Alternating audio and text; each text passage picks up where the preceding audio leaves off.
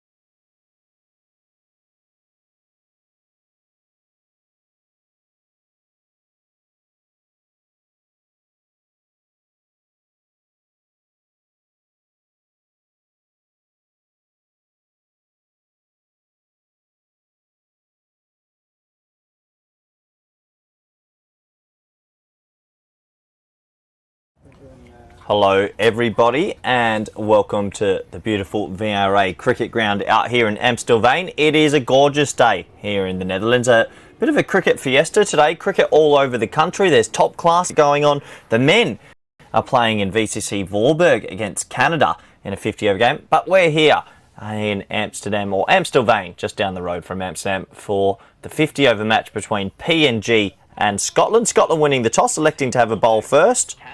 And thankfully, it does seem like the stream is up and running. Everything's moving smoothly this morning. The weather is much more pleasant than the other day, as these two teams get ready for a day in the sun in the Netherlands. Looking forward to seeing how this match pans out, as it looks like PNG sticking with their regular openers. Naomi Varare is going to take on the first ball, and Gabriella Fontanella with the first ball of the match. Here we go. Start with the old traditional play and miss. Looking to be positive. Good warm welcome to everybody in the YouTube chat if you are with us for the day. A couple of people saying the pitch looks a little bit green. It does look a tad, but I think that's more the camera than anything. I've been out there. It's a very true wicket. If I go to that view, you can see how nice that pitch is.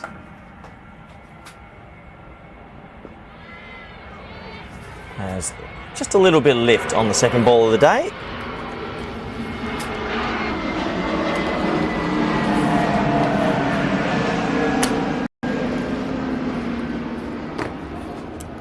So looking forward to this match. Obviously, PNG falling just short the other day of what would have been an amazing victory versus the Netherlands. So that ball's really well bowled. Good bit of shape there. I think Scotland winning the toss, thinking let's get out there, get some early wickets and get into this game. PNG, though, showed they were able to weather a seam bowling storm the other day, only losing 1 wicket in the power play in conditions that did offer a fair bit. And just dropped into the leg side for a dot ball. You see plenty of energy out there from the Scottish fielders, but yeah, local conditions today, it's going to be about 27, 28 degrees. Very pleasant, actually. And it's pretty still as well, no breeze. And as I mentioned, it's a bit of a cricket fiesta in Netherlands today. Someone just dropped into the offside and they scamper through for a single. So a good bit of running, 1 to the total, and that will open up proceedings. Have so many people jump in the live chat nice and early. We'll probably end up having a typical 3 or 4 cameras up and running soon enough. A couple of side-on shots and should be a good day of action. And it's really well bowled. Just a little bit wide of off stump. Bit of shape away. Good start from the young Scottish bowler, Gabriella Fontanella. Really good over. And the first over is complete. The score is 1 for 1. None for 1. My apologies. The young Scottish bowler, Gabriella Fontanella. It is a Sunday after all.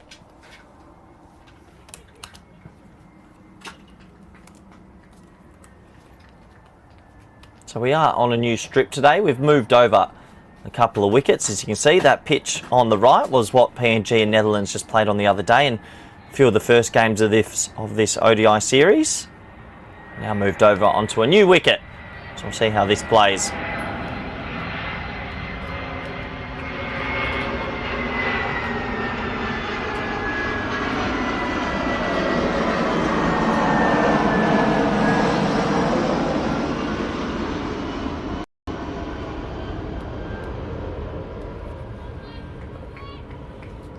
So, no surprise here from Scotland. They're going to open with a bit of spin.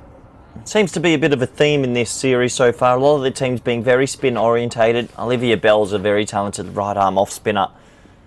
And will be one of about 4 right arm off spinners we'll see throughout the day, I imagine.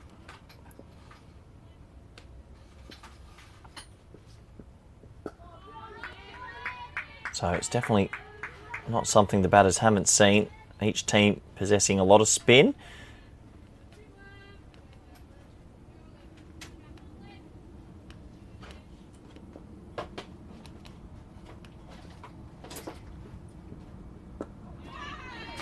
That one just dropped into the leg side for a dot ball. So slip in place. Mid-wicket's pretty tight there. Mid-on and mid-off in the ring. The 2 boundary riders are a deep mid-wicket and deep backward square.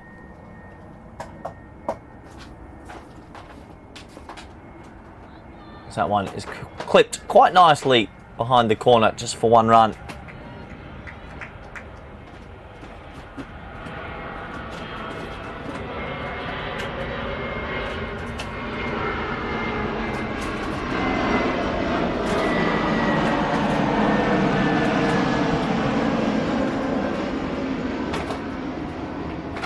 too much width on offer there from Bell. Not easy to cut that away, but once again, I think it's going to be a pretty true batting wicket.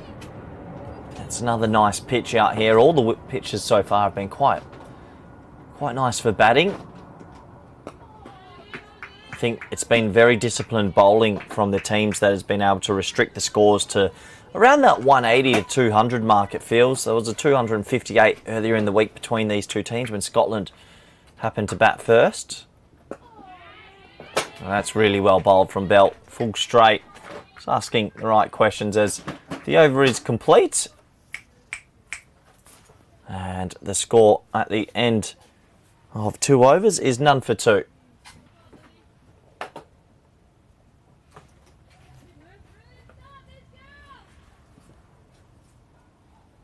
So, 2 overs bowled in quick time.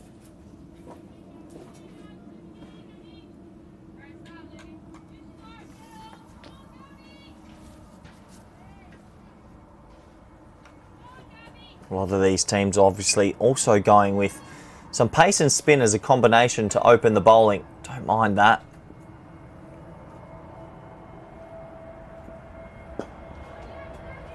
Nice looking stroke, but it's going to find cover.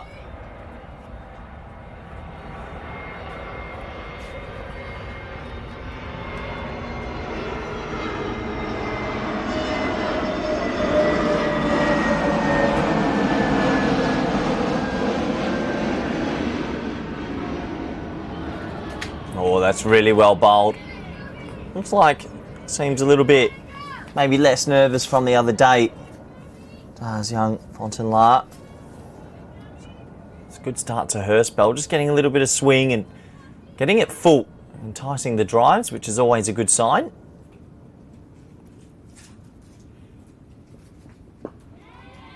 Right in behind that. I have been impressed with this PNG side. Let's touch on them a little bit. The other day versus Netherlands, that never give up, never die attitude almost stole the game back right at the last few moments.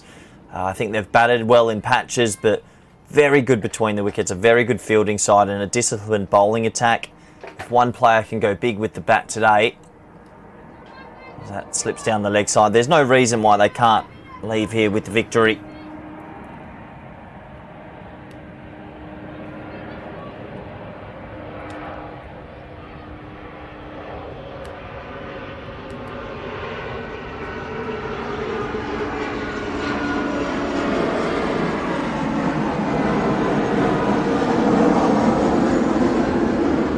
It's a nice looking drive, but it's going to find the fielder at cover there. So nice start this from Scotland, winning the toss, selecting to bowl first, really not giving away anything loose for the PNG openers who just getting themselves in. I think Scotland's probably the biggest thing they'd want to improve on from their bowling displays in the series so far. Have leaked the most extras by quite some distance. It's really nicely driven, but it's going to go straight to the fielder at cover.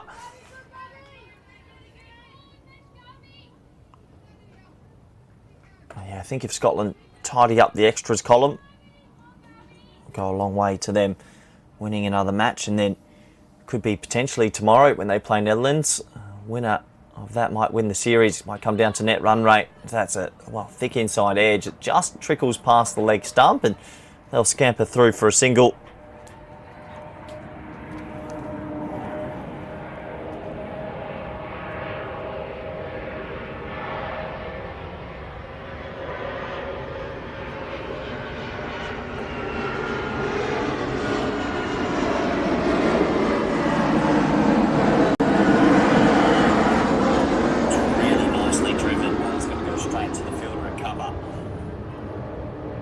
So, do excuse the planes overhead.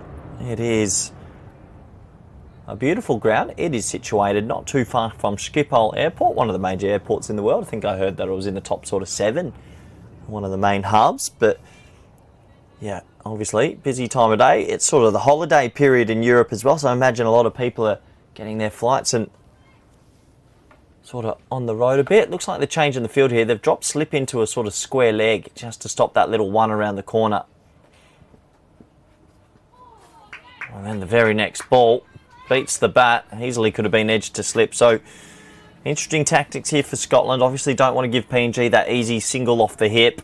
However, you do take out a catcher. And now, right on cue. Looks like slip will go back and they'll actually bring deep backward square up. I like that field better. Stay aggressive. You only need one man out if you're on top.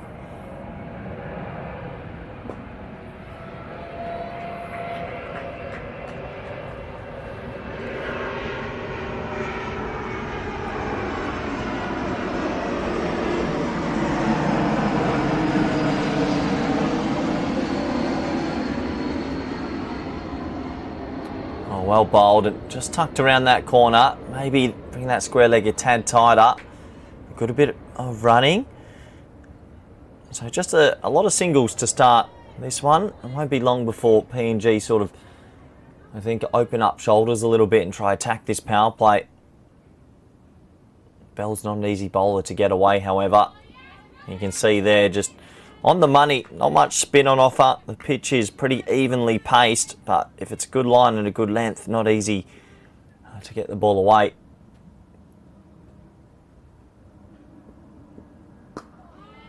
Again, perfect, immaculate length there from Bell.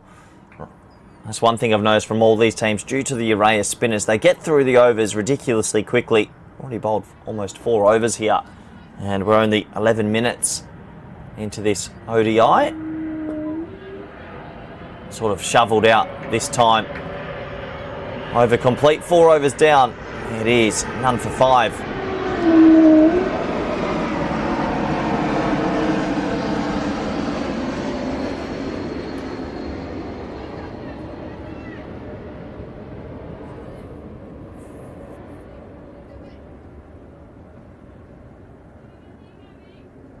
So we've been speaking a lot about the spin of Scotland. Let's talk a little bit more about the paces. Obviously, Fontenot is in action now. Look out for Chateri a little bit later. Not used with the new ball this time. Potentially just wanting a bit more control. And Chloe Abel, still expecting to see some big things from her when she gets a chance. Bang, what a nice shot that is. It actually burst through cover, and that'll be the first boundary of this ODI. Admittedly, probably should have been stopped there. That's Saskia Hawley at cover. Will be slightly disappointed. Just burst through the hands. 4 runs. Nonetheless, positive stroke there from Vare.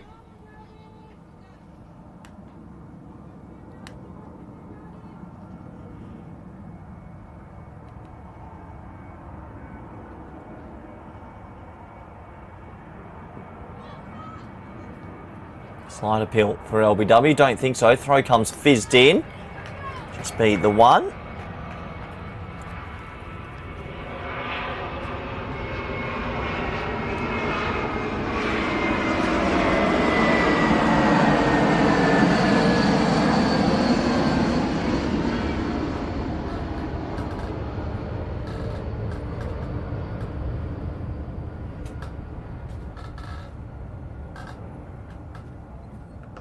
So it looks like a little bit of a pause in play here. Not too sure exactly what's happened, but maybe a little bit of running repairs for the PNG opener. Hopefully everything's all right. Looks like the shoe's coming off. Not too sure. Didn't pick up anything there. Maybe that delivery, which was in the end given leg byes, just stung a little bit. Doesn't like to hit the deck. So we'll take a little bit of a break while there seems to be a bit of running repairs. We'll be back as soon as the action's back.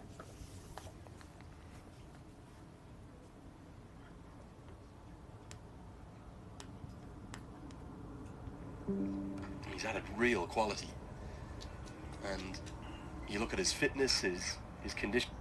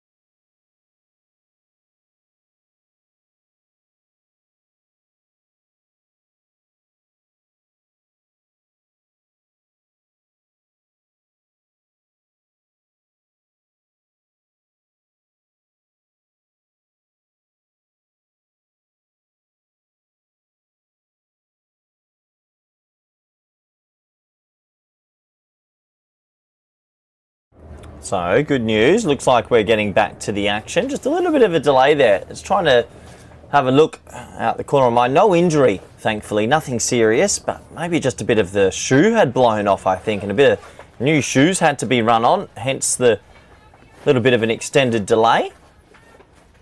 Luckily, they get through the overs quickly, these players. But back to it.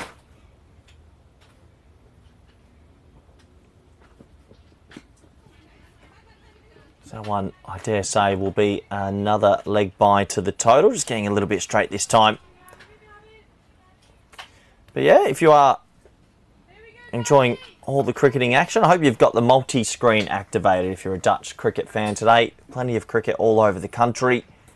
Brilliant day to be commentating, and on air it is really perfect conditions. Fontana just losing her line a little bit this over.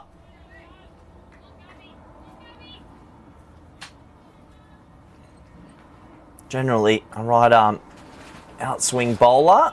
Obviously just needs to keep that wrist position nice and strong. Looks like another plane coming overhead. It's a busy day for Schiphol Airport.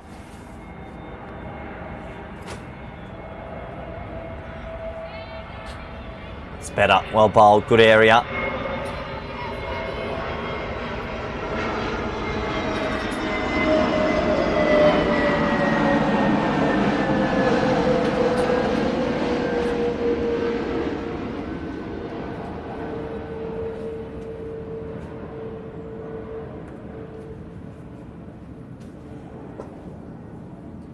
Full delivery, jarred out sort of to backward point. Good bit of fielding on the ground, able to keep it to one. A little bit of a fumble, but did well to save the 4.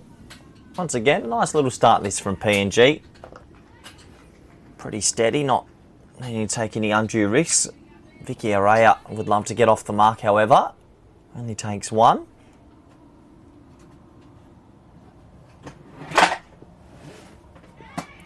Just feeling maybe a little bit tentative to the ball so far. Here's Araya. Not a bad over again for Scotland. There was a boundary early, but they're keeping control of the rate. They'll be happy enough. They'd love to take a wicket or 2 now. 5 overs complete. 13 for none.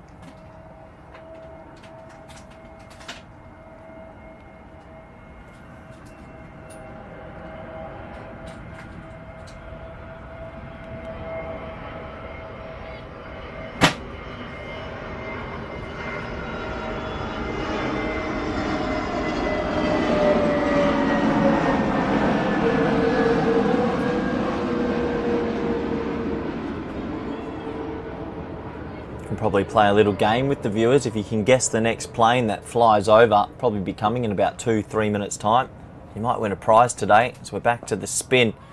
It's pushed quite nicely into the offside, settle for a dot. But yeah, go on viewers. I know there's always a few people listening. No, Saskia Hawley's mother probably watching from Sydney. Try and have a guess what the next plane coming over the top is. Cut really nicely. Bit of yes, no, maybe. And another dot ball. Struggling to get the spin away of Bell, who very, very consistent bowler. There's a bit of the shopping delivery. They go through for a quick single. Well, that'd be a bit frustrating. Chiteri just caught on her feet a little bit there. Straight to mid-on. Just 1 more to the total. Good bit of running. Does bring back Vicky Araya on strike. And look, 0 off 9. It's a 50 over game. There's plenty of time to get yourself in. But as an opener, you always feel a little bit twitchy for that first run. You can see just feeling for the ball a little bit. Not too much conviction in that stroke.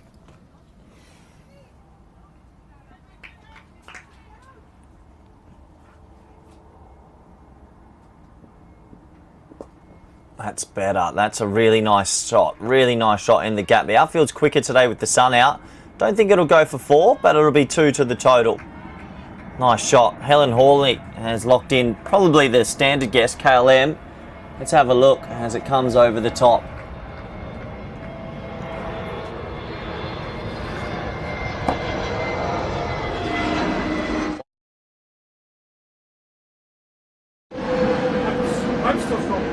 Well, pushed into the offside for a dot. You're all wrong. That was Qatar Airways. So unlucky, Helen. No shirt is going to be signed and sent to you just yet as we finish another over. Despite the delay for the shoe replacement. 6 overs bowled, 16 for none.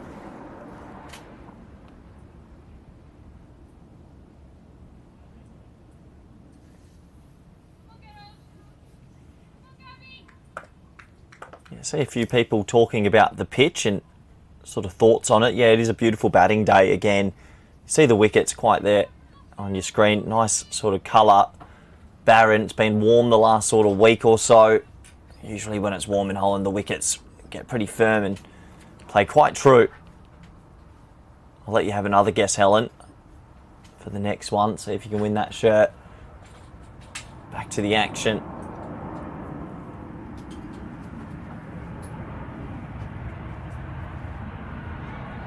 Well bowled. Really well bowled. Lovely area, lovely line. Let's have a look. What's above me?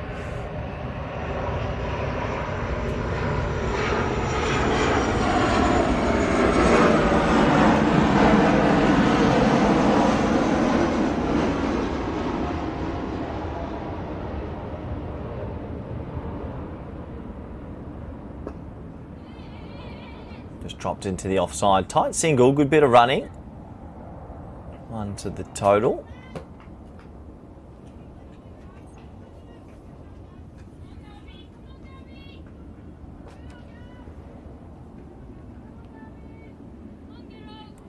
I think that was KLM over the top this time. Unlucky, Helen. Just bad timing. Just a little bit of a warning from the umpire to Fontainebleau, just saying, look, make sure you get off the wicket. Obviously, with the follow through just a little bit straight. So a friendly warning. I don't think it's an official warning just yet. Once she gets it right, there is definitely a bit of late swing. It's a decent control here. Not the worst little spell so far.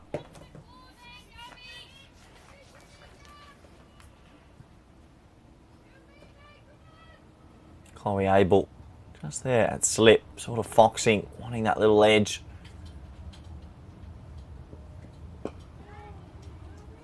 Oh, brilliant fielding. Well, Saskia Hawley, who made a little bit of a mess of one 2 overs ago, probably saves 3 there. Diving to her left, brilliant fielding. Makes up ends.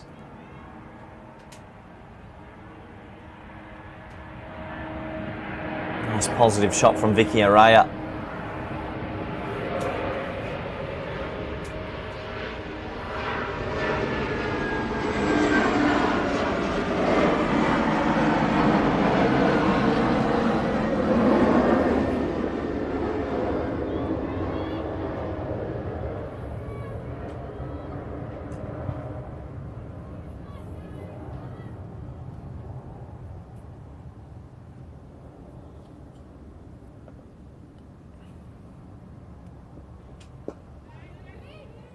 Tucked to the leg side. It's a tight single, but they'll get there. Very good between the wickets, this PNG side. They seem to know when the ball just drops into the gap and they go straight away. Good trust between their batting unit. As another over complete. 7 overs down now. 19 for none. Steady start to this 50 over encounter.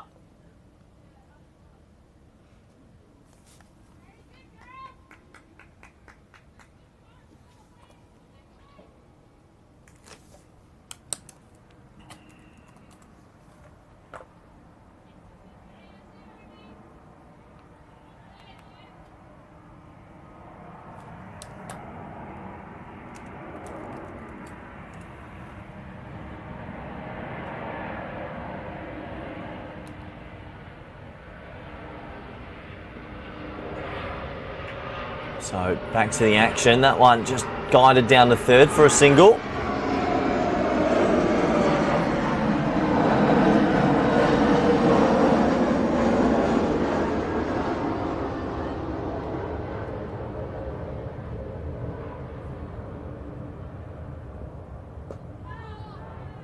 Again, sort of full and straight, well watched. Good little battle going on here with Bell operating from the city end. Bit of a tight one there, definitely not one. I think Vicky Araya just a little bit itchy, trying to get her innings and tempo sort of going. It was never a single there. Good call from Vare, who sent her straight back.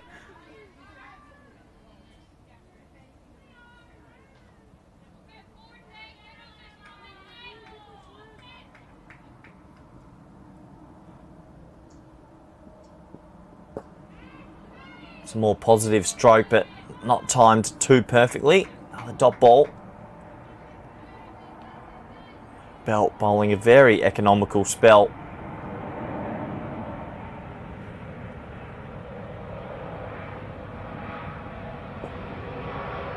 Again, full straight. Oh, as the throw gets fizzed in, and well, this is bonus runs.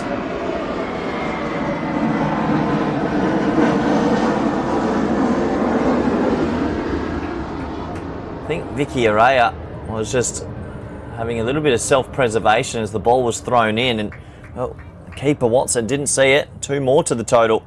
That's handy runs for PNG. Probably a bit of frustration for Bell, who's bowled a very good spell. Last ball just being tucked off the legs for 1 out to deep mid-wicket. So another rapid fire over as 8 overs down.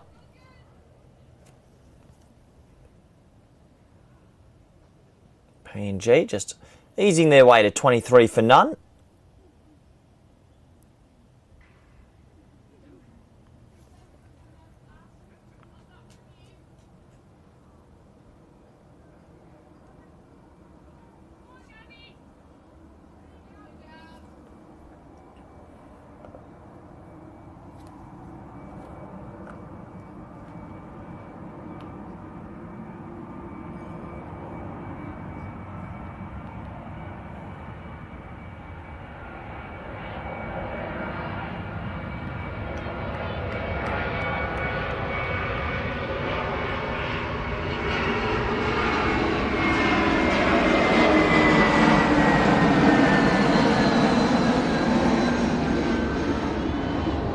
Nice start again here from Fontainebleau at the start of her over.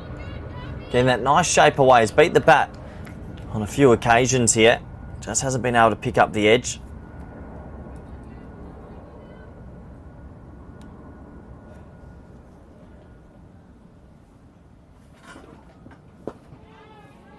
One pushed into the offside. Well watched from Vicky Araya. These two have been pretty good at just building partnership steadily all series, to be fair. They don't throw it away.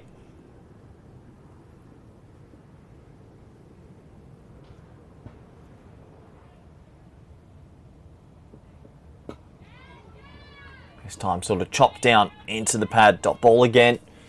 Do wonder when that sort of pressure is built to a point they might play maybe a little bit more of a looser stroke. Power play is almost complete here.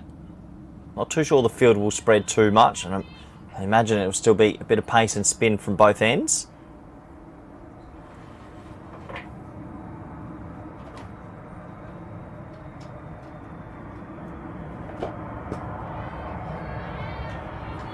It's pushed again into the offside for another dot.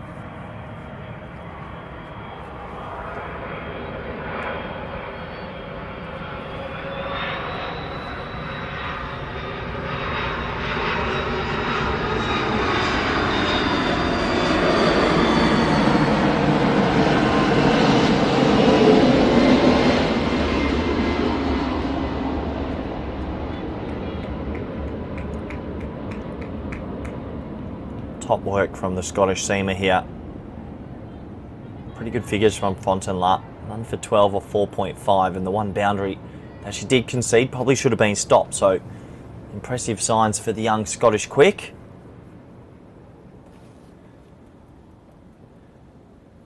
That's called the old commentator's curse. That one slipping down the leg side.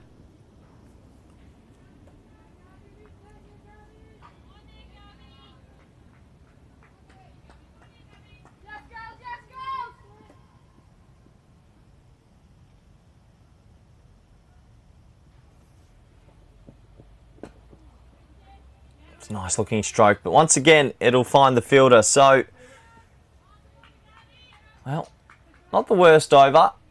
Just dot, dot, dot. One wide, slipping down the leg side, and very effective from Scotland at the moment, who are holding the rate in check. PNG, they'll say that they've not given any wickets away and got a little bit of a platform to build on.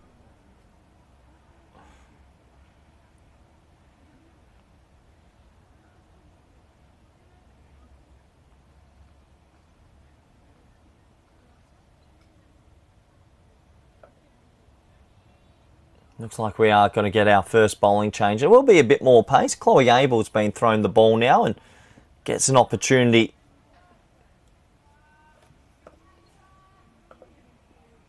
It's a beautiful day out here in the Netherlands. That's a little bit of the side-on angle at the moment.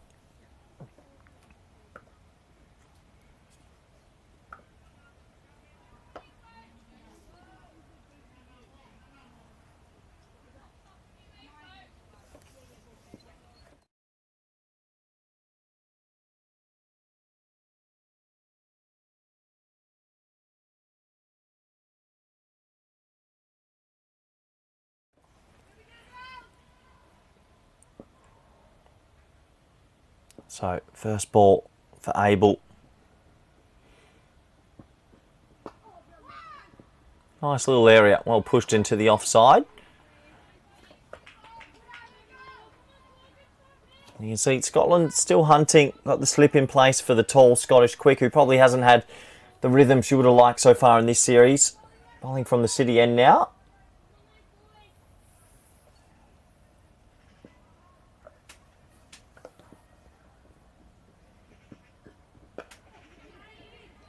Pushed quite nicely out to third. One of the two boundary riders third, and fine leg still patrolling on the rope. Obviously after this over, the fielding restrictions do lift and potentially they'll drop one or two more back to the spin.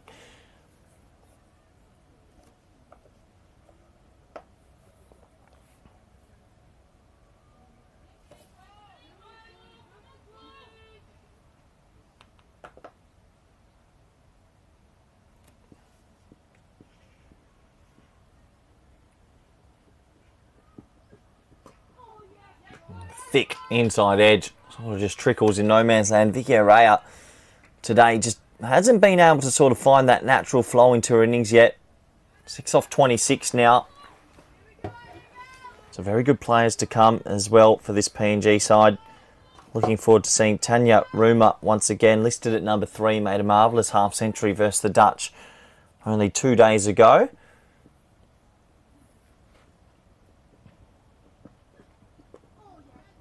That one just cramping Araya for a little bit of room. Can only get it to sort of that wide sort of slake and slip. Plenty of noise out there. I can hear the chat just saying good from us. Atkin Drummond there at cover. Very loud. And they're very happy. They'd love just to add a wicket or two to this scorecard now.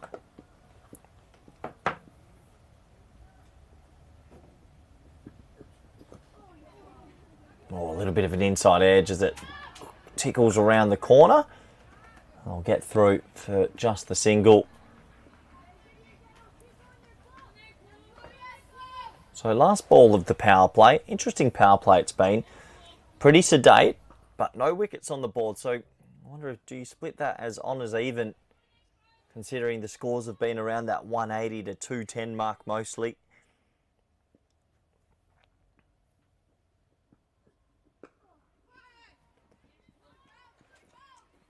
Pretty impressive start there from Abel. Best first over that she's bowled in this tournament so far. Maybe be able to get into some good rhythm for an extended spell. As that is the power play completed, 26 for none.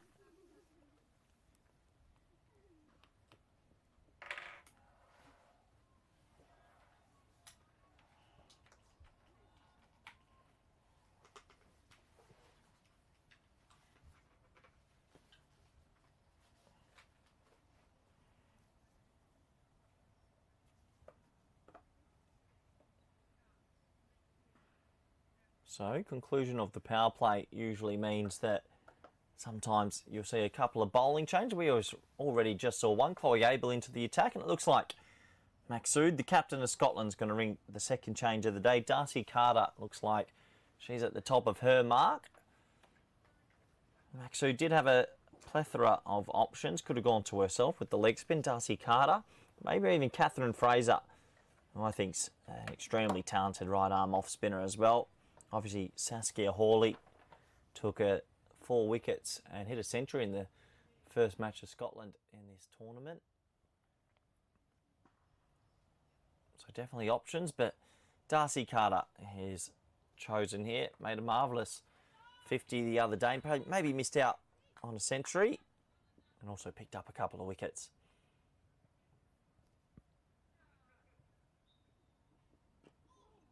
Oh, there's some genuine turn. Well, good bit of fielding as well.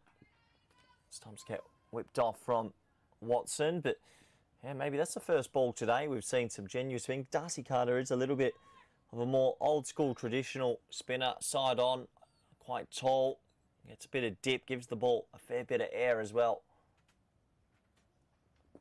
Just like that. It's well bowled.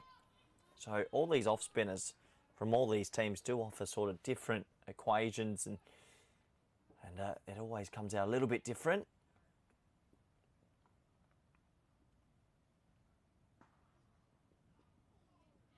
And that one just pitching and sort of skidding on.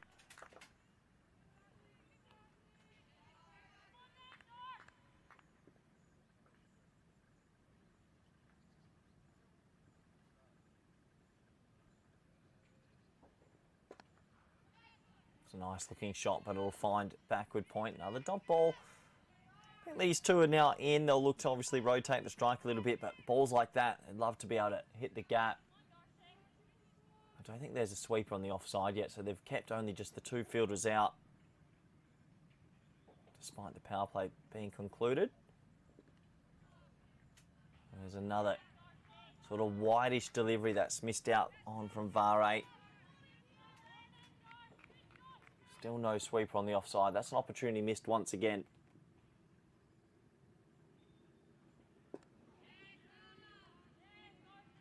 So Carter races through her first over and only goes for 1. Scotland continue on with this sort of pace spin combination.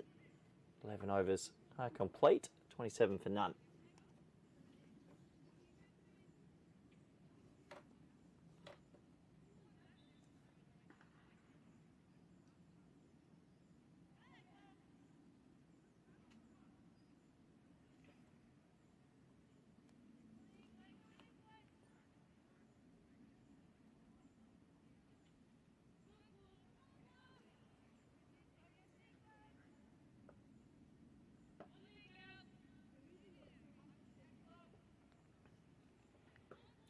I do like the captaincy here from Maxu to keep the slip in, stay aggressive. Still only 2 boundary riders at the moment. Zabel comes in for a second over.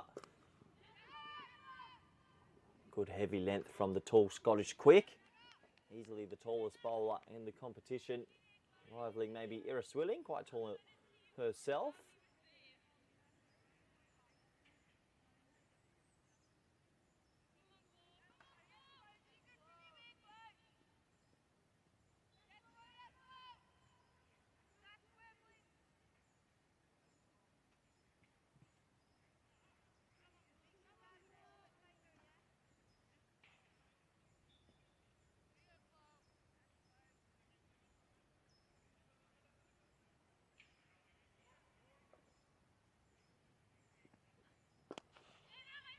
Full delivery, well timed, straight to Maxud, who's very good at mid-off.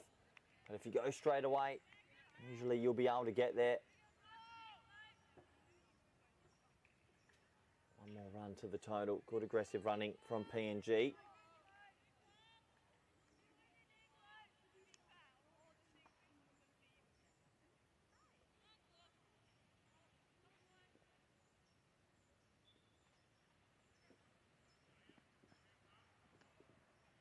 That one slipping down the leg side. They've been a bit cleaner today, Scotland, with the extras compared to their first few games. Does make a very big difference.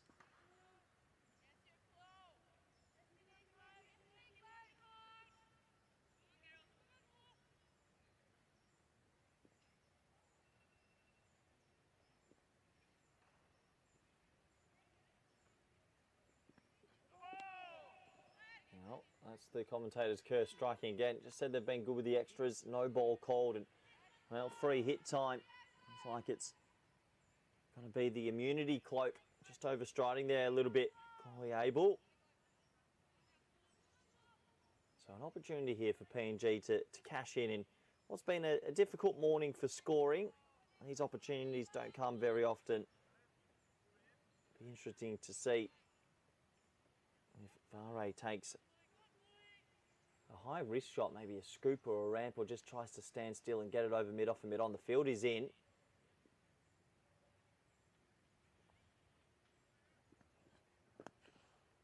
Shot. Really nice shot over pitch from Abel, and well, cashes in on the free hit. Just some intent in the mindset. That was really well timed as it was smoked away through the offside for 4. And well, this partnership growing quite nicely for PNG. The openers did this the other day as well. First in the Netherlands, they got through some difficult times at the top and set the platform for the rest of the order.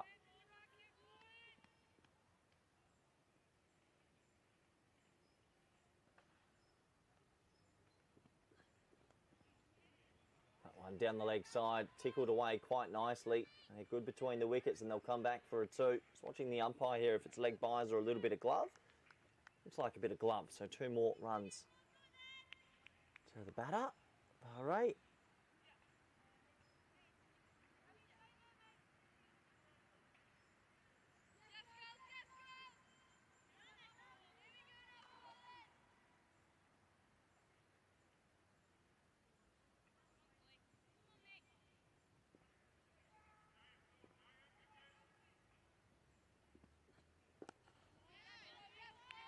Good comeback from Abel after just losing her line a little bit.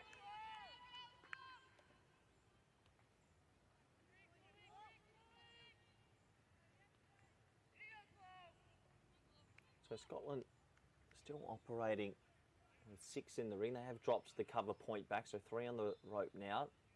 Mini victory for PNG, really.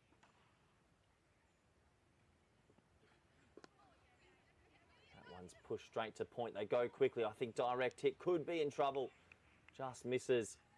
Bit of frustration there for Abel, who didn't want that to be a single. Good running from PNG. As these two build quite nicely. 37 on the board. No wickets down out here at Amstelveen.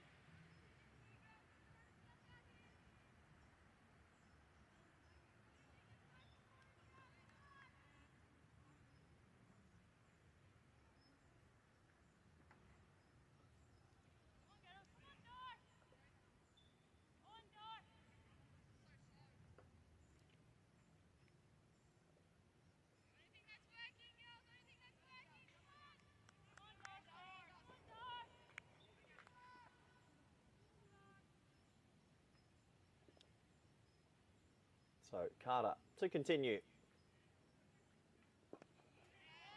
Well flighted delivery, just pushed back. I do wonder when we're going to get to that stage where we'll start to see spin from both ends and race through that sort of middle over period and try and get through as many overs as quickly as possible whilst picking up a couple on the way. Shorter this time. You can see that PNG today against the spin sort of been a little bit of a theme of the week, a little bit more stuck at the crease compared to when they're up against some very good paces.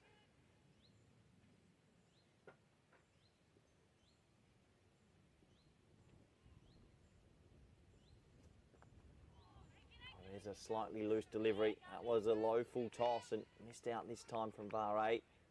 A bit frustrated.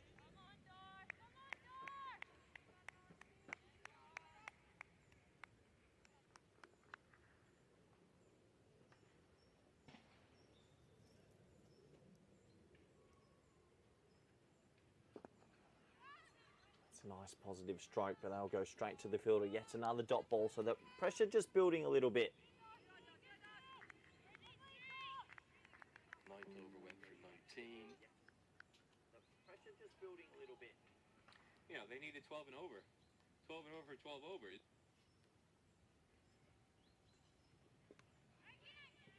Again, another dot ball. Good bowling from Darcy Carter. Sort of just following a little bit what Bell was doing earlier. Looking to bowl stump to stump as much as possible. Bring in all the modes of dismissal. PNG maybe a little bit stuck to the crease a little bit, if anything.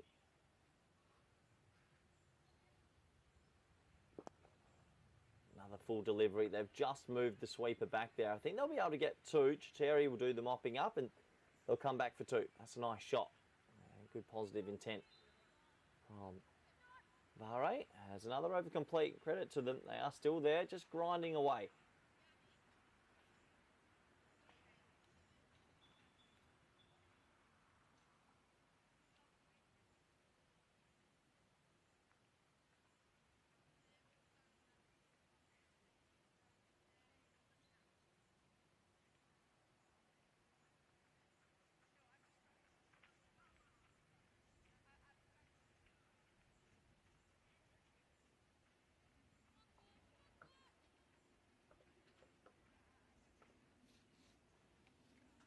So Chloe able to continue.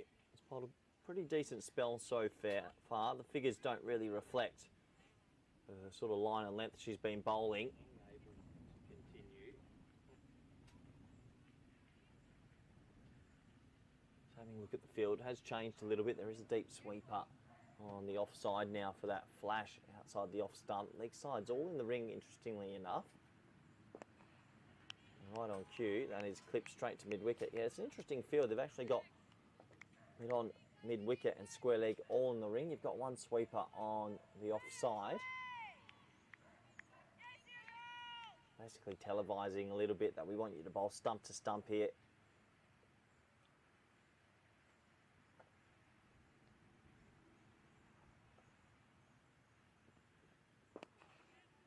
Again, perfect bowling, stump to stump. I think this is, out of all the games so far, this is the best sort of rhythm I've seen Chloe Abel in. She looks like she's hitting the crease hard. There's decent pace there. It is a good batting wicket. It's not getting too much out the surface, but it looks like she's hitting a very good length at the moment.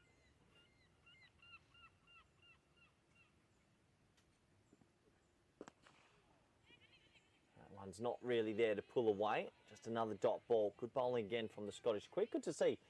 In the chat, looks like Ray Bell, proud parents of Liv Bell, watching on from sunny Stockport.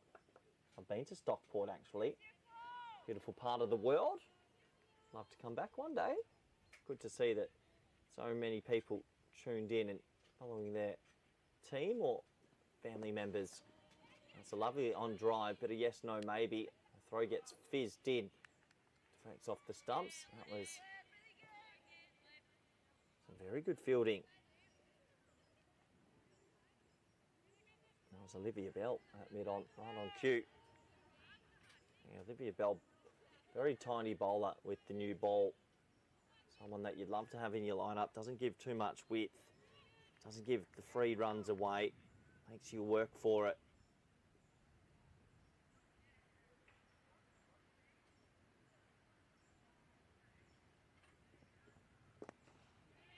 Really well bowled again from Abel. Just honing in on that length and well, it's a good little battle going on between Scotland and PNG here. Scotland are being pretty disciplined and not offering up too much, and so are PNG. They're not throwing it away. They're happy with how they're going about it. Wickets in hand always help.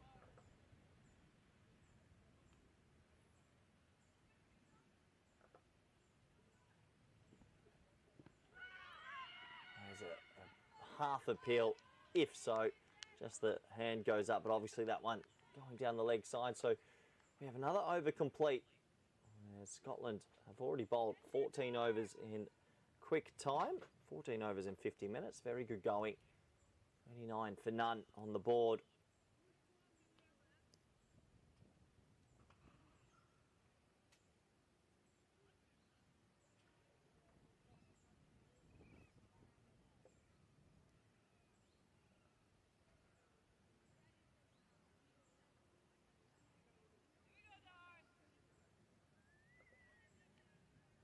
So Carter will continue this spell. Started very nicely so far. Only 3 runs off her 2 overs. There's that flight. Definitely bowls the most flight out of all the spinners. Her and Maxud, I would say, try and give it the biggest rev in this Scottish lineup. Fraser's also a very good right arm off spinner, but a little bit flatter also.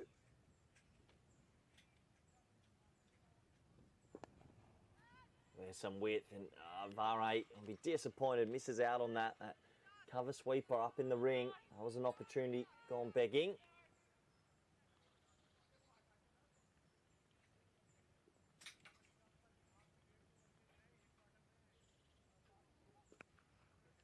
Dragged down, that's a nice shot, clipped away through backward square. That might go to the rope, and it will go to the rope. Lovely shot. They don't often bowl loose deliveries as this very good Scottish team, but that was down the leg side and well timed around the corner. 4 to the total. Megan McCall doing the sweeping out there at deep backward square. Couldn't get round to it. Handy boundary for PNG and move into the 40s.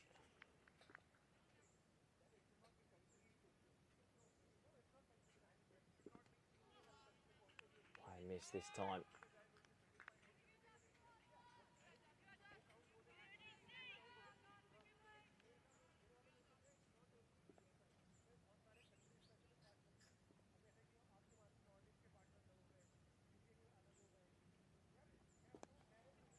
Another very flighted delivery outside the off stump that can only find backward point. Vare, just every now and then with these half volleys outside off stump, just finding the fielders at the moment. You see deep cover point, moving back to the boundary. Love to be able to find the gap once or twice more.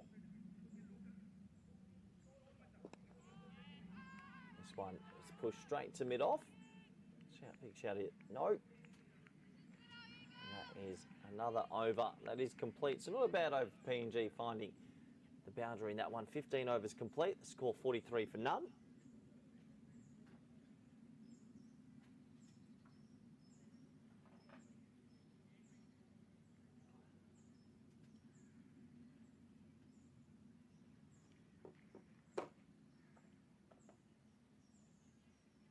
So still got a little while till we get to that first drinks break. Scotland probably bolt 17 or 18 overs before the first drinks.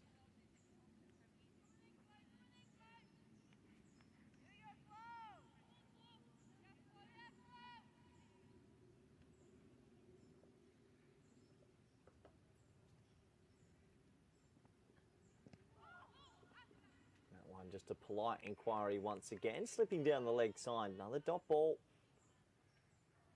I do want to give credit to this PNG opening pair. They've been sent in 2 matches in a row against good bowling attacks, and the opening pair in particular, usually when it's probably the most difficult to bat, have gotten through some very tricky periods.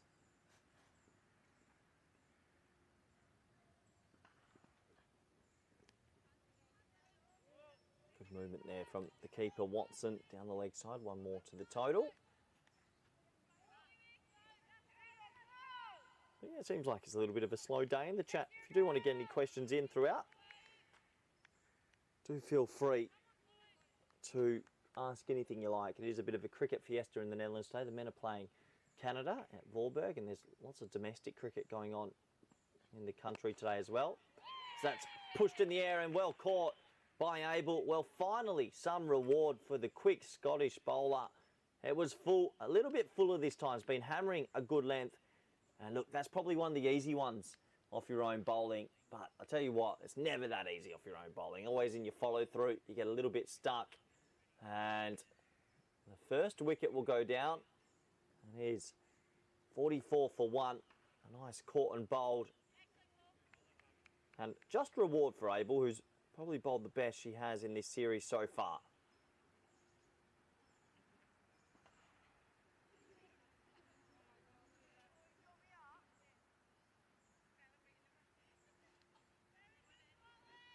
So Scotland get their reward. Vicky Araya unfortunately has to go. Never really got going today, did Araya. 9 off 39, very sedate. But can say was part of a 44-run partnership to give PNG a platform to maybe get up to that 190 to 200 mark, which seems to be the sort of going score mostly in this series. I know Scotland did make a 250 earlier in the series, but since then it's felt around that 180 mark for most of these teams.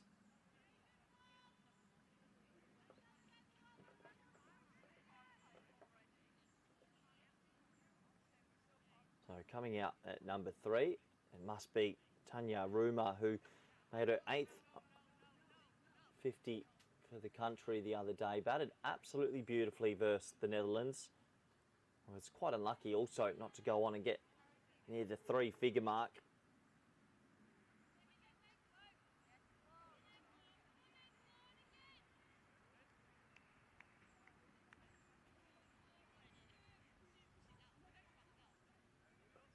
So Rumer will get her first delivery. When she got in to make that 50 the other day, really hit it well through backward point. And sort of her hands high up on the bat and get quite a lot of power.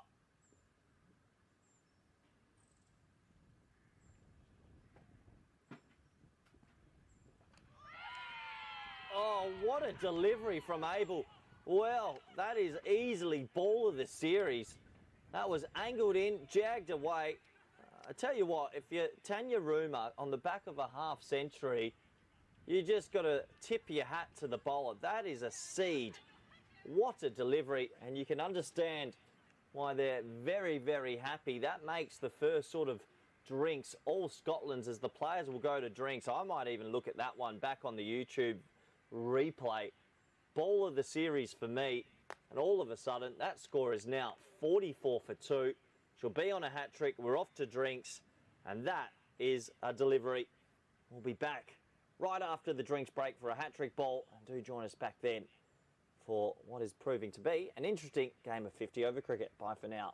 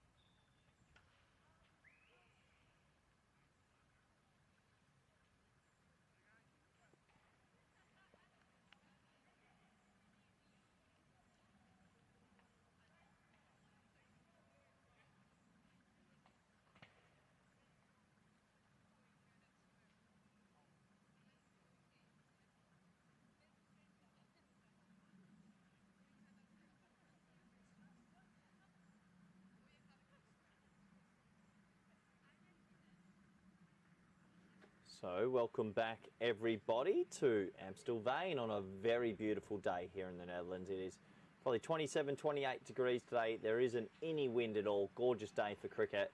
We've just been treated to an absolute peach of a delivery from the tall Scottish bowler, Chloe Abel, who's had a not the perfect series. I think she'd be the first to admit it. Has delivered the first 2 wickets and finds herself, I believe, on a hat trick. So, opportunity to get an international hat trick. Surely you've got to get a slip in. I'd be amazed if they don't.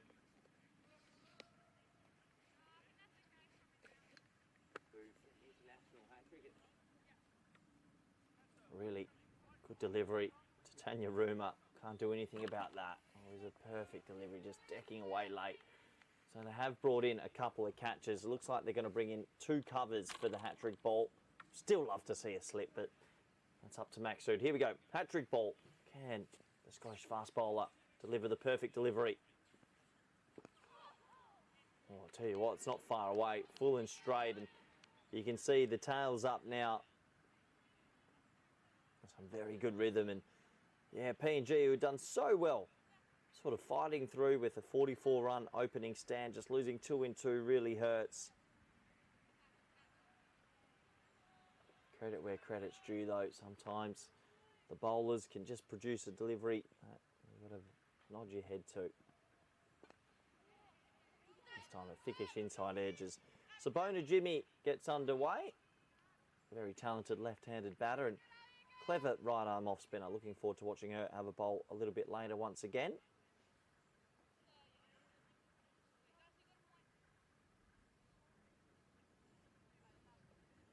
Pretty vital partnership, these two, for PNG. They'll desperately want to be there.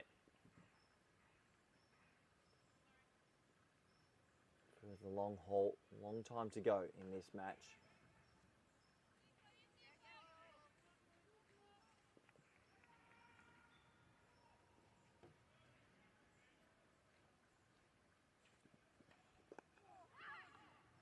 Really good spot again from Abel, who's got some genuine rhythm going here. Probably needs to go with an extended spell.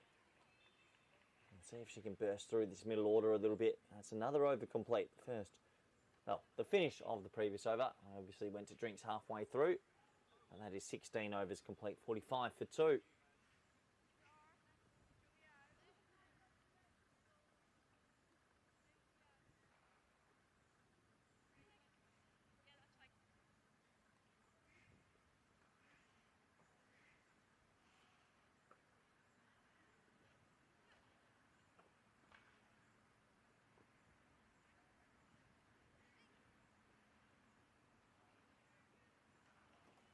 So Sabona Jimmy on strike to Darcy Carter. Good match up here for Carter, who will obviously enjoy bowling to left-handed batter Jimmy a little bit more. This is probably another opportunity where I do think Scotland would love to see a slip in. Sabona Jimmy's 3rd delivery, left-hand up versing a very good right-arm off-spinner who does spin the ball. But just opting to have 4 ladies, I should say, in the ring on the offside. That one just slips down the leg side, will be called a wide. But yeah, these are the little moments where I think Maksud's a very talented captain and has made a lot of good calls this series. But just to be a little bit more aggressive and get the catcher in.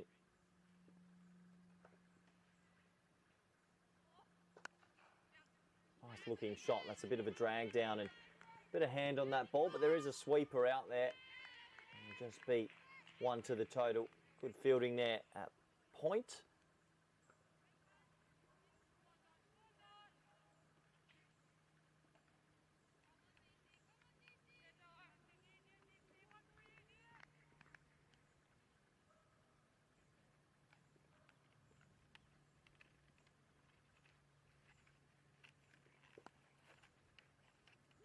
Yeah, nice looking cut shot. A little bit of a fumble this time from Chateri at backward point. And as soon as the ball's fumbled, these PNG batters don't miss out. Snake through for a very quick single.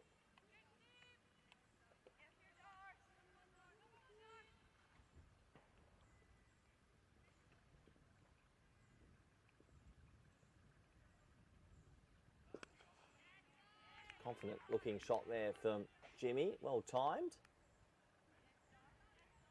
Oh, a dot ball though.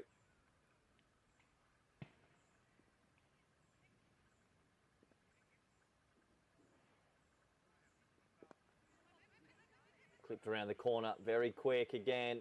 And Chateri, who seems the ball to be gravitating to a fair bit in this innings. Get through for another very quick single. Be very aware against this PNG side.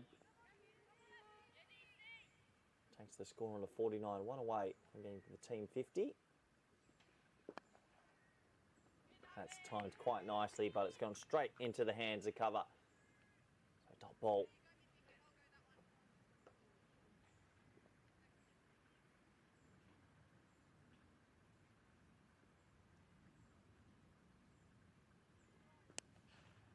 Guess that one all wrong and it's cashed in. There is a sweeper out there. They'll think about two. Brilliant fielding out there to be able to keep it to one. So the over is complete. Mahare moves on to 29 and that does bring up the team 50. The first 50 of the day. 17 overs bowled, 50 for 2.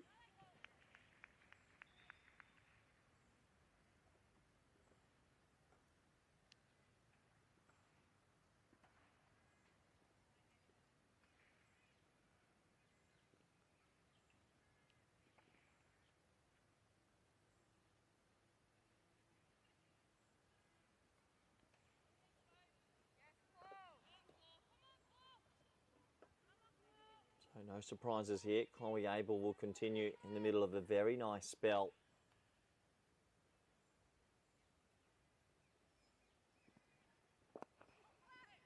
That one just pushed into the offside for a dot. Yeah, 2 for 14 for the big quick. Seems like the change of ends today has worked the trick. Has found the length more often than not.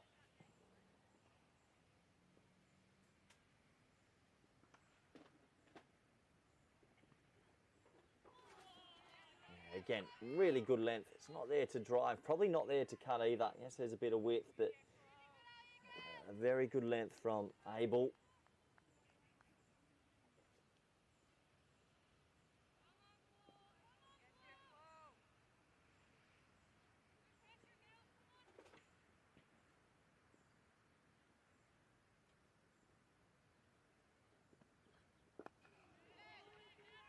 Again, full and straight.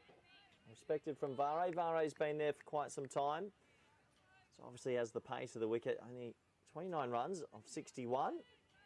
Good to see Wayne in the chat. Hello Wayne, hope you're doing well. Offering me a good day in the box. Yeah, it is a nice day to be out here on a Sunday. Beautiful weather and I've got multi-screen activated. I've got cricket everywhere in front of me. Beautifully driven. It does get through Darcy Carter at backward point, and he'll be disappointed not to have stopped that one. So 2 more to the total. Bahrain moves into the 30s.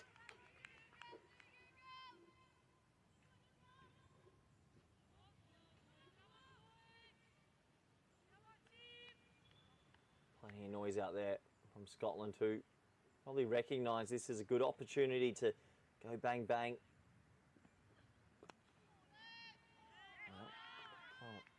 Darcy Carter makes amends. The very next delivery just sticks out the left hand, stops it from going down to third for a single.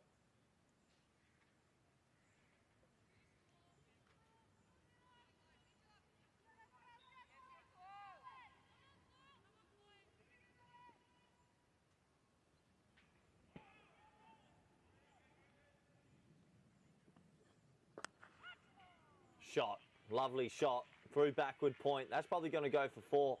Well, shot of authority there, a little bit of width on offer.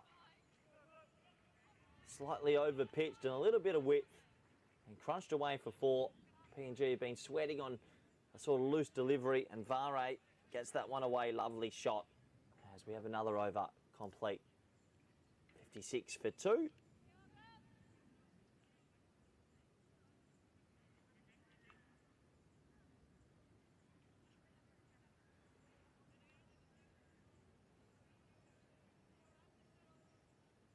So that might end the spell of the big quick, I'd imagine. Wouldn't be surprised if Maxud, the Scottish skipper, maybe turns to spin and spin at this stage. We'll have to wait and see. Obviously, can bring herself on soon enough also. Yeah, thank you for the compliments, Wayne. Hope you're enjoying the multi-screen today. It's a Dutch cricket festival today. The men's are playing in VCC Voorburg, up in with Canada and Netherlands starting. USA the third team. We've also got top class of cricket all over the KNCB channels. We have the big one, Scotland and PNG, up here in Amstelveen, which I'm currently enjoying with a couple of cameras, and I've got a lot of buttons in front of me which I'm sort of being a bit finicky with. As it looks like Chiteri is going to be brought into the attack. Not used with the new ball today.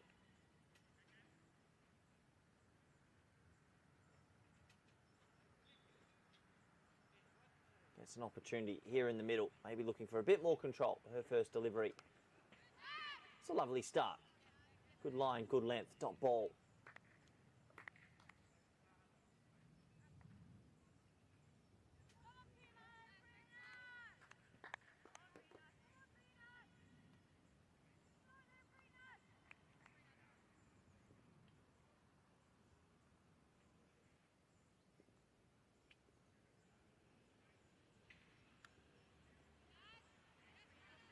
Going to be singled wide, just a little bit too wide outside the off stump that time from Chiteri.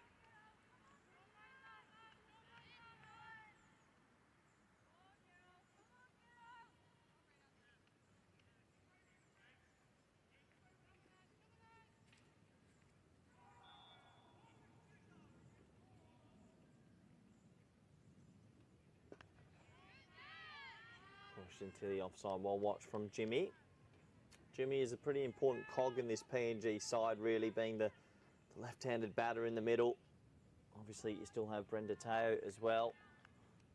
But it's always nice. I think coaches are always looking to have a left-hander right in the middle of that batting order. Just offers up a little bit of different angles for the bowlers, and also if you can tick the singles over, makes it that bit more difficult. Lovely bowling from Chiteri. Oh, it's Watson. Let's go. The ball almost takes Jimmy's face off. Big apology.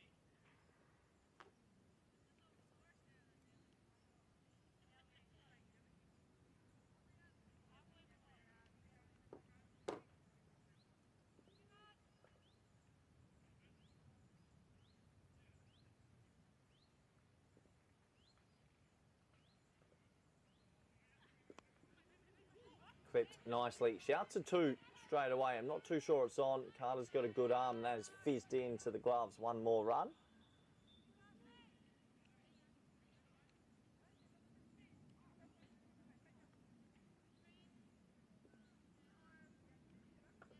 Do I dare say it? I reckon this is arguably the best day we've had in Holland this summer. It is perfect conditions. Pitch is playing pretty true. If you're a batter today and you can get yourself in, like Vare has, you'd love to go big.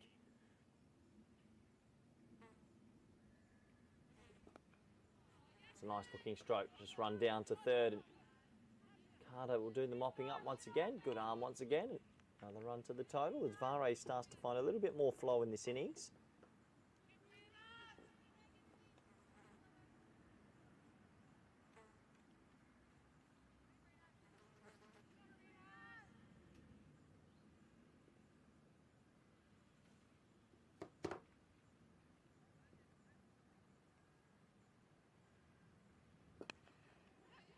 Yeah, brilliant running.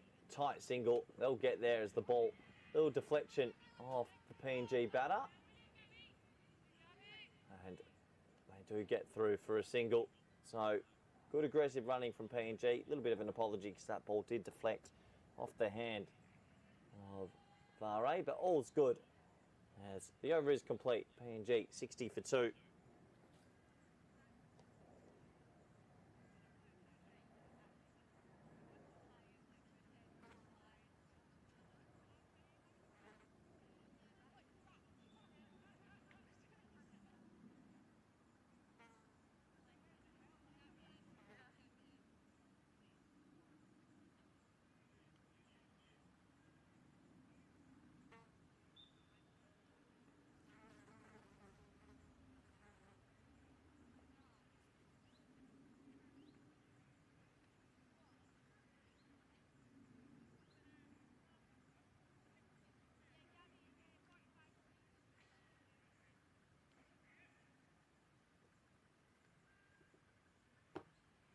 So it does look like there might be a little bit of a delay on that previous delivery. The ball was sort of fizzed in and it did clip the arm, I'm pretty sure, of Vare, who's been in the walls a little bit. So just a quick little check. Make sure everything's okay, but I'm pretty sure she will be. On a new strip today, we are here at Amstel Vane at VRA Cricket. And there's the physio, seems to be going off, so we're good to go again.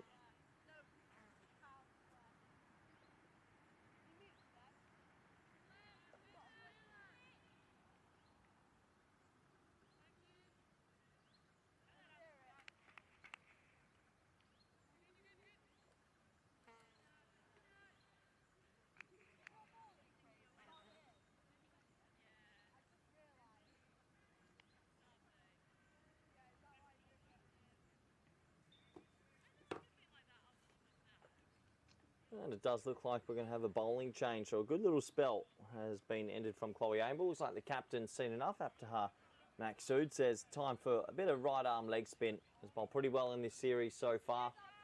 Picked up wickets regularly and probably spins it the most out of all the Scottish bowlers in this lineup. Gets her opportunity now to make some inroads into this middle order. It's a very nice start from the talented skipper. A little bit of flight there, off stump straight away.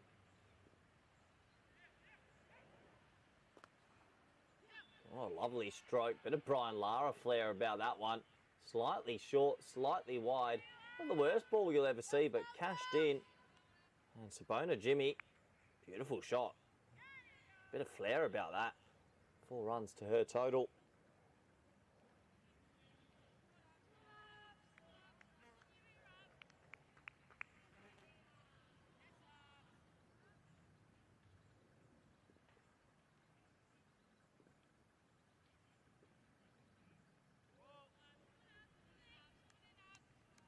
So just losing her footing a little bit there.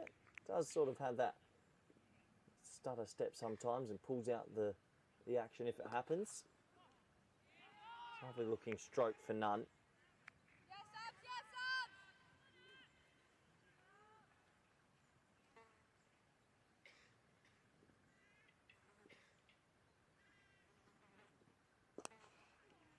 Abs. Hit in the air. Oh, good catch. Well, it's a wicket out of nothing. Maksud just has this happy knack of picking up wickets from, well, not always the most perfect delivery. That doesn't matter. It's a full toss, and Sabona Jimmy will be super disappointed.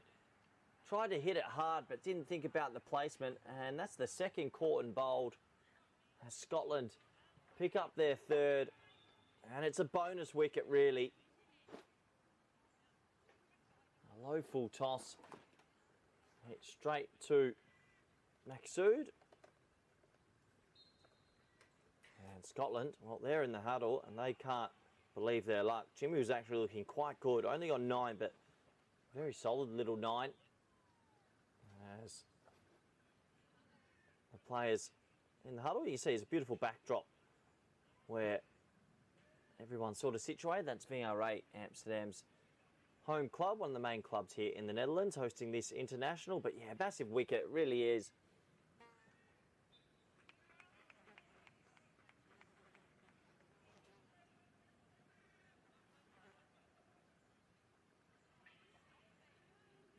So it was a nice opening stand and just some wickets falling away here in the middle overs. Maksud, the captain, sometimes feels like has the golden touch, as Brenda Tau will be the new batter, I believe, walking out to the middle. Captain, wicket keeper, also middle order left-handed bat. Good luck to her today. Plenty of work to do also.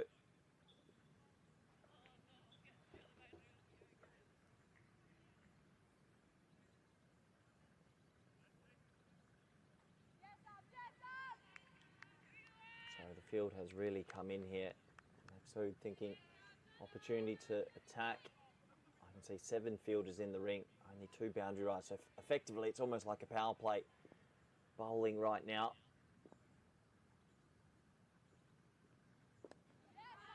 Yeah, brilliant start from Maksud. That's a nice delivery to Tau, who must admit is a very busy cricketer to be able to keep in the middle order and captain this side. But has done it pretty effectively all week.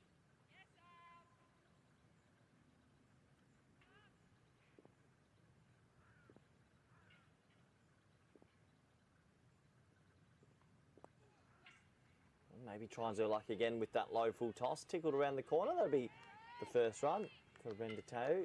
Gets off the mark nicely. And, well, it's a successful over for the skipper. Maybe not how she imagined, but it doesn't matter, does it? As we look at that scoreboard, 20 overs complete. And it is 65 for 3.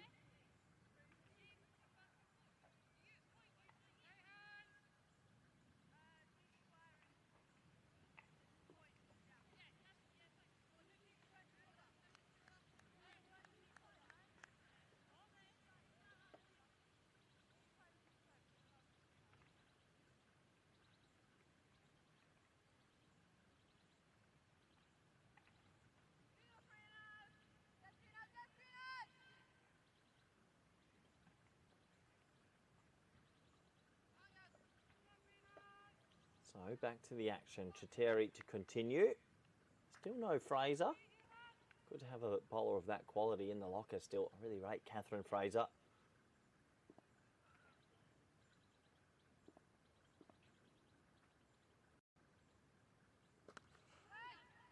Shot for none anyway. Well timed. You can see in this shot actually how many fielders are in the ring. You can see mid off there. Extra cover. Mid on, cover point, and mid wicket. So this is what I've really liked about Scotland all week. They don't sort of retreat, always keeping the field in when they can. And you can see very aggressive. A bowl from Chateri. Well in behind that, the skipper Tau. Yeah, it's a great shot really, just to show that if you feel like you're ahead and you've got that opportunity to keep your foot on the throat, go for it. There's your backward point, extremely close to the bat as well.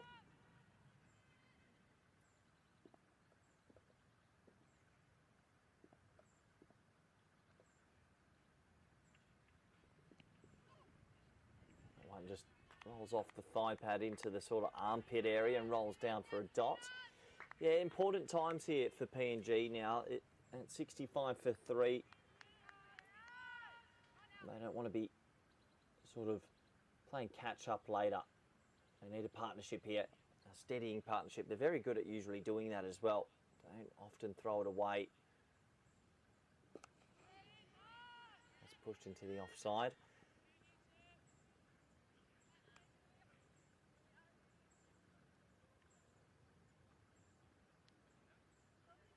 I'll obviously look to also get Vare to maybe potentially just bat through, but similar to how Rumour batted the other day. Darcy Carter, also Malcolmborg from the Netherlands, showed a bit of a template how to bat here. Thought Malcolmborg's innings the other day for the Netherlands, until the very last moment when she got out, was full of a brilliant concentration and a lot of a calm head for a 19-year-old. Really impressive player and has a long future, you'd imagine, in Dutch colours.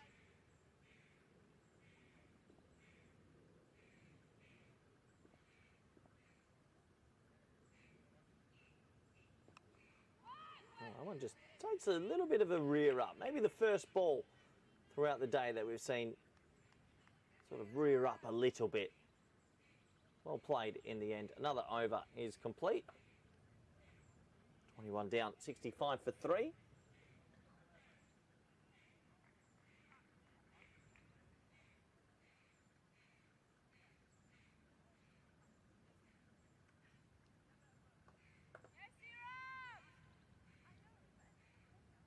Yeah, good to have so many people in the chat watching their team and supporting women's 50 over cricket. I think I've said it a few times in this series. It's definitely a format I think needs to expand a bit more. More women's teams around the world could definitely play 50 over cricket, and I do hope that the 50 over game keeps expanding. I know T20s is on everyone's lips, and we all enjoy the shorter format. I love 50-over cricket. I just think it tests a few different parts of the game. That one tickled around the corner. Not too sure if this is bat or a little bit of pad. Let's watch the umpire here, who, I'm going to say it's bat. A couple of runs to the total. Looks like I'm correct. Might go get myself a lottery ticket later. So good from Vare, who is still there. Doing a really good, solid job, the PNG opener.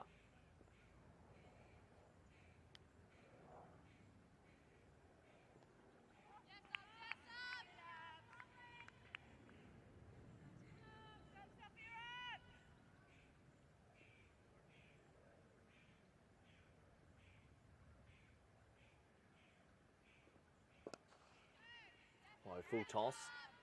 Circumspect from Vare, just taking her time. No rush. Seems to be in a little sort of batting bubble at the moment. Happy to go about her business. It's a nice looking stroke. It's just going to find backward point there, hovering. It's probably a shot where I'd love to see play that a little bit later and just run it down to third. It's an easy two. There's only one player or fielder behind point on the offside.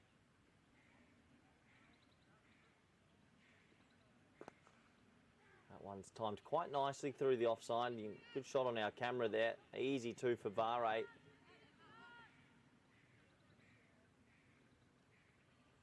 It's good batting from the PNG opener. Gone through a bit of a hard period at the start.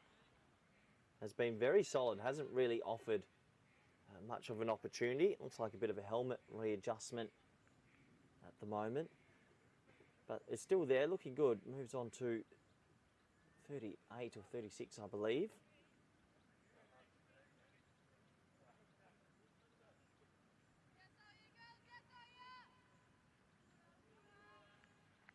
.38 it is, my apologies.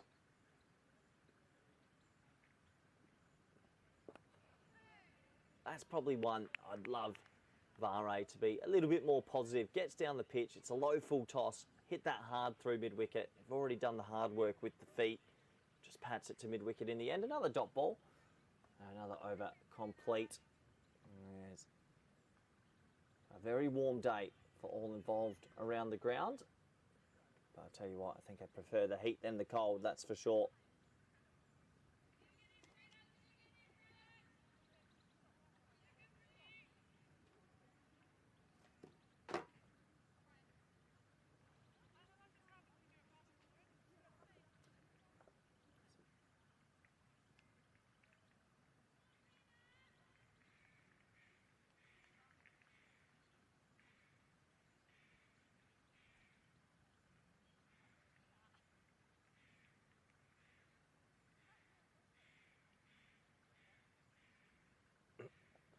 So back to the action.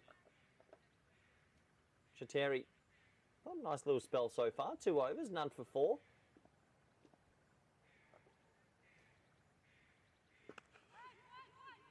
Seems to be able to find her line a little bit easier versus left-handed batter coming around the wicket. Sort of that slingy, a little bit slingy round arm, angling in at the stumps.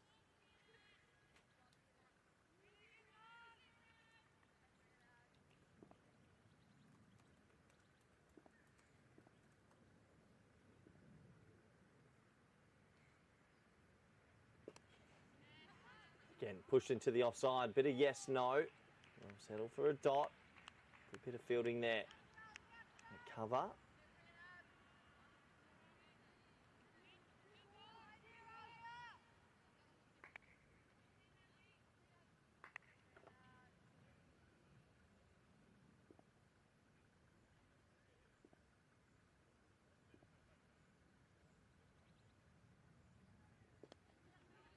Clipped around the corner. Really nice little touch. Darcy Carter will do the mopping up at fine leg. An absolute weapon of a fielder to have at fine leg. She's got a cannon of an arm. One more to the total.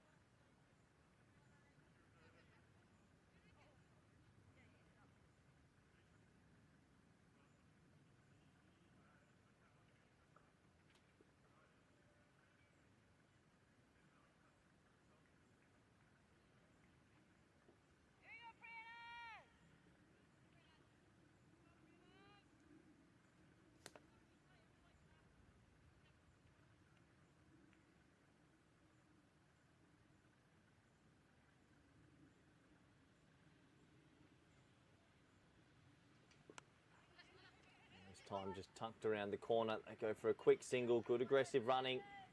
Nice little sort of partnership building here. These two seem to have a very good understanding between the wickets.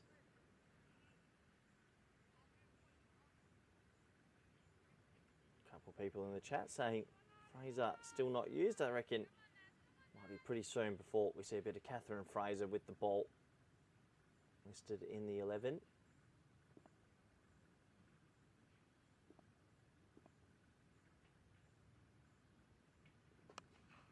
Oh, it's a lovely shot. I saw a square driven through the offside. And that'll go for 4. Beautiful shot. One of the shots of the day from the PNG skipper. Bit of width on offer. Uses the pace well. And another boundary will take PNG up to 75.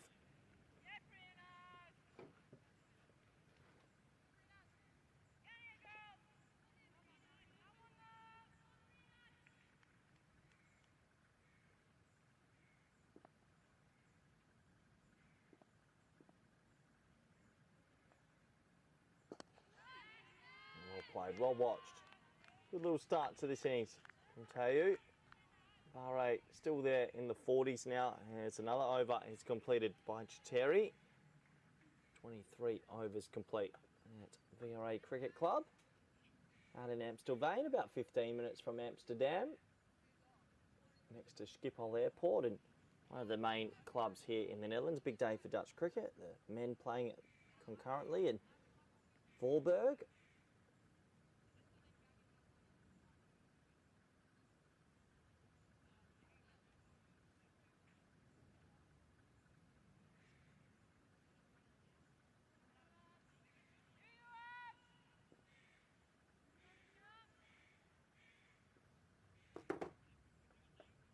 So straight back to the action. Maksud doesn't mess about. Nice delivery, pretty full. Still don't think I've seen too many demons in this pitch. Quite a true wicket for batting. Definitely value for your runs. Just disciplined bowling once again from Scotland. It's well bowled. That's the shot. I actually don't mind the option, especially if only one player behind point, but maybe that one's a little bit too close to late cut.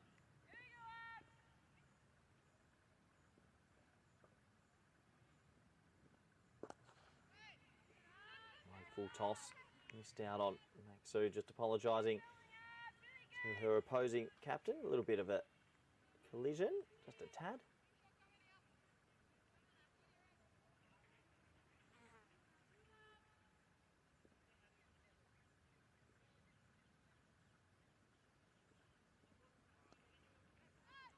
Clipped around the corner, finds the fielder, misses out on one there. There's Tau. That was a little bit of a drag down the leg side, but 45 is extremely tight there. Chloe Abel pretty quick across the turf.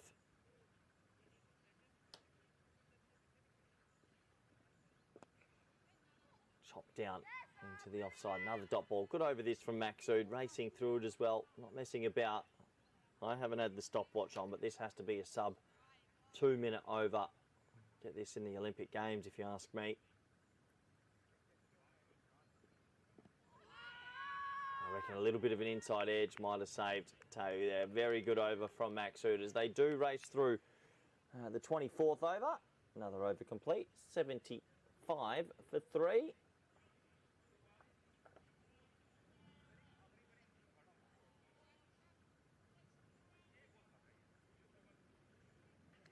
Yeah, let us know where you're watching from in the chat. Obviously, I'm on my own here today. And on the other side of the field, in my little dugout, always good to try and interact with you guys. It's a long Sunday, this one. Did have a good Saturday, to be fair. Very good Saturday. Perfect weekend out here in the Netherlands. Spot of lunch and yesterday, and on the bike. Always a good day when you can get the bike out.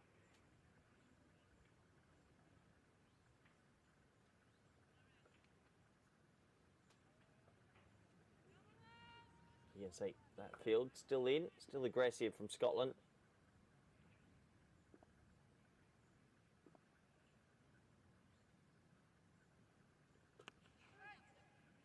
Nice shot for none.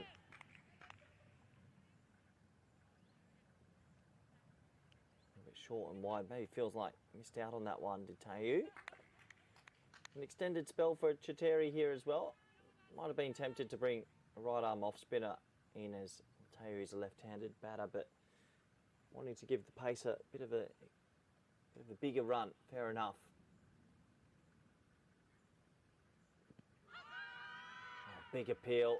That one, I think, just sliding down the leg side. Umpire, a little shake of the head. Difficult to get an LB when you're angling it in from around the wicket as well.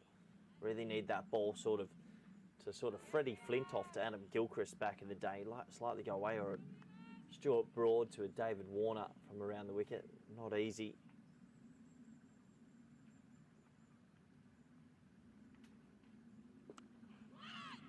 Push straight to mid-wicket. Vare still working extremely hard for her team.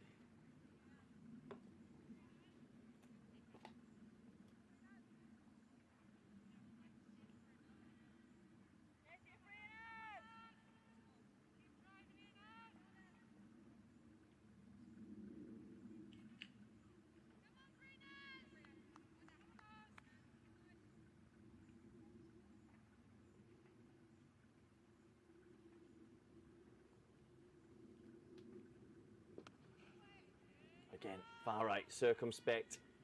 You can see, I think at the moment, Vare just thinking one thing and just wants to be out there. And that's fair enough as well. Probably knows that there's going to be no use if sitting back in the sheds. I don't think Scotland are too worried. PNG sort of stuck here. Still plenty of spin to come as well.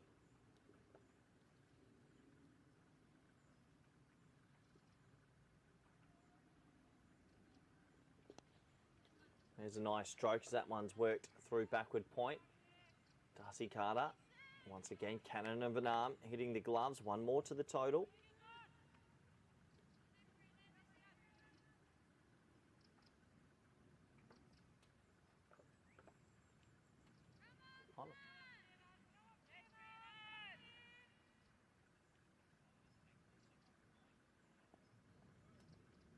Benny Adrahos says the pressure's building in the chat. He's expecting a wicket soon.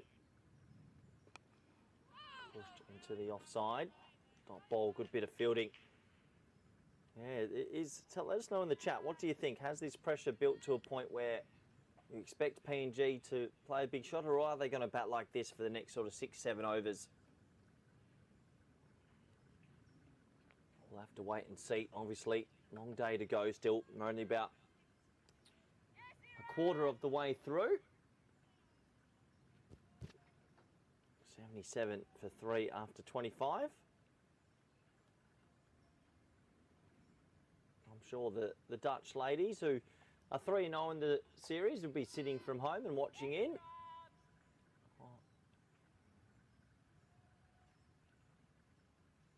They played a really good game of cricket the other day versus PNG. Ended up winning by 1 wicket. Don't often have games go right down. I actually thought we were going to get a super over, which would have added a bit of an extra layer. I've never commentated a super over before, so that would have been quite exciting.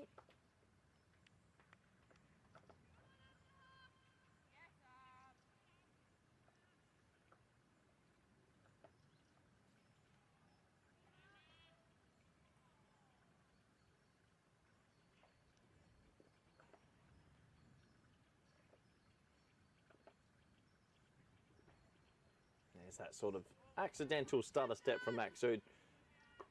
I don't mind if you don't get it right. There's no point delivering the ball. There is time. They do race through the overs.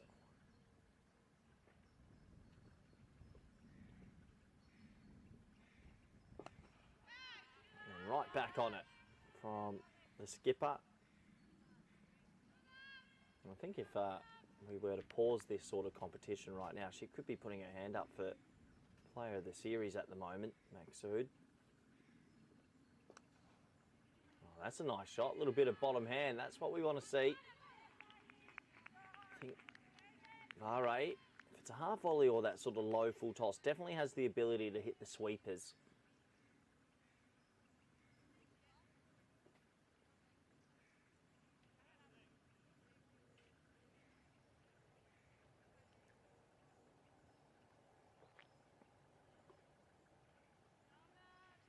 So, Tay on strike.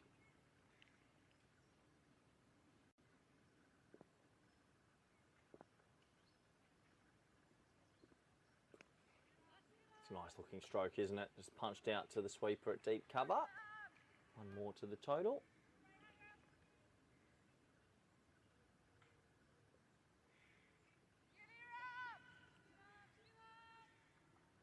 I do think this Scottish coaching group's definitely done a good job with this fielding group.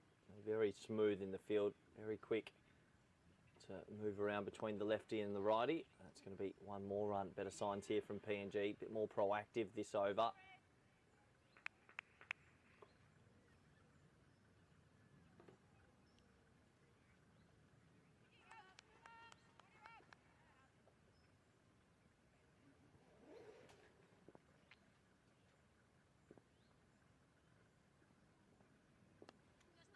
Oh, that one's a drag down. Just tapped around the corner. So a few singles in this over. 4 singles in a row, actually. Old school picket fence, they used to call that. One ball to come this over from Maxood.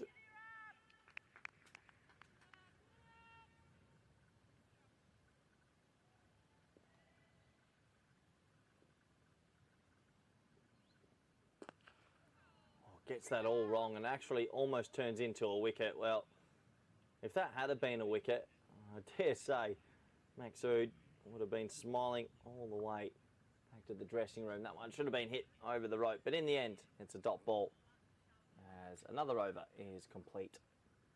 PNG 81 for 3.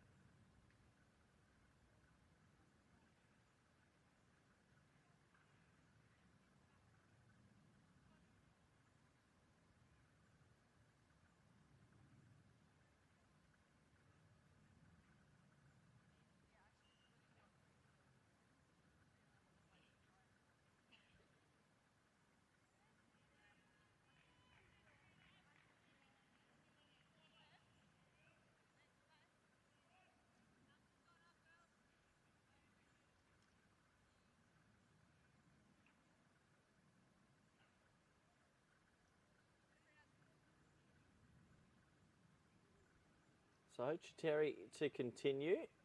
I am a little bit surprised that they haven't gone to the right arm off spin of Catherine Fraser just yet, or even Olivia Bell or Saskia Hawley.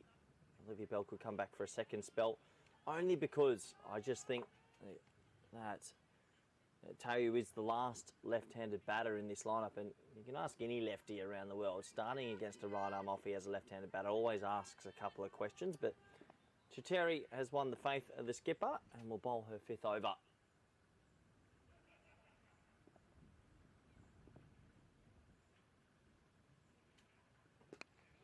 That one tucked into the leg side, slightly tight single as the throw's fizzed in. They'll get a 1.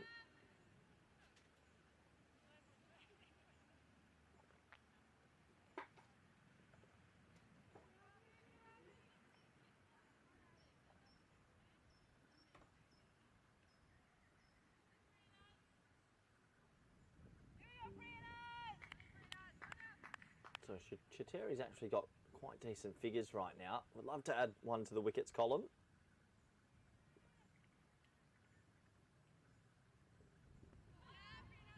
Not too far away. Pretty good delivery. That's the line, that's length. Been bowling to the left-hander for quite some time. Gets a little bit of a chance here against the right-handed Vare, who's 6 away from a personal milestone. Definitely deserves a 50.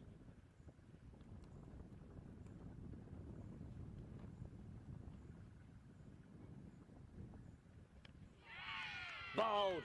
Well, Chiteri, well done. The captain, Maxood, kept her on. An extended spell, and Vare, the key wicket, has to go. And Chiteri gets that one perfect, pitching on off and maybe coming in a little bit. Just reward for what's been a good spell. Her and Chloe Abel today seem to have clicked, and does seem to suit being in the middle overs a little bit more than with the new ball. That is a big wicket in the context of the game. 4 wickets down now. The score is 82 for 4. Such a shame for Naomi Vare. 6 away from what would have been her first ODI 50. Has a couple in the T20I format. And well done to Max Sood, who just thought, you know what, I am going to keep the pace on. And it has proved to work. 82 for 4.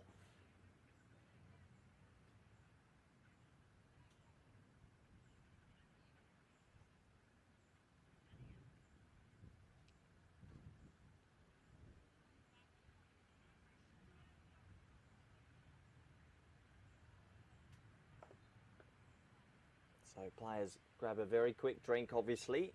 It is a warm day, and as the 4th wicket has fallen, and, well, it's the big one, var 8 being dismissed, who, before that delivery, to be fair, looked like a bit of Rahul Dravid. Didn't look like ever being dismissed. It was a bit of a wall today, but just played a little bit around one. The stumps were disturbed. Does give the player a good opportunity to come out, and plenty of time at the crease. Porka Siaka, the all-rounder, coming out at number 6 with a fair bit of work to do. That opening stand was very promising before, but they've lost 4 for about 34 at the moment. They desperately want to try and build a long partnership. Here we go. Chiteri once again. Well bowled, right on the cue. Yeah, I think Chitteri's probably benefited a little bit in this game. Obviously, the coaching staff will looked at the analytics of the previous games of bowling in the middle.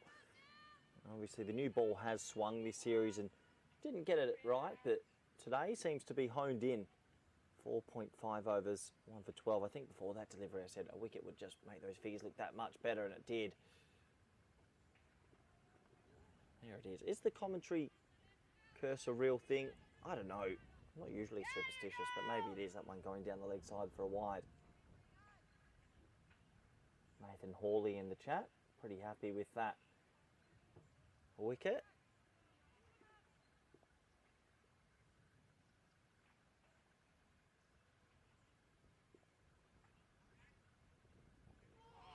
Oh, it's almost 2 in the over. That's a lovely line, a lovely answer. Siaka doesn't mess about. Wanting to try and play a shot that probably wasn't there.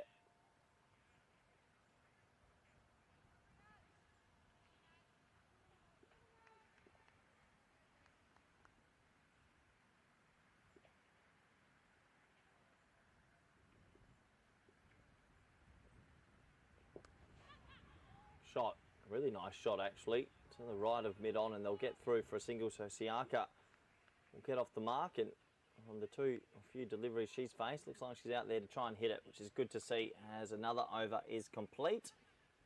And PNG in a spot of bother after being sent in, 84 for 4.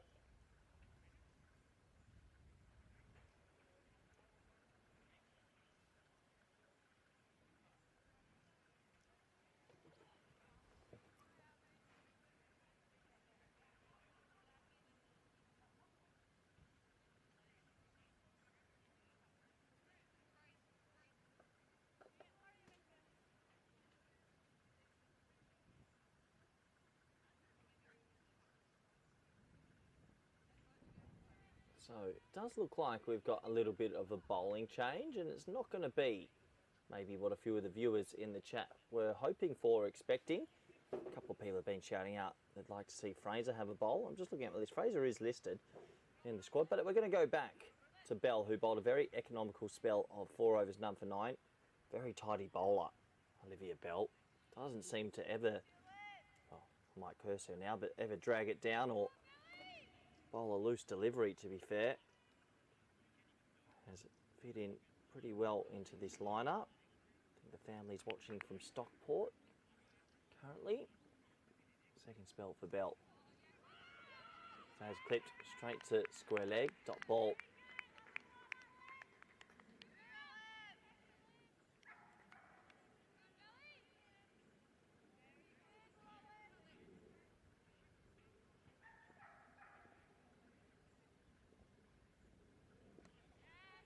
Again, dropped into the leg side. This is what Olivia Bell will do. It won't be a big turner of the ball. It obviously depends on the surface as well. This is a good batting wicket. There's not many demons, but it's very stump to stump on a good length. It's a length that I enjoy the most. That's another perfect length delivery. Probably bowl a full toss because I've said this, but out of all the bowlers, just seems to always be in between length. You're not too sure whether to press back and cut it or to get forward and drive it. Even that, tries to play a pull stroke. That's not really there because of that length. And the other thing I like about Olivia Bell, seems to bowl overs rapido. And that's 4 balls bowled in about 40 seconds. And that always gets me a bit closer to lunch. As that is flighted up and oh, it's dropped. Well, that should have been caught and that should have been a wicket for Olivia Bell. And I hate to say it, that was a bit of a sitter. Unfortunately, Atkin Drummond there at tight cover lets that one get through. Olivia Bell misses out on a wicket. She probably deserves. So, an opportunity missed, which would have been 5 wickets on the board, and Atkin Drummond will be disappointed.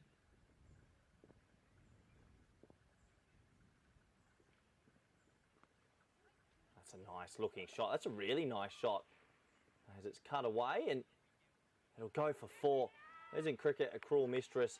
Probably, if that ball's caught, would have been a wicket maiden, more than likely. And in the end, the over goes for 5. Lovely shot from Tayu, though. As another over is complete. Not a bad over at all from Olivia Bell. As the score is 89 now for 4.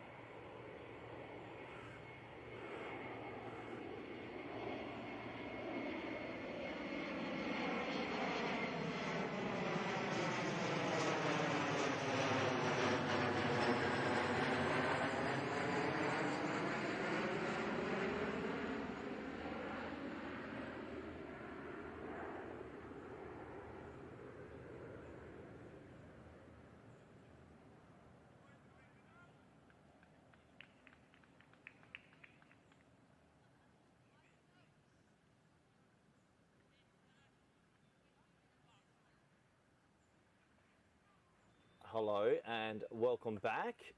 Disappeared for a little bit there as a quick drinks break was called. It is warm today, so I think just player safety comes into it a little bit and making sure everyone's hydrated. I'm hearing reports that tomorrow actually will be 32 degrees, and I tell you what, in the Netherlands that is extremely hot. I've just sort of mentioned to my co-worker Sebastian, who's helping produce everything here just out of the will of his good heart, I'm in shorts tomorrow. I'm not dressing in pants. I'm going to be finding a way to wear shorts and look professional. But we're back to the action. 95 for 4, and we got a bowling change as it looks like it's going to be Saskia Hawley. I'm sure her family is all watching. Helen and Nathan, hello. We'll start with a dot.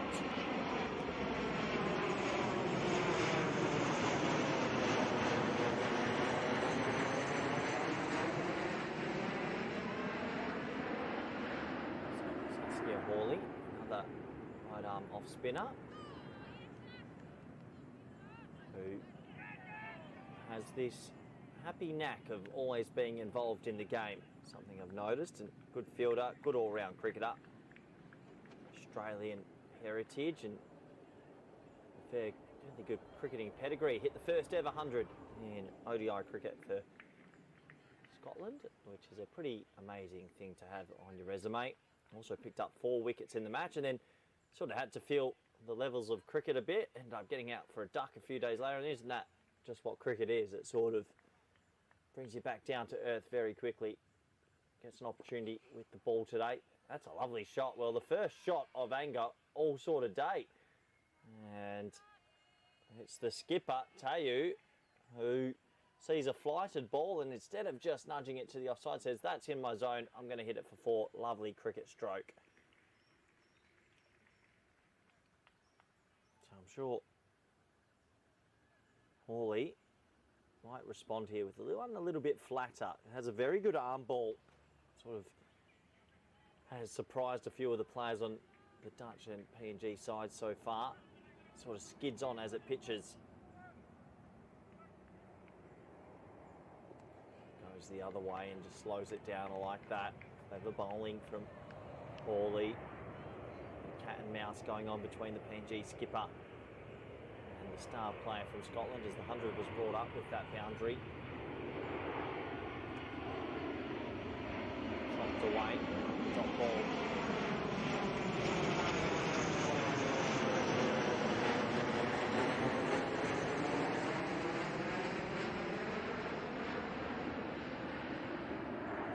First over here for Hawley.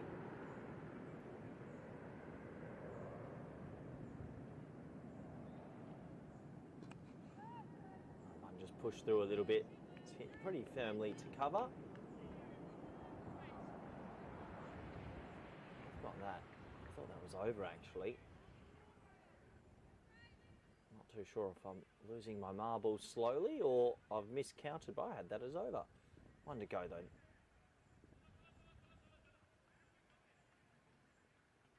That should do it. Well bowled. A little bit of turn there and does get through the over pretty quickly. So 31 overs down here in Amstelveen, the Netherlands. 100 flush for 4.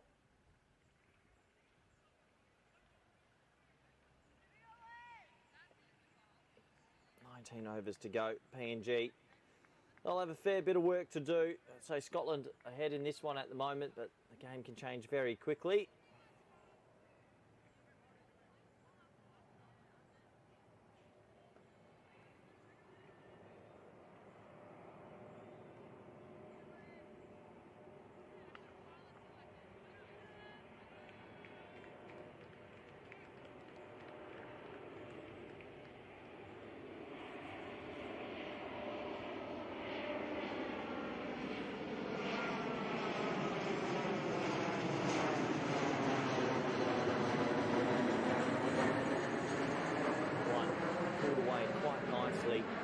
Be a belt continuing or just be a single fielder. Just hovering out there. Deep mid wicket. Olivia Bell's bowled well without reward so far today.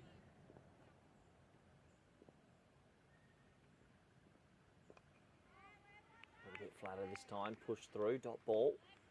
So spin from both ends. I think this might be one of the very first occasions today we've got spin and spin now.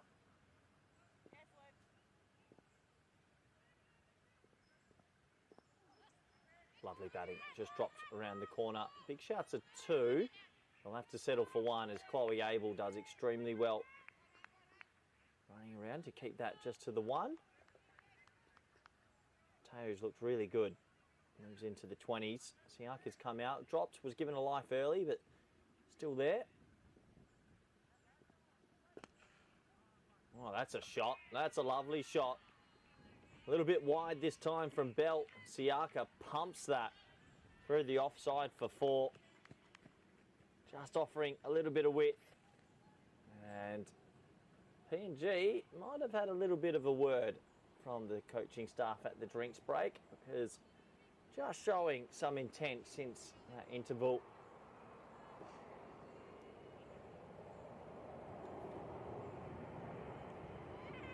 Oh, just past the outside edge this time, almost a carbon copy of the shot.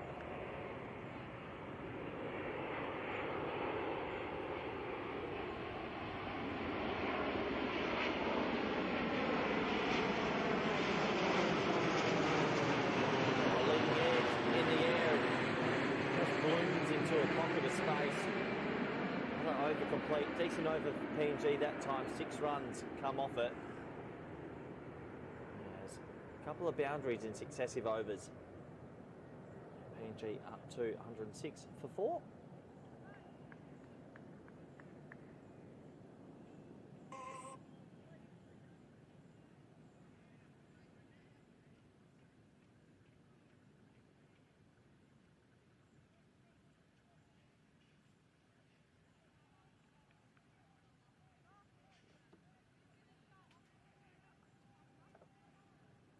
So Hawley to continue. I'm sure there's a few nervous parents watching on as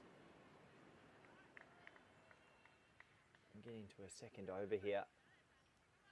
A couple of boundaries does mean a couple more sweepers. Seems like there's a deep cover now and 2 behind square on the leg side. Yeah, a little bit of purchase. Just a little bit of purchase. Play and miss, but I have to admit I like this little bit of intent from PNG since the drinks break. Look like they want to play their shots a bit more now. Lovely batting, brilliant batting, cut away. It's a pretty quick outfield in the sun. It'll be dragged in, but 2 more to the total, and that is what we want to see from PNG.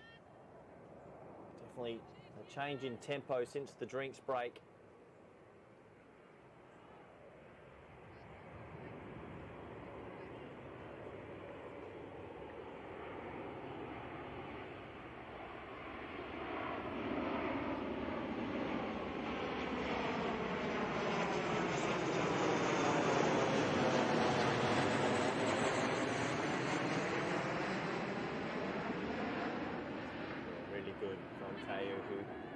Steps inside that one and works it around the corner for a single.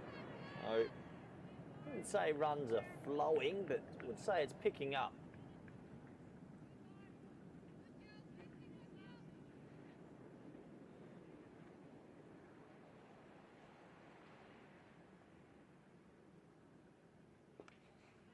Oh, lovely shot from Siaka, who bottom hand whips it through mid-wicket for another one.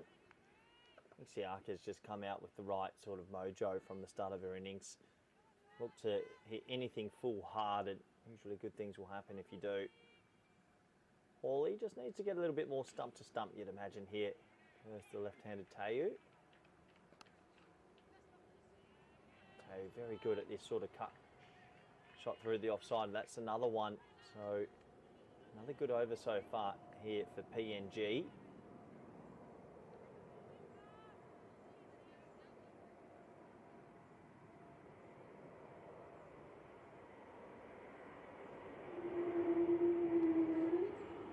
That's high in the air. This could be a wicket. It is a wicket. Well, Siaka trying to be positive. Hawley picks up one. There was a flighted ball. It was straight. And as the plane goes over the top, so does Siaka's innings.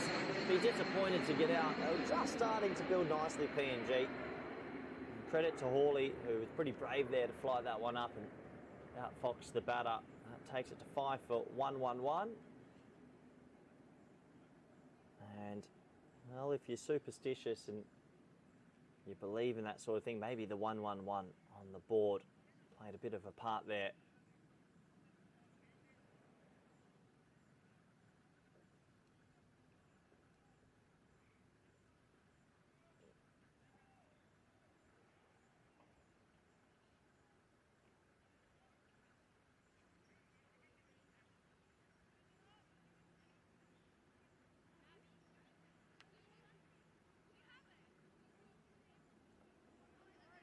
I see a comment in the chat from Nathan Hawley saying, nice wicket, Choppy.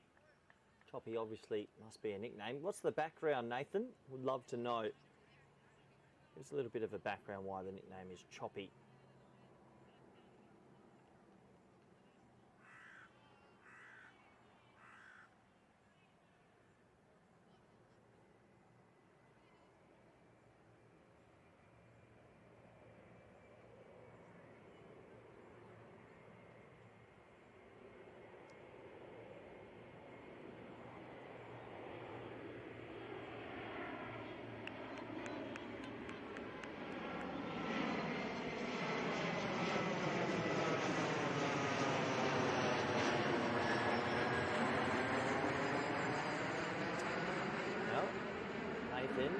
Your response isn't adequate enough. It's a long story. I'll tell you right now, it's a long day usually when you're commentating. Any input is welcome. I'm going to throw in my Instagram handle into the chat.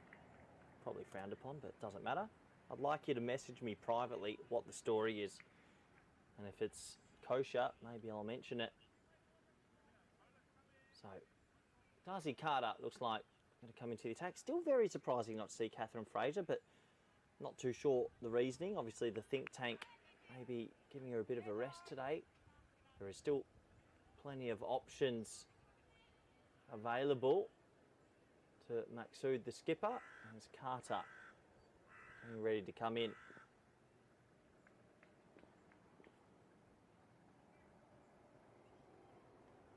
Oh, gets that all wrong, and that's a freebie. Well, when runs are tough to come by, you take that with both hands. Carter with a big fully. Clipped away nicely. 4 to the total as Tau moves on to 28.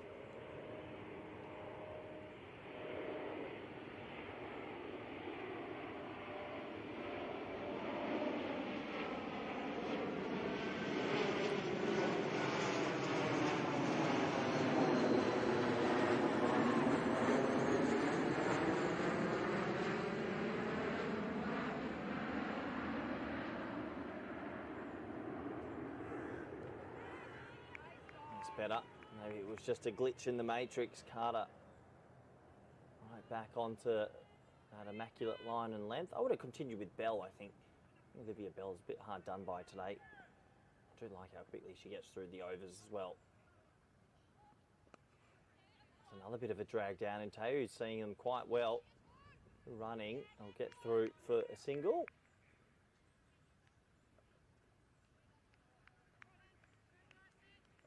So, new player out to the middle now.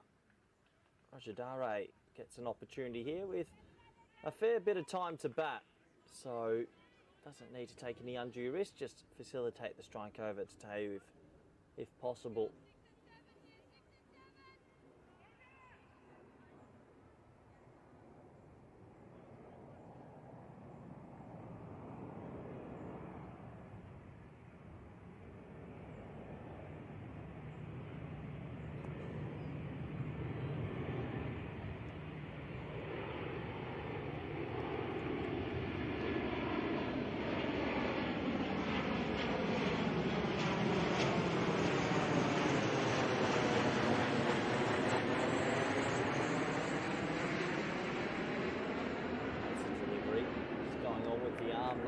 Turn and hang inside that one. Well bowled.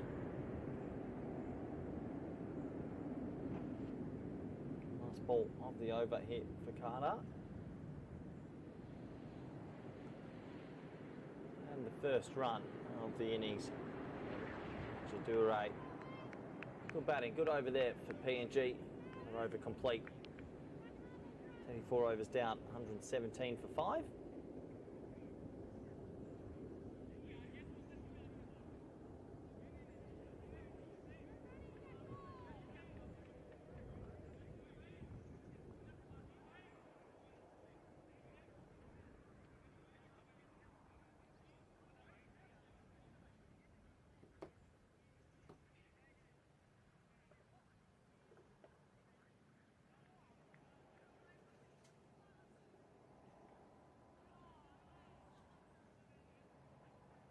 So it looks like the changes are going to keep being brought about here from Scotland today. Definitely a different sort of bowling set to today compared to their other matches. Hawley just taking a wicket but being brought out the attack. Fontainebleau is going to come back for her second spell.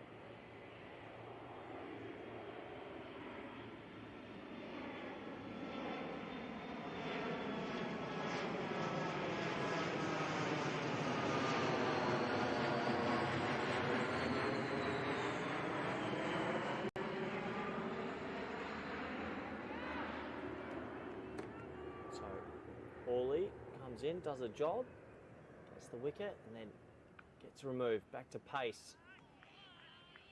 And almost onto the off stump first ball. In other breaking news, the Australian women have just won bronze in the medal playoff versus Belgium. Shock, another medal for Australia. Perennial overachievers. Arguably the greatest sporting nation in the world. Prove me wrong. Well bowled, really well bowled. Good little start this from Fontainebleau. A little bit of swing and yeah, Scotland obviously going about today a little bit differently compared to the other matches. More trust in the pace brigade and giving them a little bit more time to show what they can do.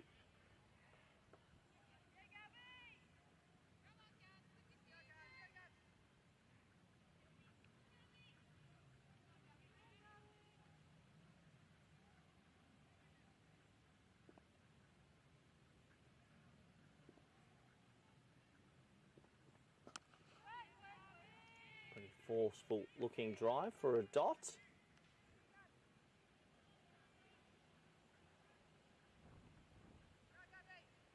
Helen Hawley in the chat saying she thinks the Netherlands have also been punching above their weight at the Olympics. And I think the Netherlands have been doing all right as well. And yeah, they do like all those sort of Olympic sports, the Dutch.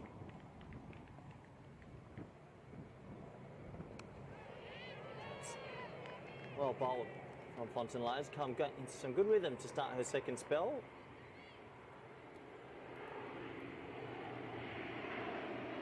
I think the Dutch are 7th on the list. Just having a look, Australia 4th.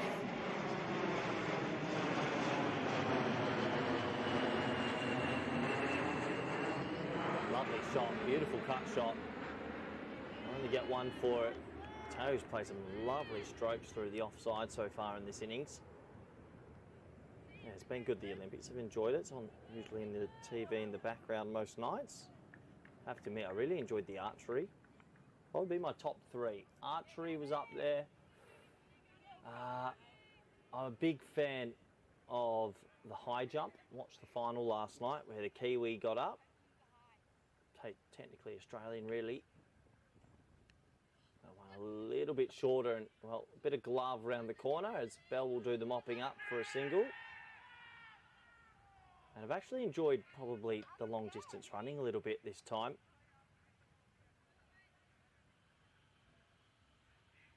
As that will end the over. Not a bad over indeed there from the seam bowler. 125. Yeah, I think, yeah, I've enjoyed the athletics. Always enjoy the running, obviously, events. The relay and the baton changeovers and all that's pretty good to watch. The archery at the start, the team archery it was that got me going. That got me right into the Olympics. And then, yeah, I mean, there's a lot out there. Stayed up late, watched a bit of the surfing. I think it's a good addition. Breakdancing, well, that can go somewhere else if you ask me. I think I heard in the next Olympics, flag football's being put in, which I'm not sure on that. Lacrosse, don't mind it. softball or baseball's coming back, and obviously cricket's coming into the Olympics, which will be interesting. Rumour mill tells me, though, 6 teams T20s, not the right format or the right size if you ask me, but not my call.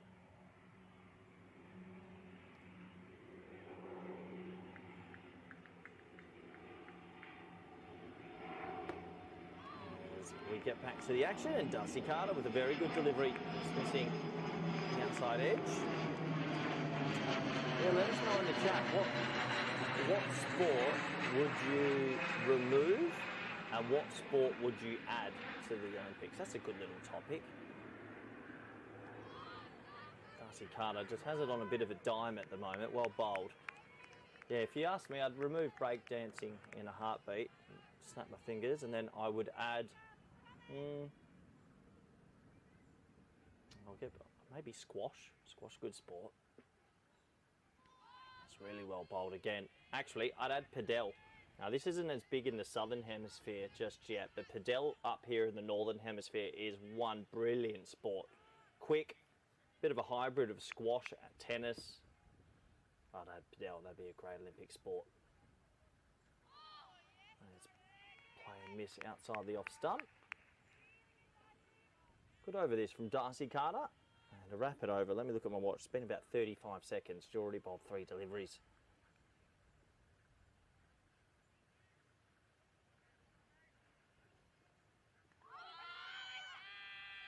Actually playing for a little bit of spin here, and it's just not going anywhere. It's getting on, if anything. Bit of an appeal, that delivery, but there was no noise that I could pick up.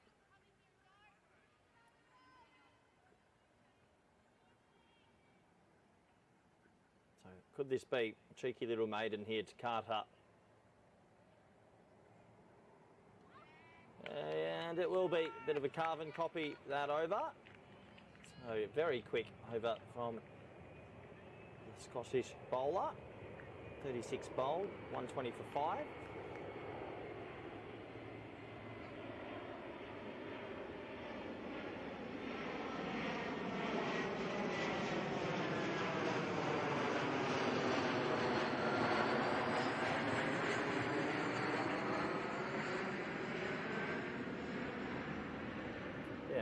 Seeing enough in the chat here. Let me know in the chat, what Olympic sport would you replace and what sport would you replace it with? I actually know that in the very first Olympics back in the day, tug of war was an event in 1896, I think, and now if you brought back tug of war to the Olympics and you had the biggest 8 men and the biggest 8 women playing in divisions and every country participating, so that's hammered away through the leg side, lovely shot. Probably 2 here if they're quick, and we'll get back for 2. Good running. If you had a tug of war back, that would be a sellout. People would be watching that. That would be 10 out of 10. You could have Equatorial Guinea taking on Cambodia in the gold medal of tug of war. That's getting your viewers, that's for sure.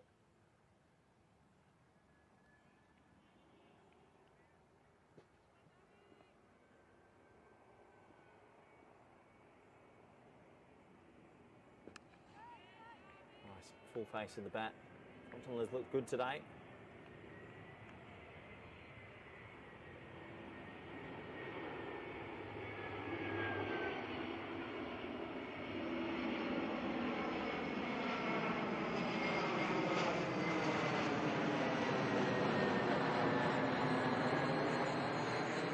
Bowled again, top ball. Nathan Hawley and Helen Hawley in the chat seem to be #1 viewers right now. Both saying get rid of skateboarding and the breakdancing. Actually, I've got a question for the Hawleys who are watching. Are you both in the same house on one Wi-Fi on separate accounts, or are you watching from different places? It's well dropped into the offside. They go for a quick single. Really good batting. Mateo's looked brilliant, to be fair. Moves on to 33.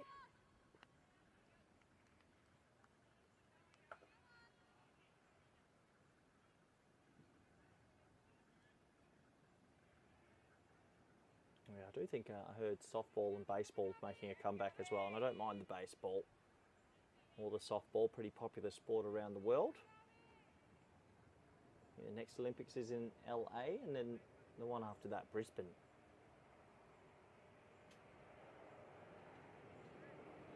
Really well bowled. Lovely shape.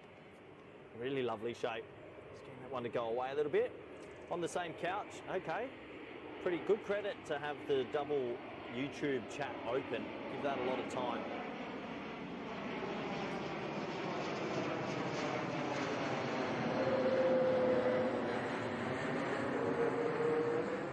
Pushed back. Compton was bowled really well today. Another bowler that just hasn't had the reward, similar to Bell, to be fair. As we conclude yet another over, while we talk a little bit about the Olympics. 37 overs bowled, 123 for 5.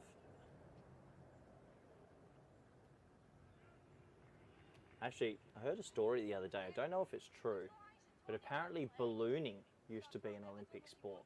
Now, I don't know if someone was telling me a little wives' tale or not, but if ballooning was an Olympic sport, I would like to watch that.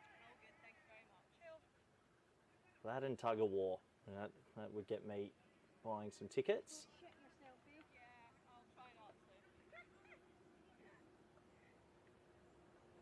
I'm not cleaning that up.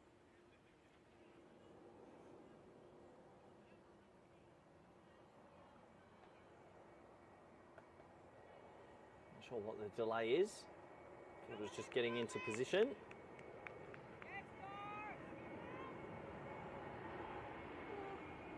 Nice wave there as 12th man today. Lorna Jack just goes around the commentary box.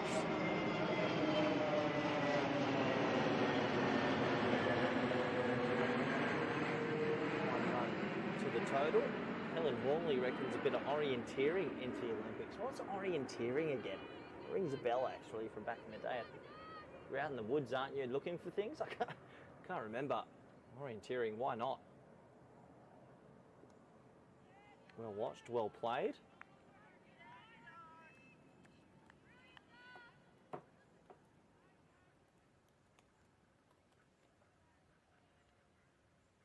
What I can say, Papua New Guinea and Scotland, both with no medals. Well bowled, dot ball. Darcy Carter looks like it. She's a little bit more at home bowling to the right-handed batter of Rajadare. Terry's looked really good against the spin today. Looked good overall.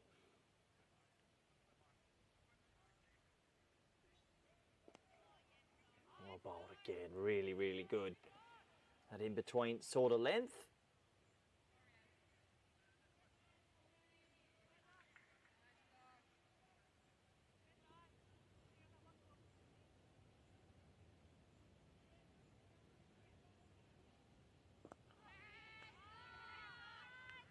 Sort of just a little bit maybe stuck on the crease. Rajadure.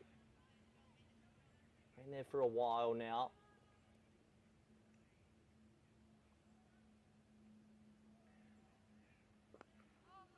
Some nice intent. Going to find backward point though.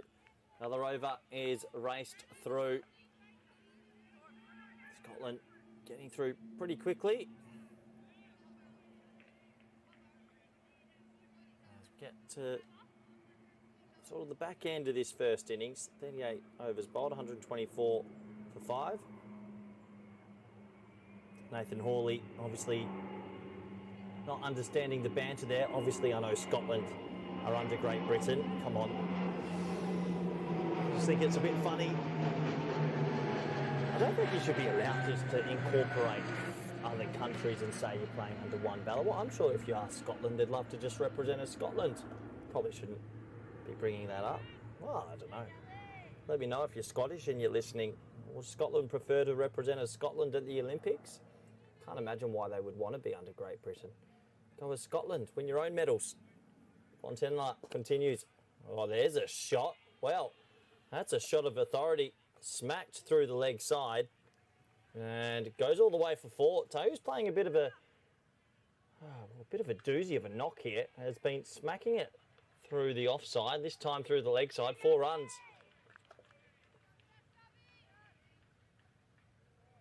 One thing you can always say about this PNG batting lineup, they're always sort of a thorn in the opposition side. They don't give much away.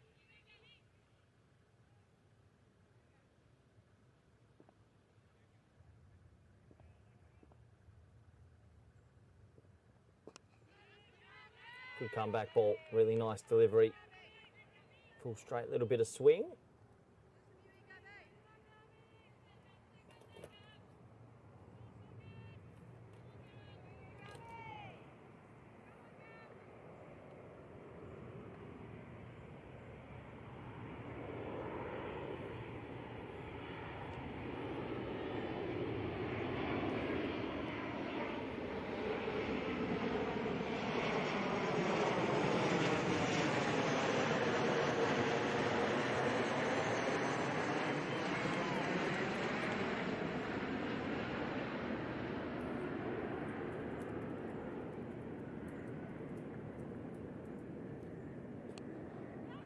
Dropped into the leg side. Yes, no, maybe. Direct hit. It is a direct hit and it's out.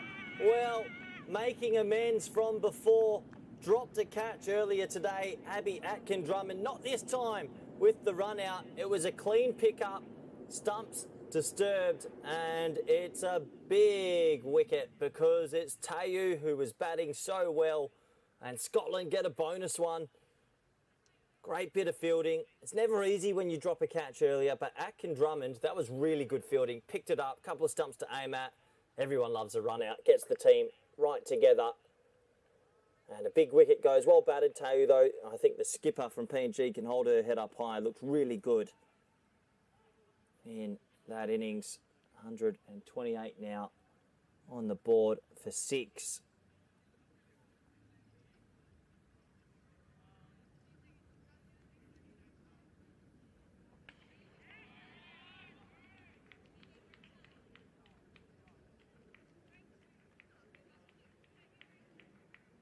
So it looks like it might be it is warm conditions. They might be taking another quick little drinks break actually due to the heat. So that'll give me 2 minutes to get a drink myself. We'll be back for the last 12 overs after the drinks break.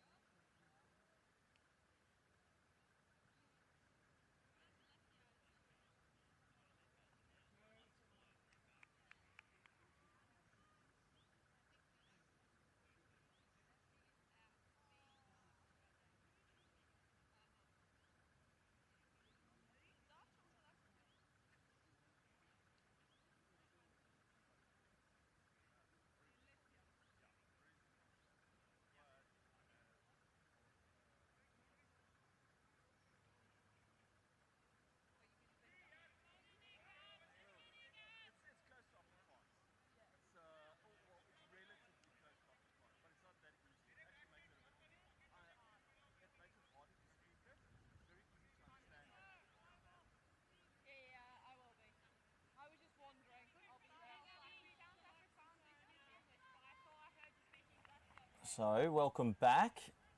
Obviously, a big run out just happening before that quick little drinks break. Great fielding there from Atkin-Drummond as PNG, they were just starting to build nicely. Will be disappointed with that. New player to the crease makes her way out. Gets a big full toss. First ball is Caveo Frank. Probably not expecting that. Pushes it into the offside for a dot. Yeah, we do get to that sort of last 12 overs now. Best case scenario, if PNG can go at, let's say, 5s, get another 60 on the board, that'll take them up to 188. I think they'd take that with both hands from here. Not easy, considering they're definitely down to that lower order now. That one just slipping down the leg side for a wide. Yeah, so the skipper going, Brenda Tao, to that run out, really did bat well.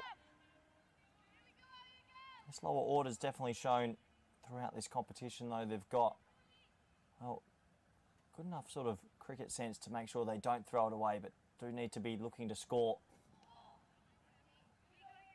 Wides also help. Scotland have been at least 20% better, I'd say, with the ball, considering the amount of extras they conceded in their first few games. They've probably ticked it up to maybe between 5 to 10 now, but in the earlier games did bowl too many extras.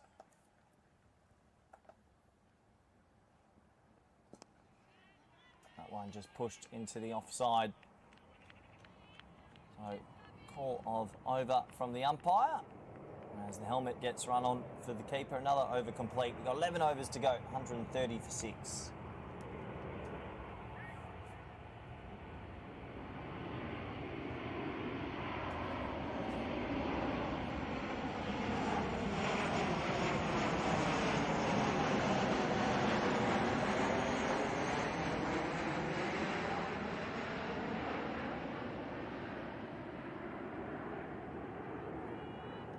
Doesn't look like there'll be much of a change at the moment. They're happy with how Darcy Carter is operating, and she will continue.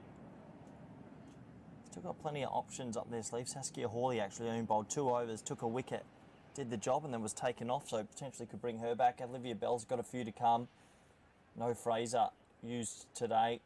Would like to see Chloe Abel get a second spell. Thought she bowled extremely well, the tall seamer. Carter to continue. And that's out stumped. Good bit of keeping there. Well, Ellen Watson stayed low. Carter picks up the wicket and another one goes just sliding past the outside edge, and really good gloves from the keeper. No mistake. Carter probably deserved one. Had 7 overs, none for 19 before that delivery. And PNG and a bit of strife now, 130 for 7.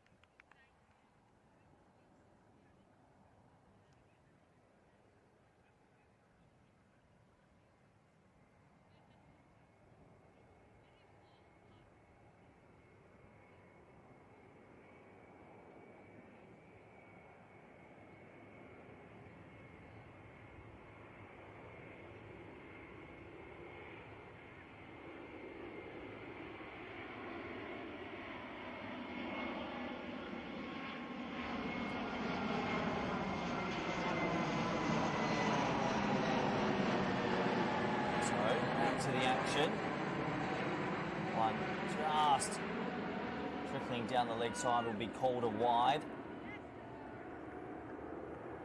Scotland here, they'll be thinking, well, maybe a couple more wickets off the park pretty early. In behind that, I have to say, the ground is looking magnificent.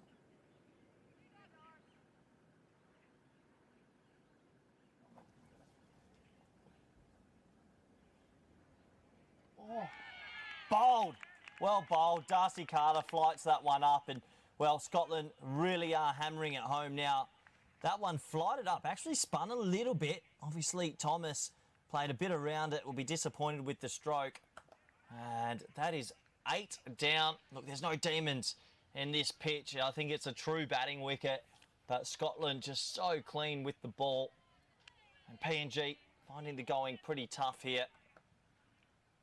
I have to say, the ground has looked magnificent, but the wickets especially are very good batting conditions. If you do want to follow the head curator and the groundsman, follow on YouTube. It's called B Ghetto Vlogs, a little vlog page that sort of documents the life of a curator. Blake, the head curator here at VRA Cricket, so don't be afraid to get around him and go through the ups and downs of a cricket curator.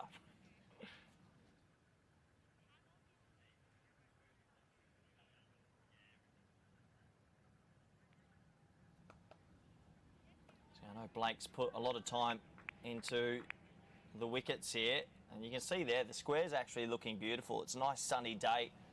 I think these teams haven't played much 50 over cricket lately, so finding it a bit difficult to sort of adjust to the longer format and batting time, and also trying to score at a good rate.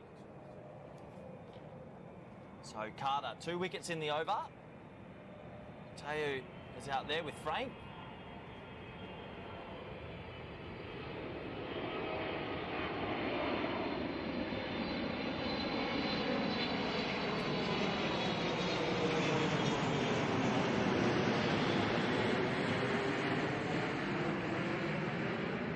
Top over, this from Carter. Just gave the plane a moment to go over the top. That ball just beating the outside edge.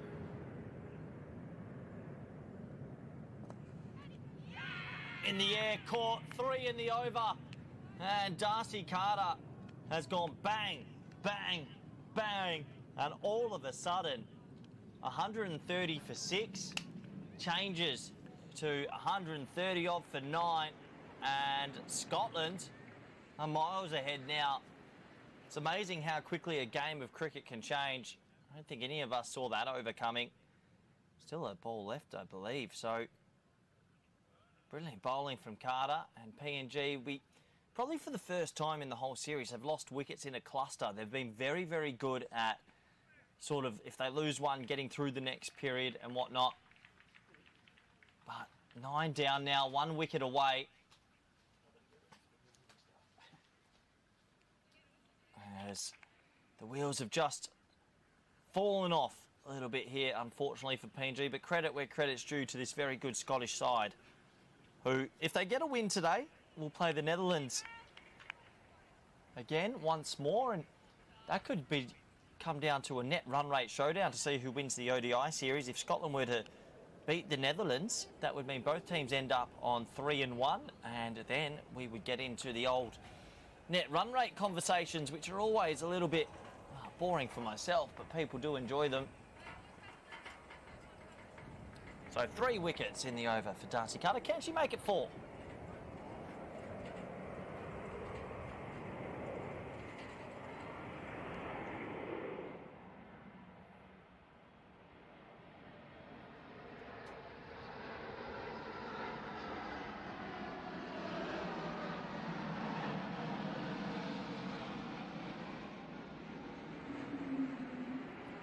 Won't be 4 in the over, but it'll be 3, and well, Carter will enjoy that.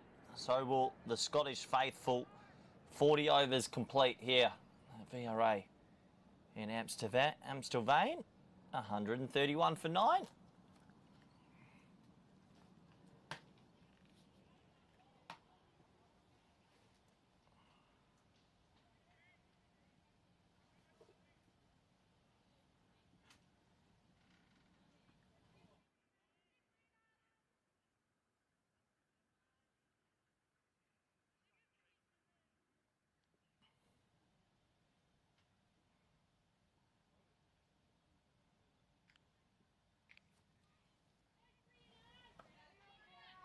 So Chateri wins the battle to get the ball back in hand and has an opportunity to wrap things up here. Looks like Cavallo Frank on strike.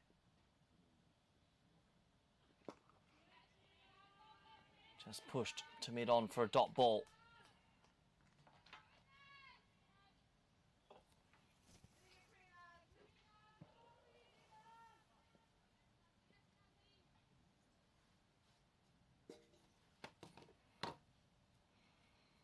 So Scotland, they'd love to get off the field a little bit early and sort of hit the dressing rooms and get a bit of H2O in. And it is warm, as I've said a few times. Oh, that's a big full toss, and, well, not going to miss out on that. And well fielded out there from Chloe Abel, who has been electric in the field. That'll be 2 to the total.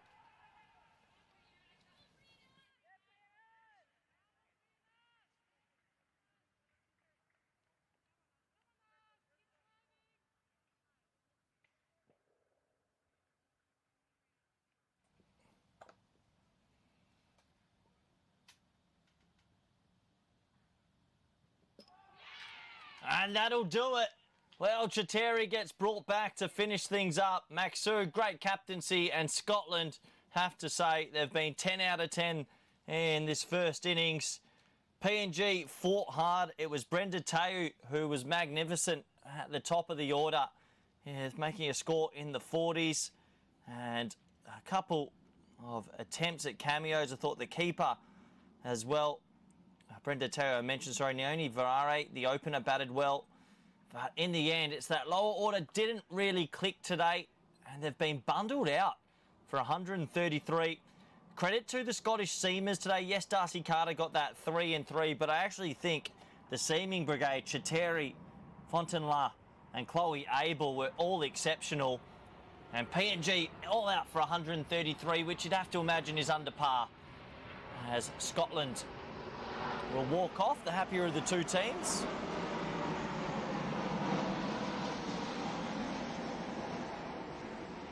So 133 all out. That will probably take us to the lunch break. It's 10 to 2 local time, so do join us back. I'm assuming at around 2:30 p.m. local time. Warm round of applause you can see from the coaching staff of Scotland, and, well, they've done everything they can. And the Scottish bowlers will be up to the baz now, and for PNG, maybe they can get a couple of early wickets and turn this back into a game. We'll be back in 40 minutes for the second innings of this ODI. It's a bye for now.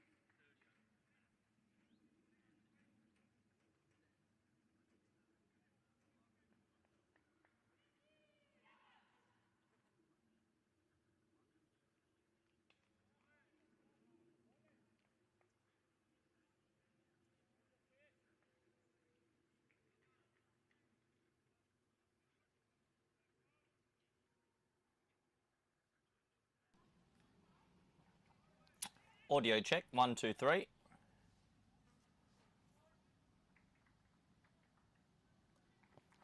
Audio check, 1, 2, 3.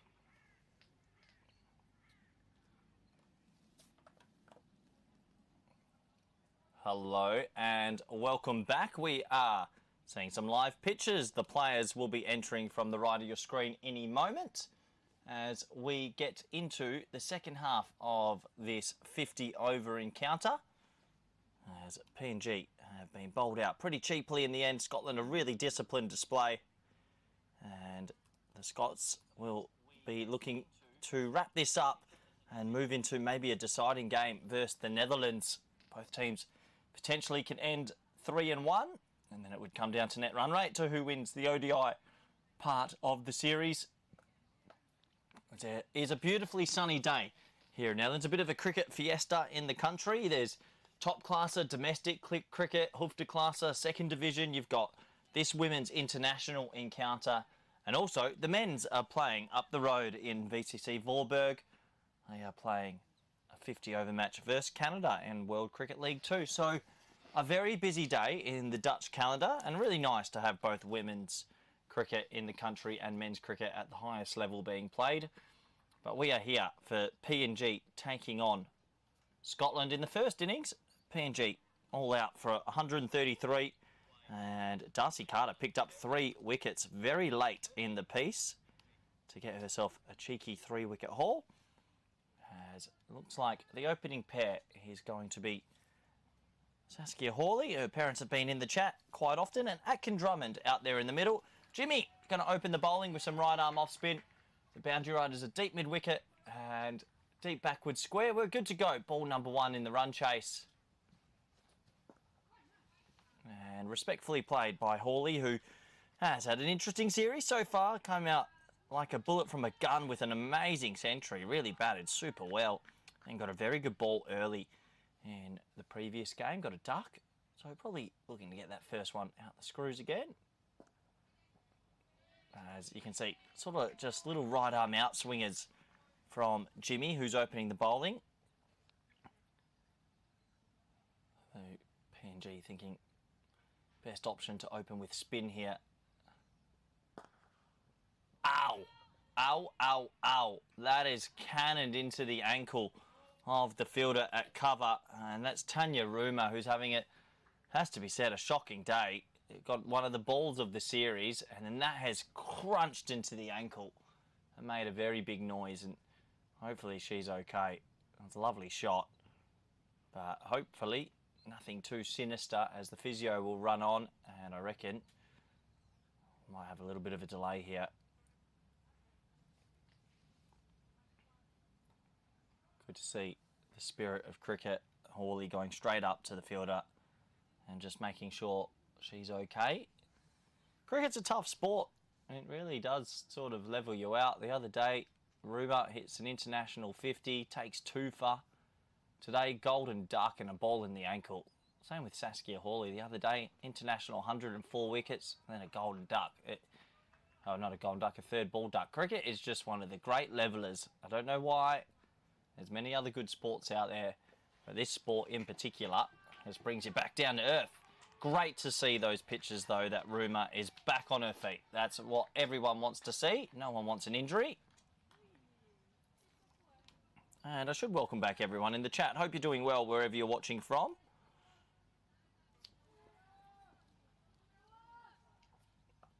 And I hope you're settled in nicely with a cup of coffee or maybe a tea to watch this second innings. Lovely feet from Hawley. And it was a feature of her century. It was magnificent using her feet and manipulating the ball in the different areas. That one is pushed away. It's a tight-ish single, but definitely one. Hawley's off the mark. And, well, in this series, when she gets off the mark, she usually hits 100. So, it'd be pretty spectacular if she can do it here in a chase of 134 to win.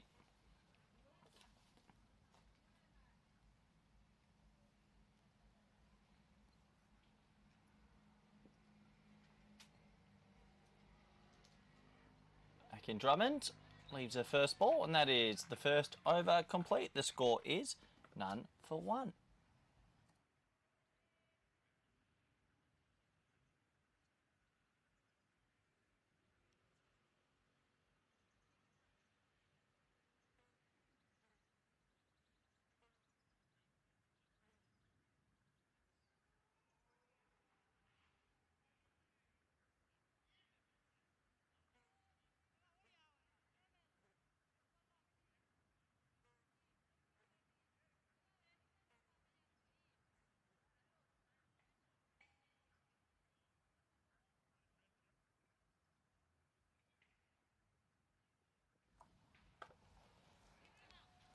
So, yeah.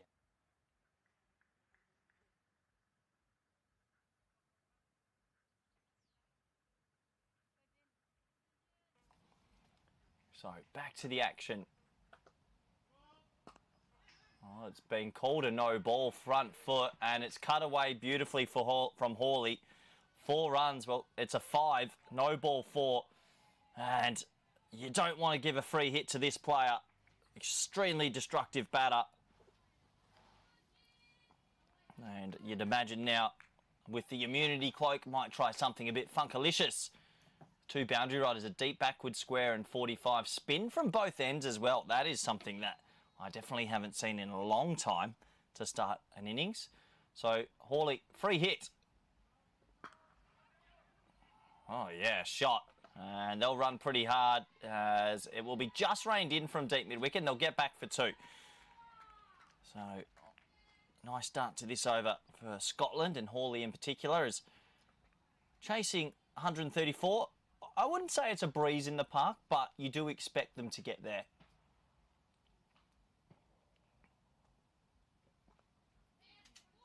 Good batting, this time clipped behind square. I think she's setting off for 2, and yeah, pretty quick between the wickets. It's an interesting one. There hasn't been much spin on offer. Obviously, PNG thinking spin to win. I still think that maybe starting with both is an interesting sort of tactic. Haven't seen that too often.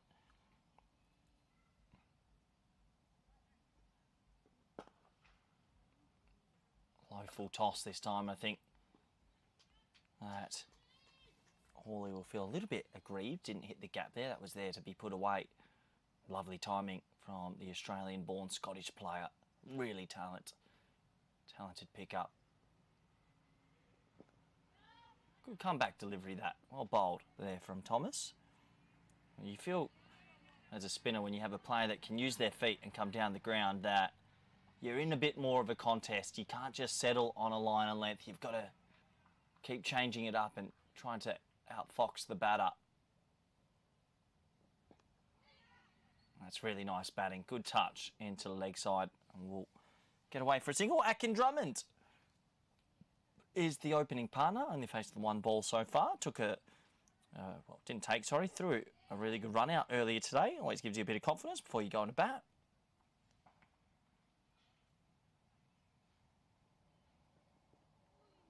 That one just swinging away a little bit. That'll be a dot ball. So 2 overs complete.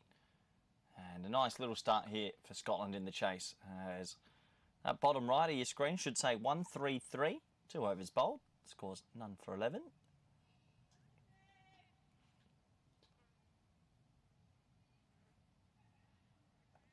It's a beautiful weathered day out here in the Netherlands. That in the background is VRA cricket in Amsterdam. Gorgeous sort of home of cricket in NL, but I think all the other grounds in the last few years have really caught up. I know Pakistan played the Netherlands at VOC in Rotterdam. We recently had the Italian women come and play the Netherlands women in Schiedam at Hermes Cricket Club. There's a game going on right now at VCC in Voorburg with Netherlands men playing Canada.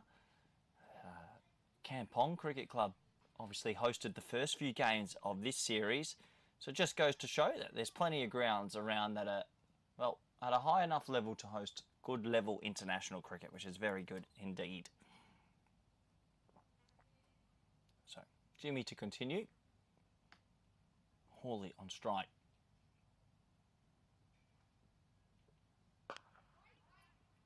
Slightly shorter, slightly wider, and just nudged to the fielder. Jimmy's an interesting bowler. Doesn't really get the spin in, actually gets away curve from the batter. You've got to maybe play her as a little bit of a right arm outswing.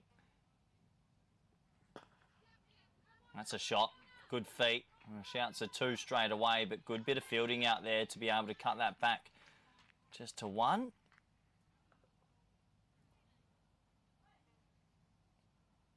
Yeah, Jimmy's a crafty bowler. Not a traditional right arm off spinner. Looks like it's going to spin in.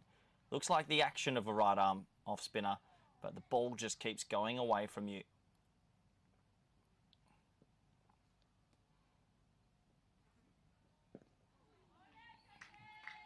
And just seeing a little bit of a difference. I think if Hawley was on strike, to that delivery. Probably uses her feet, skips down and nudges that full toss, but Drummond just a little bit more sort of stuck to the crease. Not every batter has that skill to come down the ground often.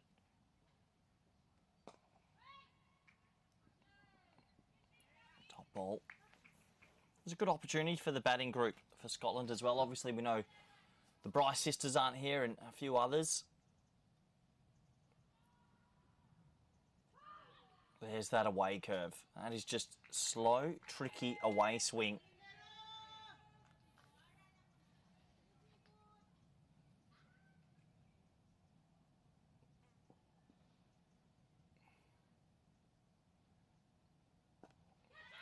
Oh, and the pressure's proven too much. Hits straight in the air. It's a very loose stroke. And PNG get a gift. Akin Drummond just not really reading what Jimmy's bowling. It's this slow away swing and sort of this standing swat shot wasn't the high percentage. And the first wicket will go. PNG, never count them out. They are a plucky unit and they never give up. The score is 12 for 1.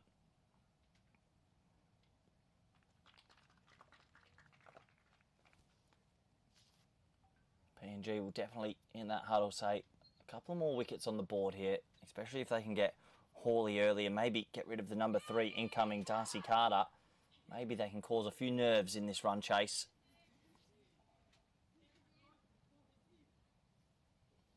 Well bowled by Jimmy, who holds on to the catch as well. It is Darcy Carter who has come out at number 3.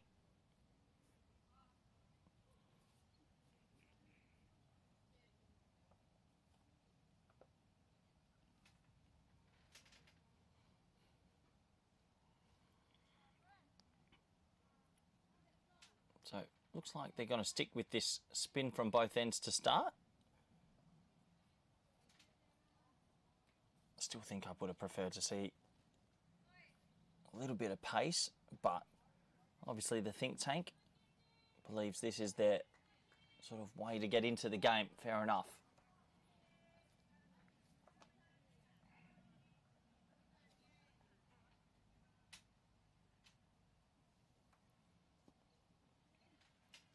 So, the beginning of over number 4.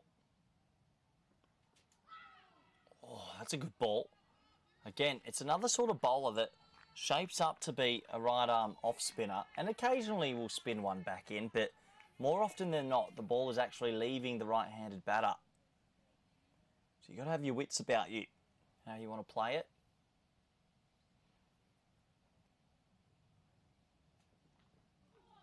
Again, another good delivery, just shaping away from Hawley. PNG are just that type of team that never give up. You saw in their last game versus Netherlands, almost snatched victory. A tad fuller, and Hawley a lot more comfortable when the ball is under the eyes.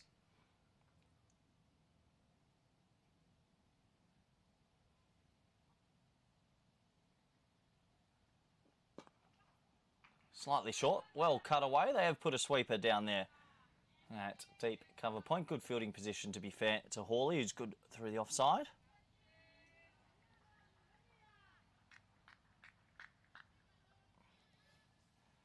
Darcy Carter on strike, who took 3 in the over earlier today. I usually say if you're an all-rounder and you take a couple of wickets, you take that bowling form into your batting form. Confidence is high, body's feeling good. How will she go about it today? I enjoyed watching her bat against the Netherlands, making her highest ODI score, highest score for the country, in fact. And, well, on another day, could have been 3 figures. I think a very talented cricketer all round.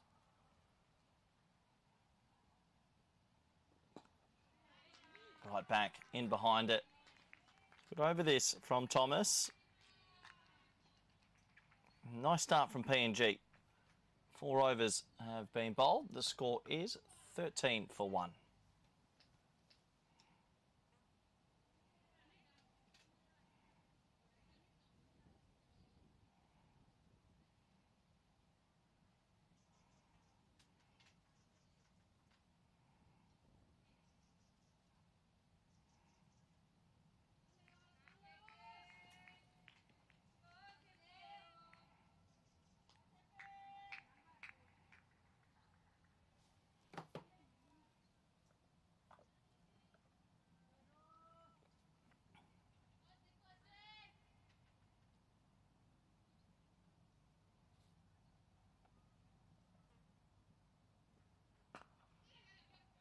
pushed into the gap, and they'll just settle for another single. So Hawley is into her work.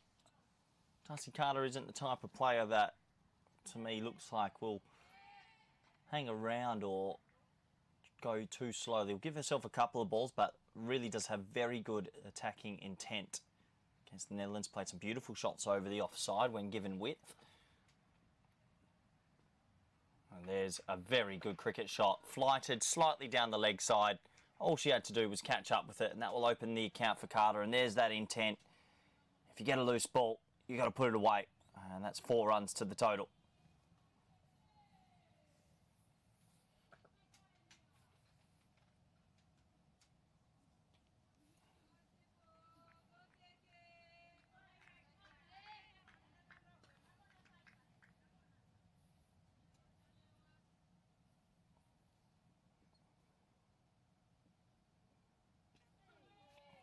Good comeback ball from Jimmy. Just that little bit of away tail.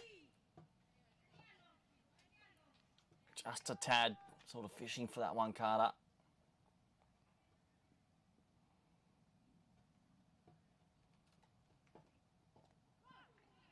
Oh, running that one down actually through the fielder there. Sort of that hovering short second or third slips, hard to judge, maybe in a short gully really. It's a bit of a peculiar position. Not an easy spot to field so close to the bat. You're not sort of there for the genuine thin edge. And a lot of balls can get hit quite hard through there. It's a very peculiar position. Watch, it'll probably take a catch now. Nice feet, dot ball.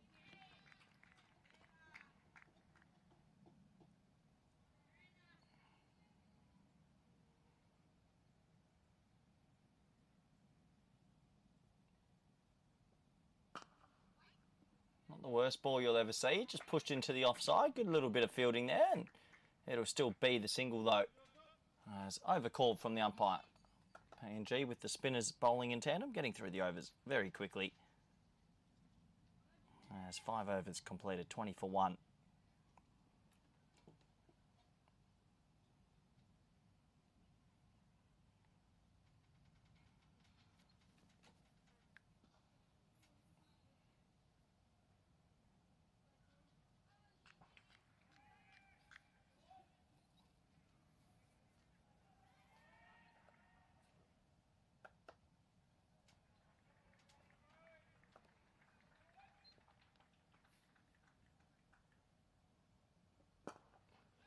Oh, that's a cricket shot. That might be one of the shots of the day.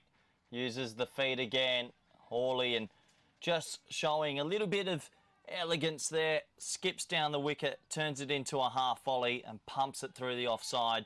I think out of all the players on both teams, no disrespect to anyone else, Hawley does look a step above, just the way she plays spin and uses the crease extremely well. If it's slightly short, goes deep and punches it through the offside. If it's a tad over pitch, comes down, turns it into a half volley.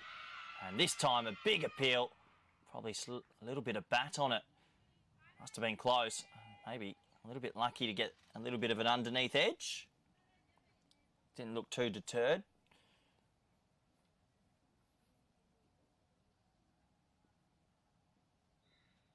There we go again.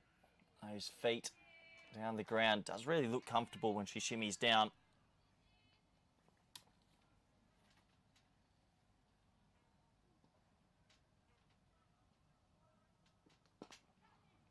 And there's the other option, using the crease deep and just punching it out to deep cover point for a single.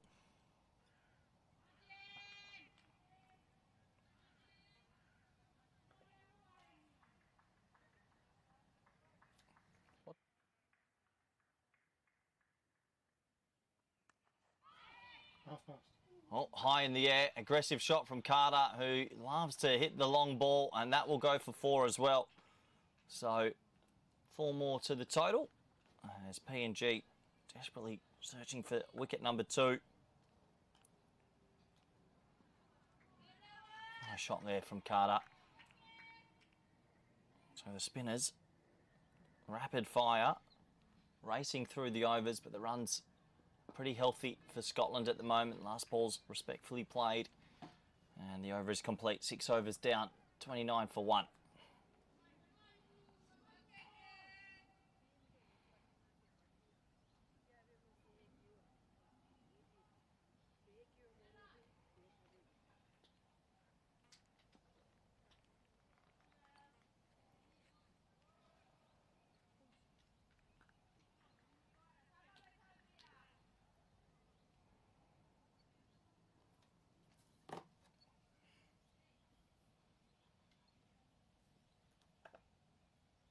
So it looks like the very first bowling change, and it's going to be Isabel Tua, who's got an interesting sort of delivery and listed as a leg spinner, but it's quite front of the hand sometimes and push through with the fingers also. Doesn't get much sort of right to left on your screen spin, but is quite crafty. A few players have found it difficult this series.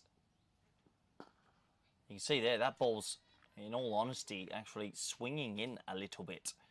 So, listed as a leg spinner, but watch out for the different sort of deliveries that are there to deceive the batter. That's a nice shot. Cut away, slightly short, as that one is cut quite nicely, and it'll go into the rope. So, runs are flowing for Scotland, especially Hawley, who moves into the 20s, and Scotland batting with very good tempo. Already 33 on the board, 101 runs required.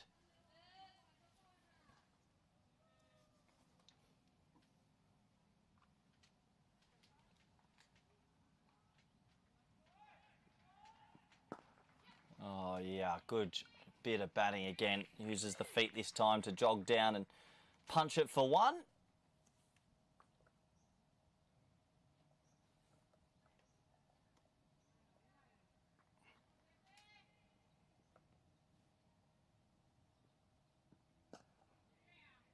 Well played from Carter, right in behind it. Good delivery from Tua. Interesting to see so much spin in the line-up early. I think I would have been tempted to go a little bit of pace from one end. As that's hit in the air, it's a nice shot.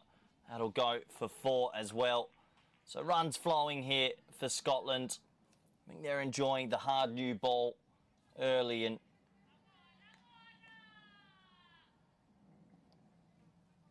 PNG trying something a little bit different in this one, but at the moment, has to be said, not working. 38 now on the board.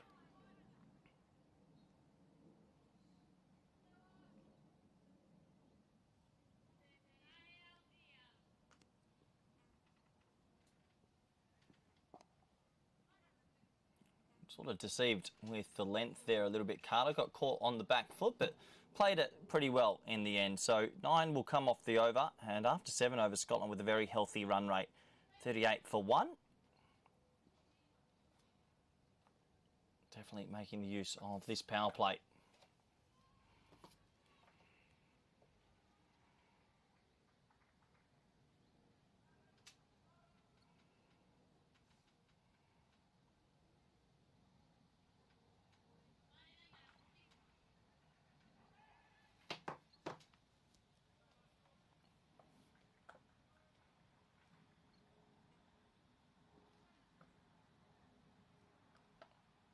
So it took a while, but we're going to see our first bit of pace in this innings, and it will be the left arm seamer of Baraka Vicky.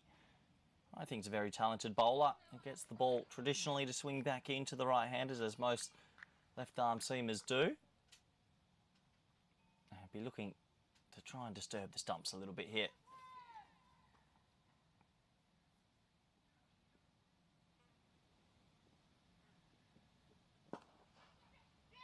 That's a nice looking drive straight to the fielder and a direct hit. Oh, direct hit would have been gone by a long way. Well, that was very close to being a gifted wicket.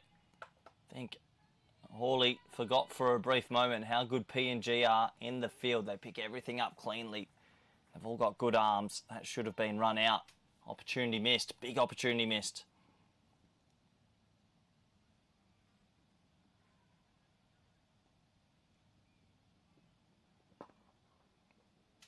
Just dropped into the offside. Nice start from the seamer, Vicky.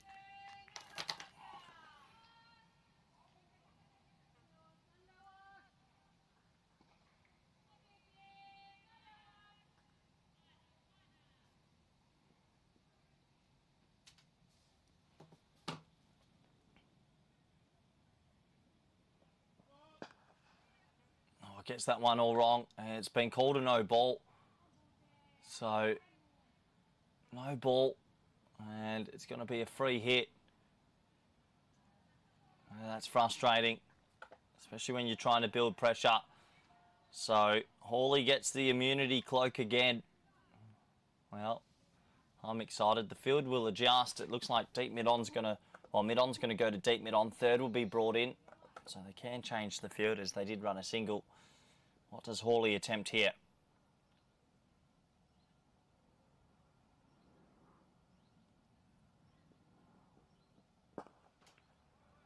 Crunches it straight to cover. Well, be feeling a bit aggrieved. Got every piece of that, but couldn't have picked out the fielder any better.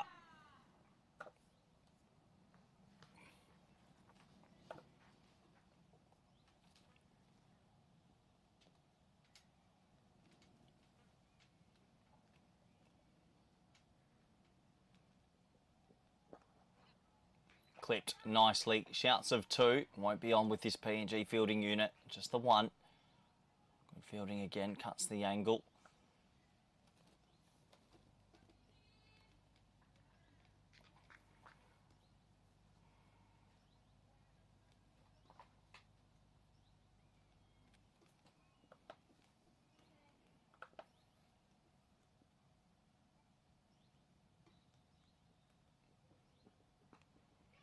Oh, it's a shorter ball. It's a leading edge out of nowhere. Oh, and it's dropped. Oh, no.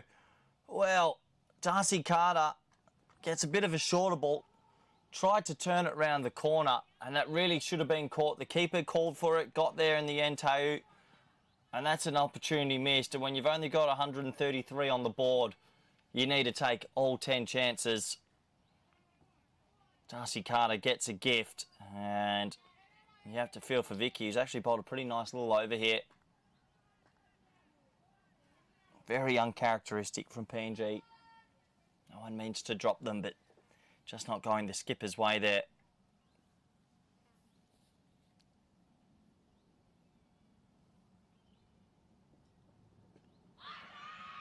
Big appeal, a little bit of an inside edge, just a tad.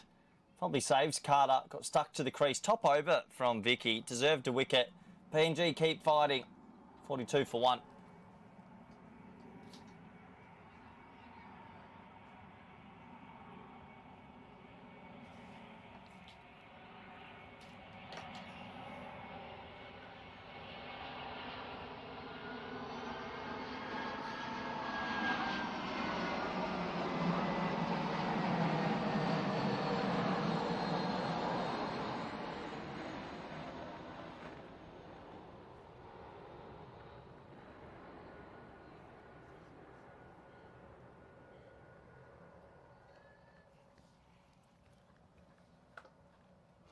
So an opportunity missed in that last over, but PNG still causing a couple little wobbles.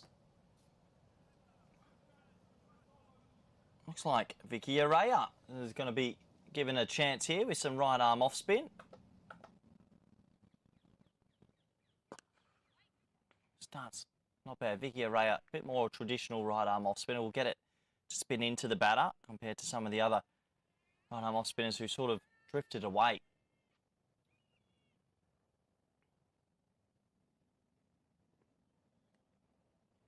Good start. Good start from Araya.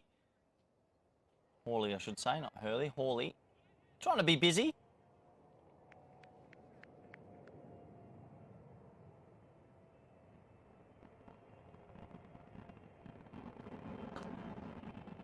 Shot for 1.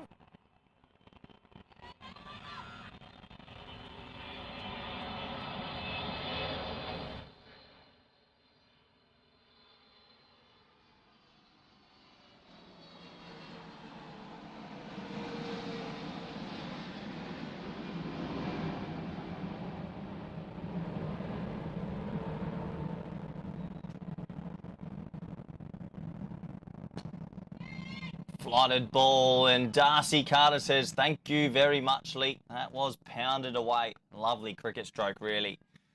For me, Darcy Carter, keep your eye on her career and how it evolves. I think she's going to be picked up in a lot of drafts in the future in the franchise world. Offers something with the bat and with the ball, and a seriously good fielder as well. Love the way she goes about her game. Another boundary to the total. Scotland get get closer to 50.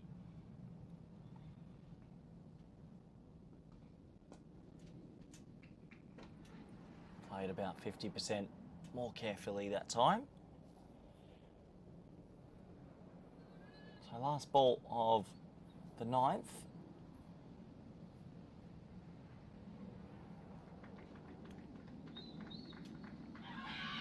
Big appeal. And gone. Well, shuffled across. The umpire had a very good look at it. And in the end, it is given. So PNG keep that fight going. Carter was looking good. It was pretty straight, shuffled across. And I think the umpire, the only thing he was considering was maybe the height, but it was very straight indeed. I think that's a good decision overall. And a second wicket falls. Score now 47 for 2, and don't ride this PNG side off. This is exactly how they fight.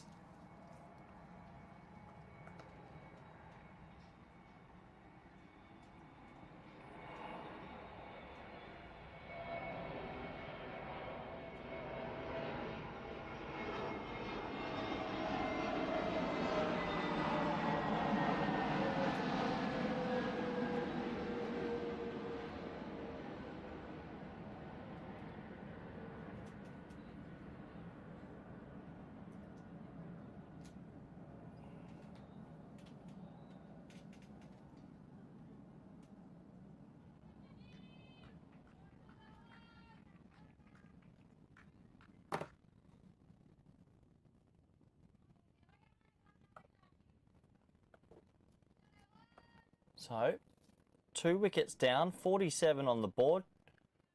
Looks like Chiteri has come out at number 4, and I wouldn't say big pressure, but I'd say there's a little bit of more unease, maybe for the batting unit after that dismissal.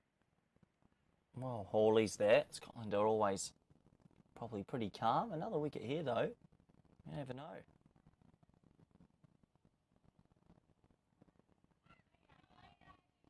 Down the leg side, should be signalled wide, and is signalled wide. Vicky Ray is getting some lovely little shape back into the right-hander. It's always nice to have a left-arm bowler in your unit.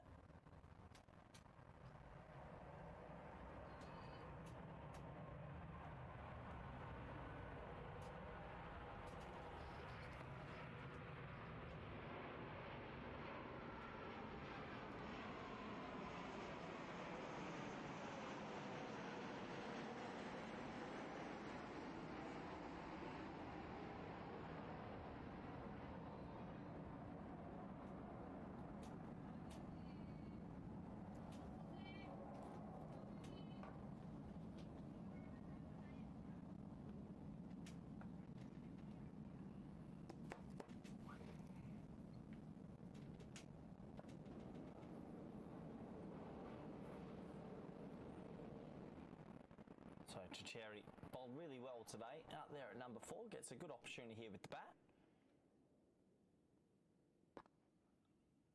Starts with a really nice sort of push out through backward point. And they'll come back for 2. Good bit of running. Let's get on the scoreboard because that should tick over to 50. Let's watch the tick. 51. Happening now. There we go. 50. Add another 1. 51. There it is. 50 up for Scotland.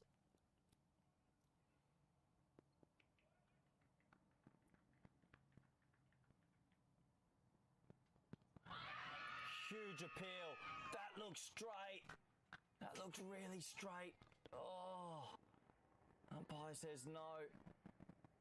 Oh, I'd like to have another look at that. What was that missing? Swinging in, hitting inside of the pad. Just had a look at the replay. Boy, oh boy. I don't know. I think that's missing off and missing leg. Hitting middle. And then the full toss followed up. That'll just be a 1 out to deep square, but maybe it pitched outside leg. That's the only thing that maybe saved Chiteri there.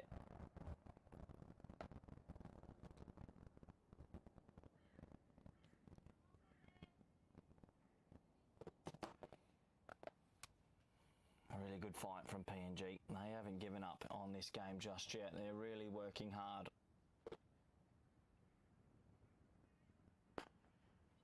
Oh, save them. Shot of the day. That is a really lovely shot from Hawley. Gets a little bit of width and pumps it away. You got to feel a little bit for Vicky here. She could easily have 2 wickets to the column, I think. Dropped catch and an interesting LBW decision. What a shot that is, though.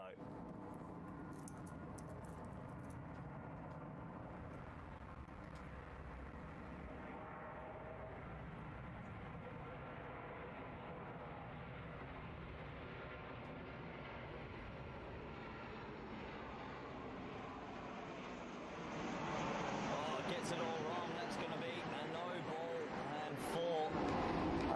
Just trying something maybe. Vicky, who hasn't bowled a loose ball like that all tournament, just gets that one all wrong, and that's probably the one player that you just don't want to offer a freebie to. Hawley doesn't miss out. It's actually going to be her 3rd free hit inside the power play. That is something you'd be very happy with as a batter. You can see the field here, mid off and mid on her in. I think she might just stand still and try pump this straight.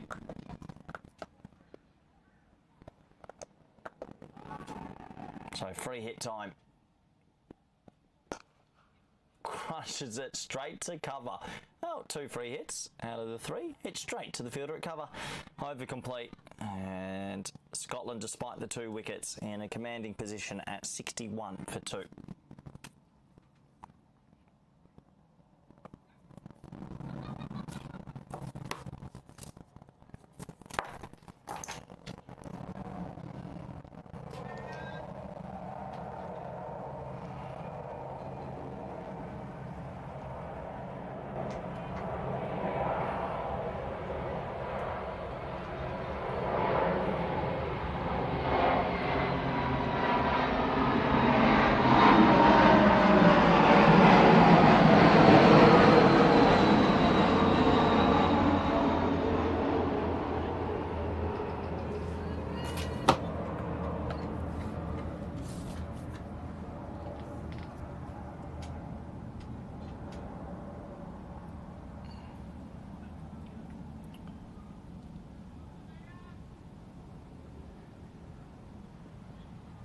So, back to Araya. Oh, well played. I actually rate that. I don't think that's a genuine edge. I think Chatteri's just let that come and soft-handed that down to 3rd for a single. Good bit of batting for me. Maybe I'm wrong, but looked well played to me.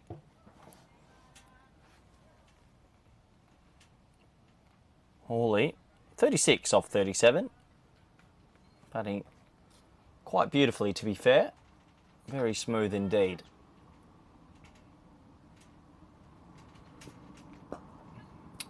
And with the field spread now, that was a shot that we saw a lot during her century. Just happy to come down the ground and knock it for ones. So mid-on's gone back, and I don't think Hawley will take an unnecessary risk unless needed to.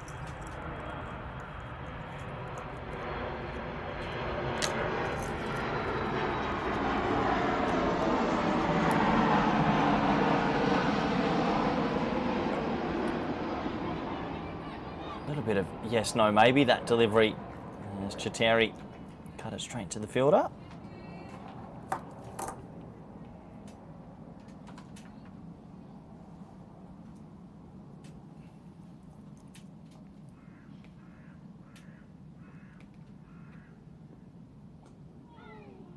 Well, that is a genuine edge, and Chatteri should be quick enough to double back for 2 and will come back. So first one in the over was guided down there. That one, a genuine little tickle down there off the edge. No slip in place.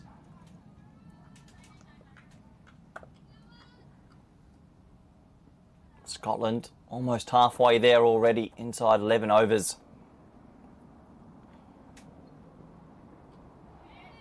Bowled. Well, clever bowling, and every single time PNG, you feel they're out of this game, exactly like against the Netherlands, they pick up a wicket. 65 for 3.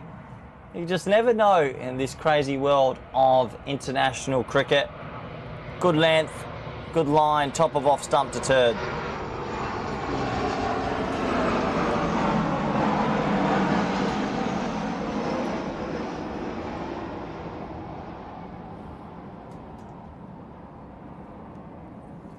Terry looking to pull a ball that I think she'll know wasn't there to pull.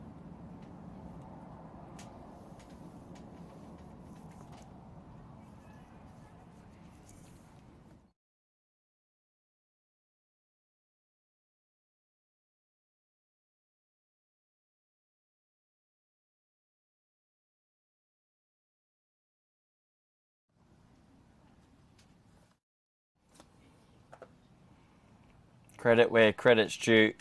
PNG, one of the most, well, let me get my phrases right here. One of the teams that I've seen fight the most in a long time, no matter what. I love the Lures. Got a lot of time for this group. I thought their fight against the Netherlands the other day was exceptional. And they're fighting hard now, even knowing they've got a score that's probably under par. Comes a very crafty player. Really like watching Megan McColl bat. Look out for an array of sweeps and an array of different sort of strokes.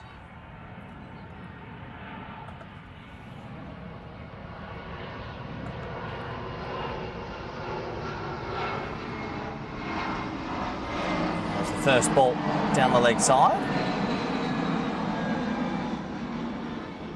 Yeah, Megan McColl, to me, is almost the perfect number 5 in white ball 50 over cricket.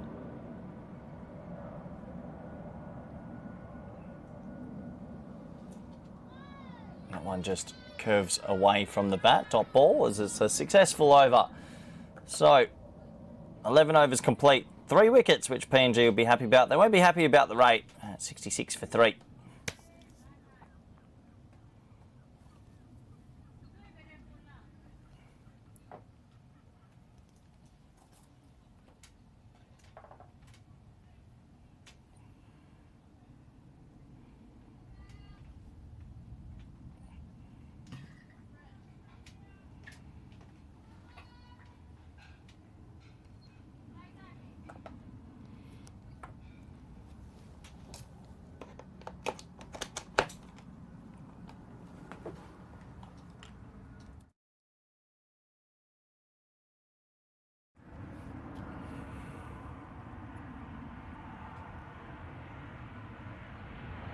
So Hawley back on strike.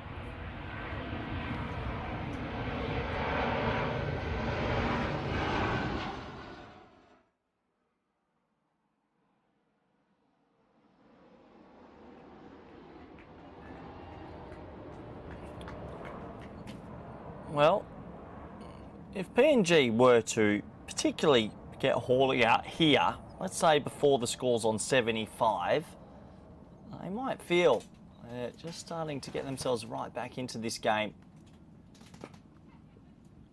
It's a lovely shot, back foot punch, and hit it really well. And wow, it's gone for 4.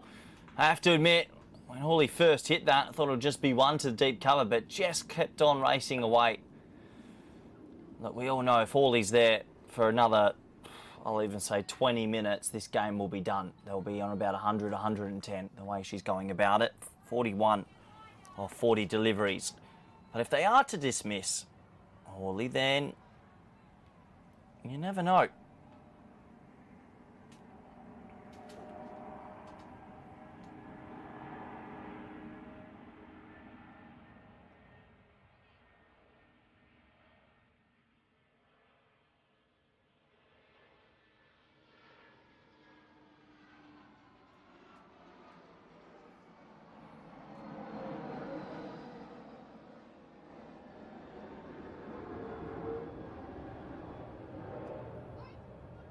It's a little bit tighter. Cut off the stumps there.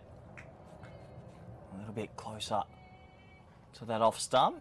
Sarah Winfield in chat's asking, is this live, please? Yeah, this is live cricket action. PNG versus Scotland. 50 over encounter in Amstelveen, Netherlands. So it's well pushed down the ground for a single.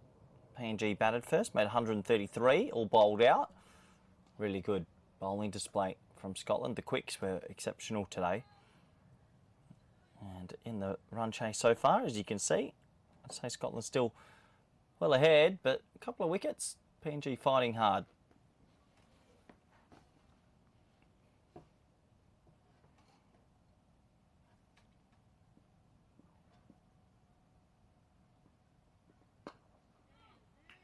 Cole, right in behind that one. Pretty solid. And that will be the over. So another over complete. 71 for 3.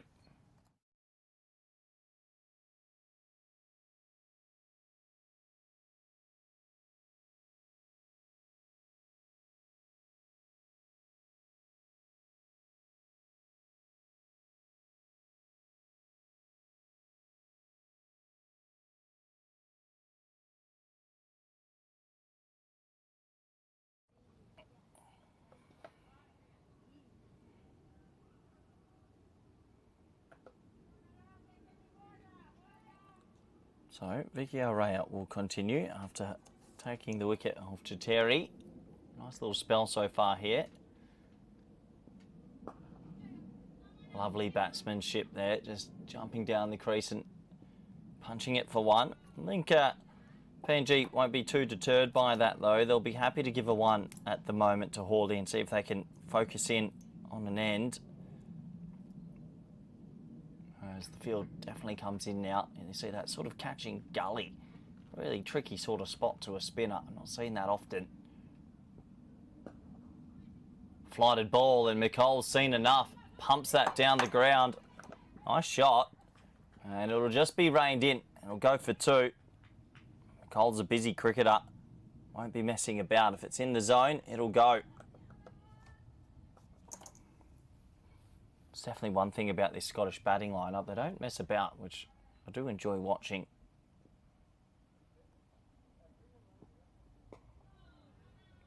Good comeback ball from Araya. Spins that one into the top of off stump. Dot ball.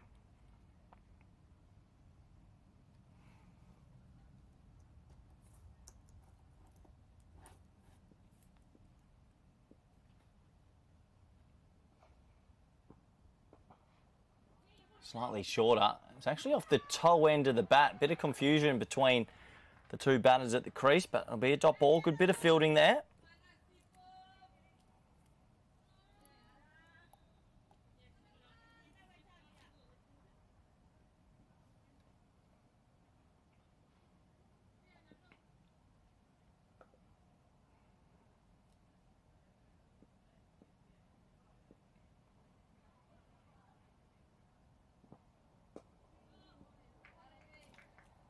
Right in behind that, McColl. Good little spell here from Araya. The most dangerous of the bowlers, probably because has the ability to spin one back and also take away.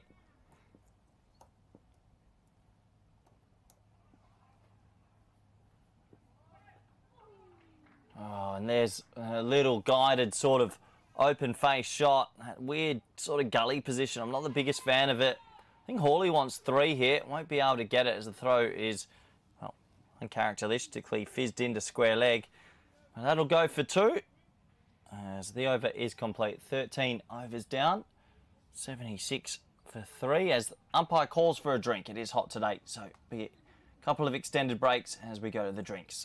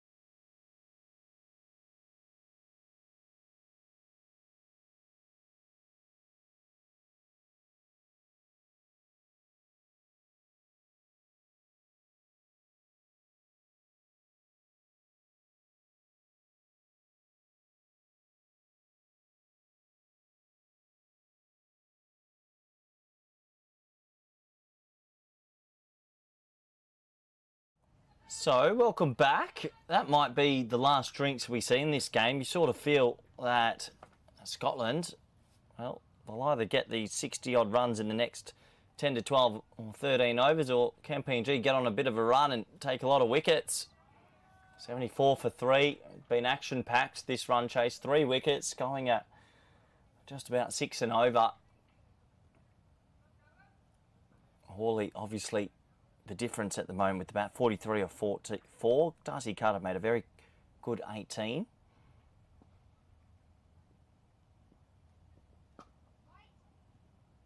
Big shout of weight as that is just pushed to backward point for a dot after the resumption.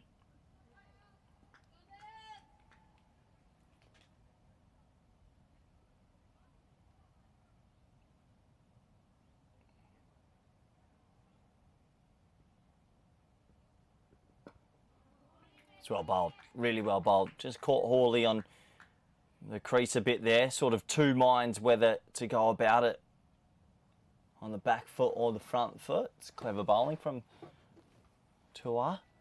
PNG crafty bowler. Couple of tricks up the bag. Again, good little length. Just asking questions of Hawley, who's shown that she wants to be very proactive.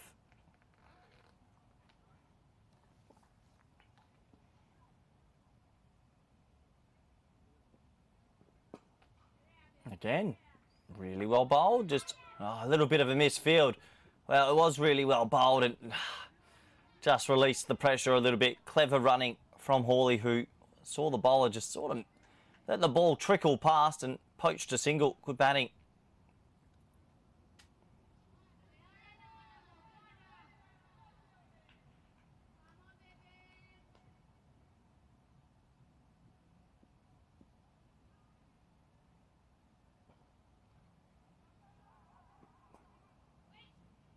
Clipped off the legs from McCall. Maybe misses out on that low full toss.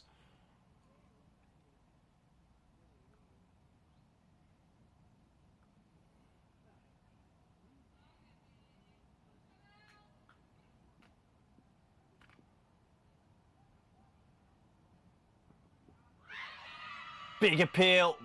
Big appeal. Whoa. Another one. Extremely close, not going PNG's way. Over complete, very tidy over. PNG keep fighting out there.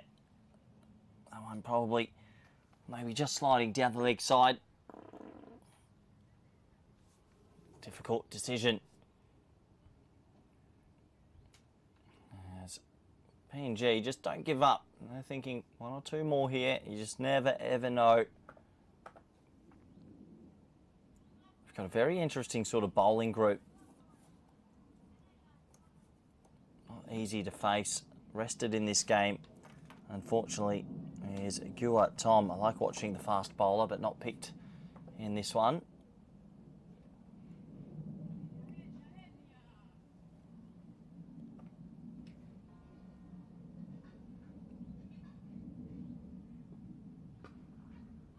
That one pulled away quite nicely, but it will hit the sweeper's hands and just be a single.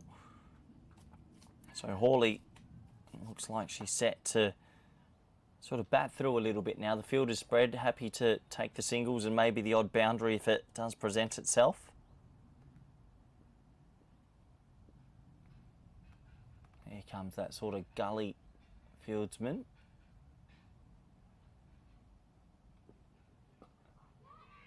Slightly short, pulled upishly. It'll just be a dot ball, single, sorry. Oh, shot from Megan McCullough. Actually got quite a good piece of that. For a brief moment, would have thought maybe hit it straight down the fielder's throat, but one to the total.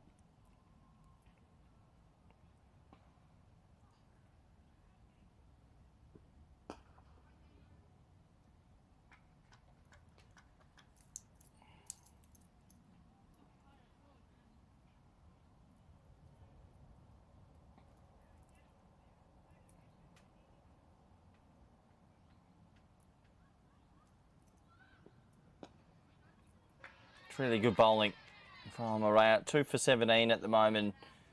Has been the most consistent of the PNG bowlers so far in this run chase.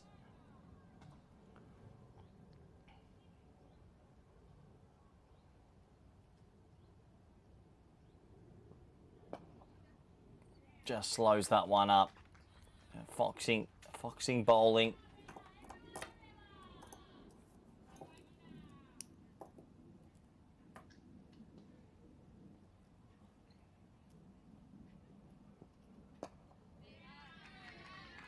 Another defensive prod is a very good over from Araya. Over complete. PNG still fighting, 79 for 3.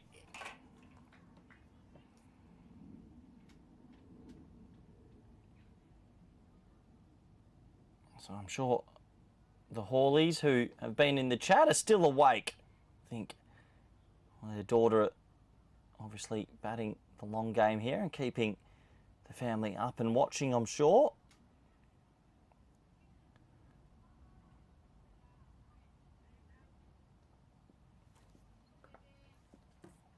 McCall on strike. Love it. Love that shot. Don't see it enough in this format, as it's going to be 2, just the paddle sweep, and this is what McCall can do. Bit funkalicious. I've got time for that. Little ramp, 2 runs, 45 was very square. Obviously has the reverse Malachi also in the repertoire.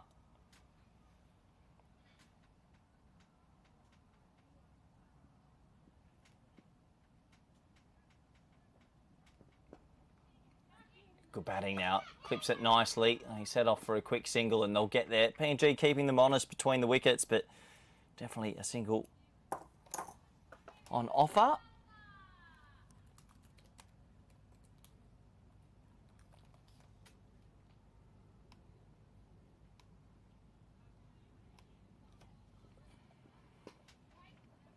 That one just chopped down into the offside. It'll be a dot ball.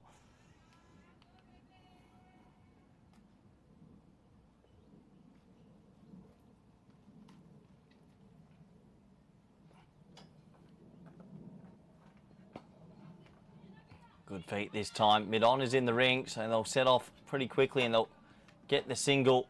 One more to the total. Hawley getting closer to another milestone. This would be a second ODI 50 and actually continues on a pretty remarkable start to her 50-over career for Scotland.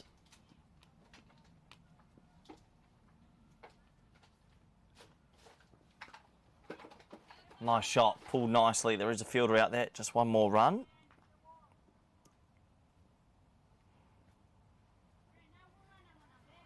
Yeah, Hawley in a rich vein of form at the moment. After somewhat of a lean trot of a succession of scores of 8 and 10. And wow, shot. What a lovely shot. That could actually go for 4, you know. And it will. We'll keep the camera on Hawley because I've got that as an international 50. Well done. The dressing room are on their feet. There's the raise of the bat. A professional innings from a professional player. And a brilliant knock. Has done it all in this sort of 50-over series. 100, a duck and a 50. Pretty hard to do that, to be fair. But easily the standout player with the bat. You can just tell slightly class above and has been a thorn in the side to PNG.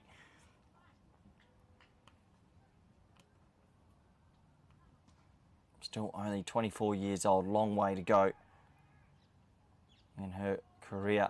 4th ODI, already has 2 50s and 100 to her name and a duck. So pretty fun little record that. It's either all or nothing. Good to see. And of course the family has stayed up to watch. Helen Hawley, the mother in the chat, saying congrats to her daughter. Oh, nice touch, but yeah, what a funny old series. What a great series, really. Scotland on 88 for 3. Looks like we're going to have a bit more sort of seam now. Tanya Rumer, who has had a tough day at the office. Tanya made a really good international 50 yesterday, took a couple of wickets. Today, got one of the balls of the series from Chloe Abel. First ball, got a ball in the ankle. But maybe it's her day with the ball. We'll have to wait and see.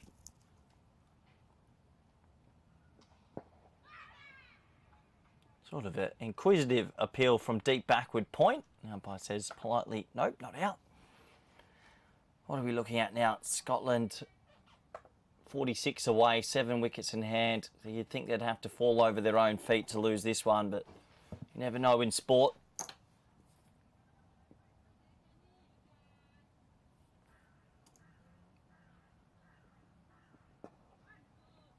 Got a thickish inside edges. McCall still looking to be positive.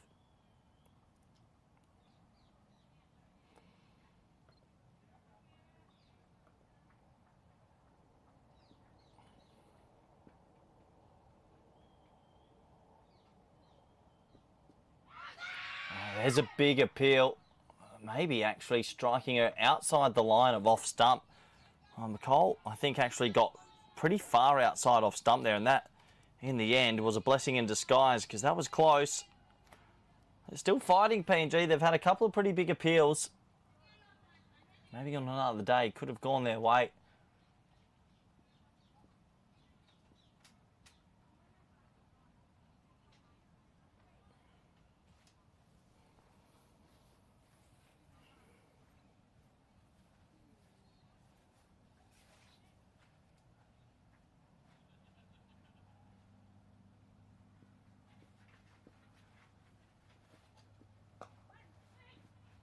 Nice looking drive. It'll find backward point for a dot. McCall just looking to get on with it now. You face 17 deliveries, looking to be positive.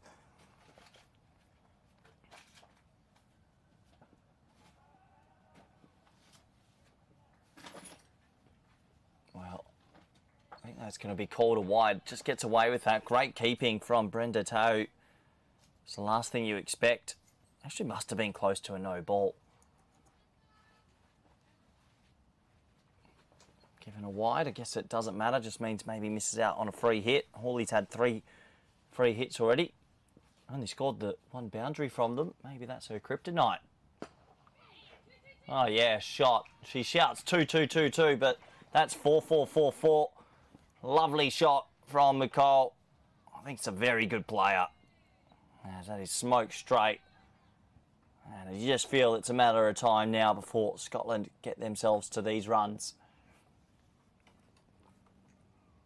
McCall just showing not a one-trick pony with the ramps and the deflections, can also bang it straight.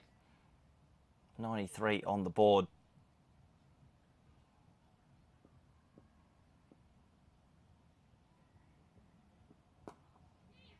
A nice punch through the offside now for a 1.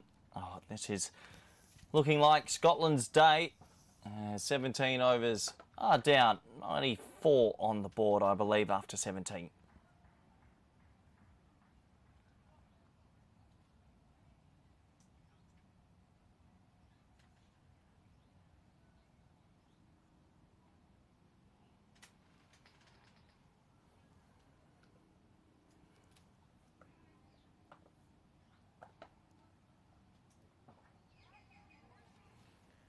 Well, it does mean that if Scotland go on to win this game, that the final ODI between Netherlands and Scotland tomorrow will be a bit of a doozy, really. A winner of that game wins the series. I think Scotland, with a big net run rate boost here, it would mean that if they were to have any sort of win tomorrow, would go on to win the matches. Looks like we've got Uncle Adam in the chat as well. Hawley's almost like the mosquitoes near one of those fly zappers. They're everywhere. Can't keep the Hawleys out of the action. Back to the on-field action. And, well, there's a wicket. A little bit of an innocuous-looking dismissal. It skims the pad and goes on to the off-stump. And PNG, every single time you think they are just dead and buried, they pick up a wicket. They did this the other day versus the Netherlands. McCall will be very disappointed. Siaka comes into the attack, bowls a pretty steady pace delivery on leg stump, clips the pad, goes on to off and says, well, that's how you do it. 1 ball, 1 wicket, and the score 94 for 4.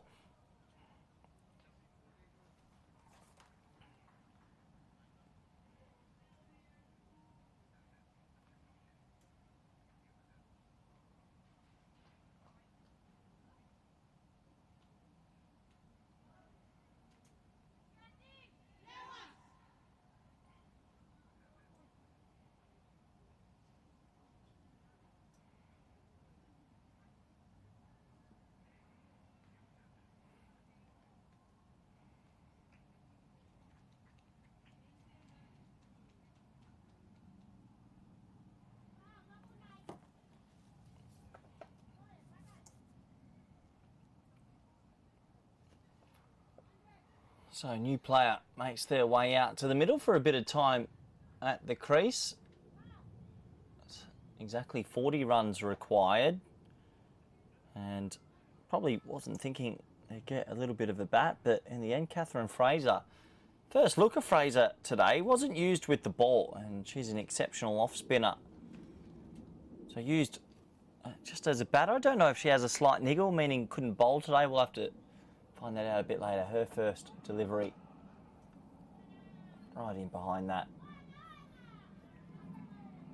as they consider a single, but turn it down in the end.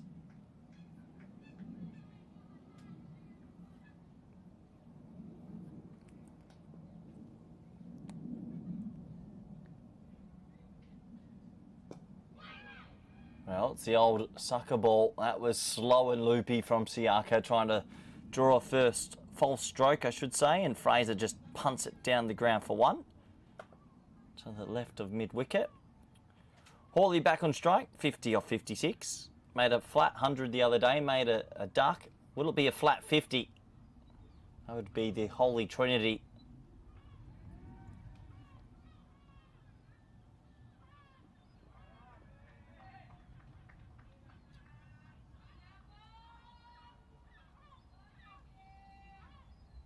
Now, am I not signalled wide? I think the umpire thinking it just grazed a little bit of the pad on the way through.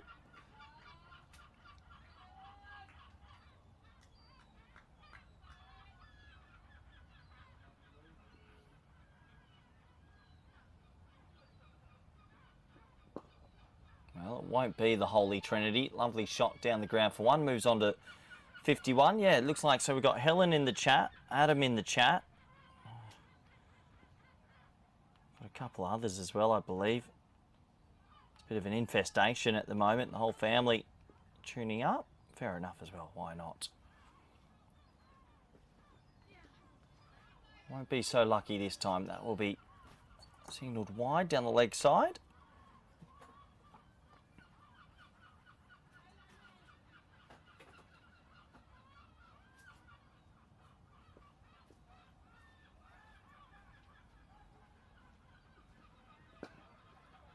Is that extremely slower ball. Just testing Fraser's sort of mettle a little bit as the over is completed. Successful one for PNG. Score on the board is 97 for 4.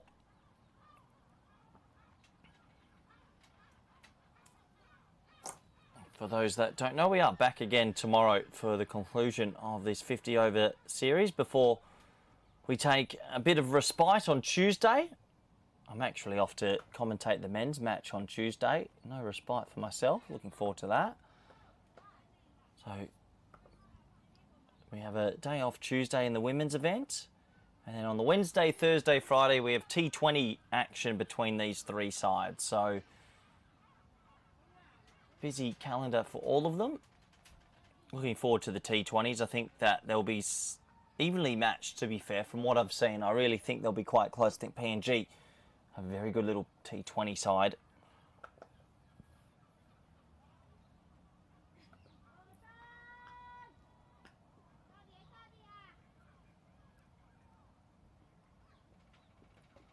Oh, and a full toss. You don't bowl there to Hawley. And Hawley says, thank you very much. That will bring up the 100. Watch it tick over. There it is. 100 on the screen as Nathan, Adam and Helen all rejoice in Australia watching on. Family member going about their business pretty easily, you'd have to say. 55 or 59 and adding to her run tally this series. Easily the highest scorer in the series and still a game to go tomorrow.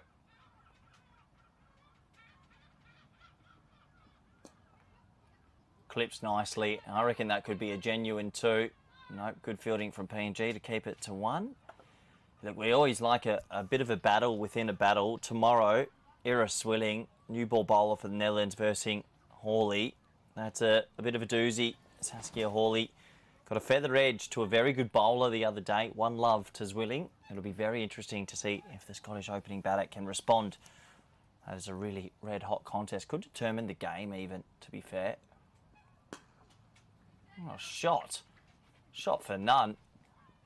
That's the old postcard shot. I like that one. You go clip it later on the screen record on your phone. You tell your friends that it just shot off for 4. That's a beautiful shot from Fraser.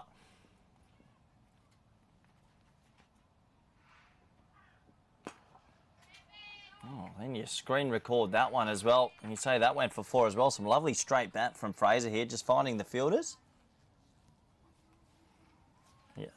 Yeah, had the Bryce sisters, Slater, and a few others missing for Scotland. They really are building a very exciting playing group. And then, isn't that the way? The one you don't really get out the middle goes to the gap. They go for a pretty tight 2. Hawley's made to work. Works pretty hard indeed. 2 more to the total. Yeah, isn't cricket a funny game? Fraser plays a beautiful on-drive and straight drive. Both find the fielder. The one sort of hits the inside half of the bat, and you get 2. Peculiar game at the best of times.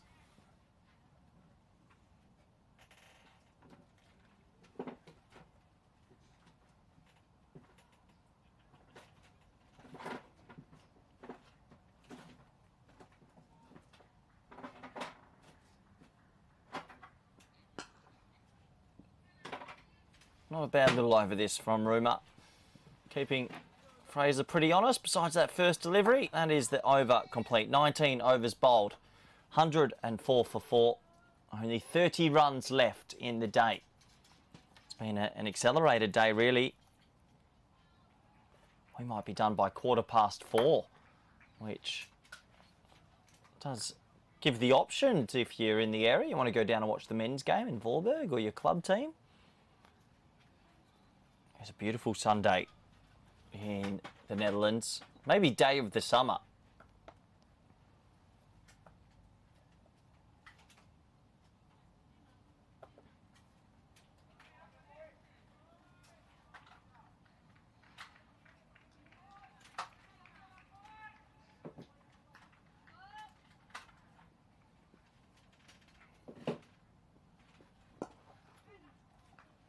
Wow, good bit of fielding from Siaka. That one was hit pretty hard back to her. This PNG team don't know what pain is, though. They just keep on fighting. Yeah, really looking forward to seeing them in the T20s. My hot tip, I think they're at least winning a game there. I think their fielding will be absolutely instrumental in the T20s, and with their spinners and the way they run between the wickets, my feeling is they will go close to maybe even winning the T20s out of these teams. Might be a big call, but something about them.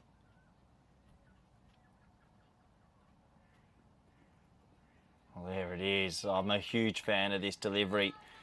I think Siaka can call it the moon ball. Just every now and then lets it sort of roll out the tip of the fingers. There's no pace on that. It's actually quite difficult to play. It's a good change-up.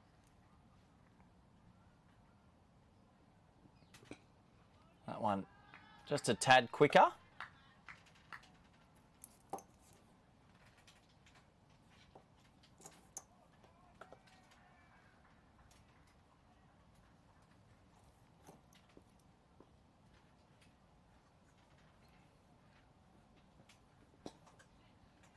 There it is, that sort of floaty delivery again. Fraser trying to find a little bit of pace on the ball. Not easy to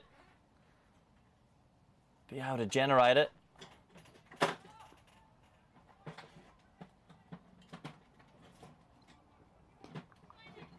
That's a nice cricket stroke, clipped away just for the 1.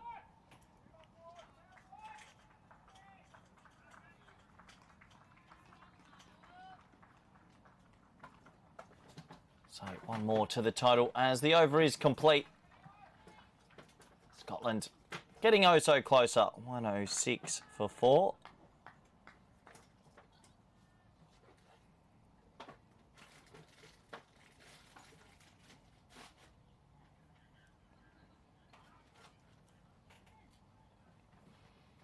We've had some pace operating for a little bit now. I wonder if PNG will go back to the spinners soon or soon enough.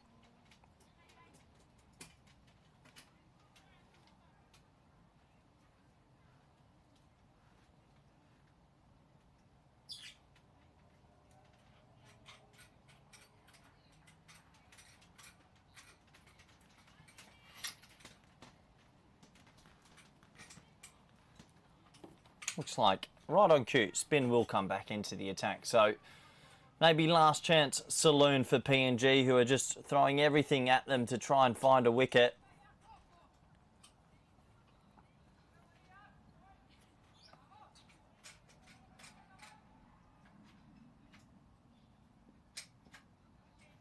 So the field has come in. Looks like they're going to try and get a couple of dot balls here. It's a nice start. Good line, good length from Thomas. A little bit expensive in an earlier spell.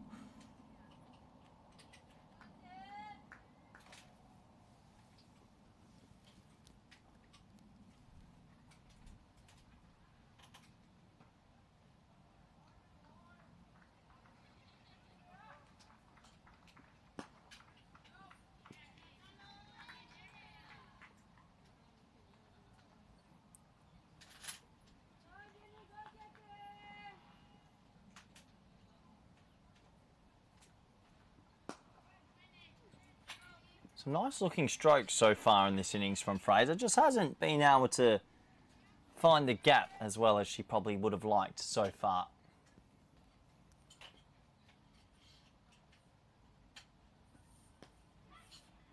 Well, right on cue. That does find the gap and it's racing away. The outfield's quick. Might think about 3. No, they'll settle for the 2. Nice shot from Fraser, who does finally find a bit of a gap.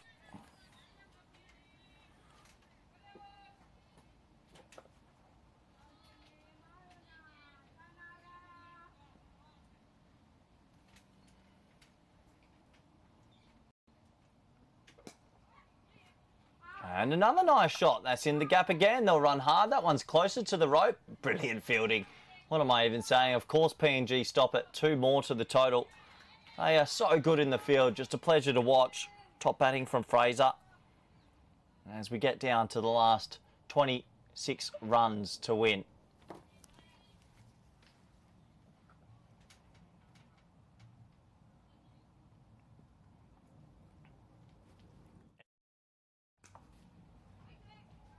Lovely back foot drive, not rewarded, good bit of fielding.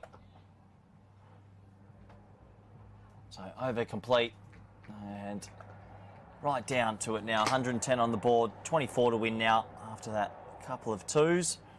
Scotland going on, you'd imagine here, to a pretty comprehensive 50 over victory.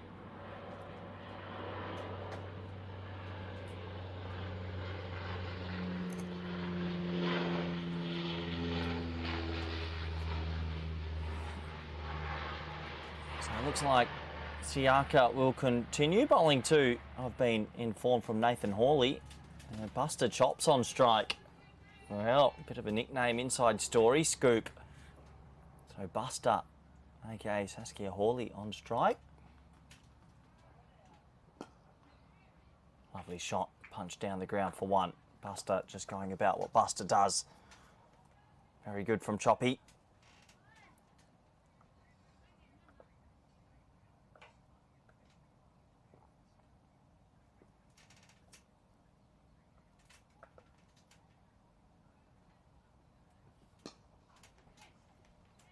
Good bit of fielding, really good bit of fielding, diving to the left and stopping probably another single.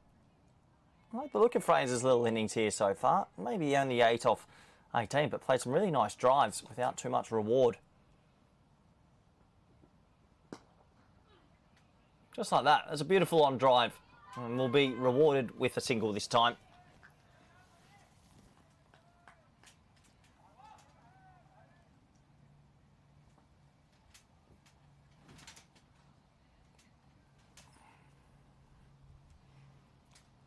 So Buster on strike, still ticking along, 58 not out. Make that, 59 not out. It's punching that straight. I think looking for a bit of a red ink here. I'm a big fan of red inks. If you get an opportunity at a national not out, you take it with both hands and you boost that average. You've got to be selfish sometimes.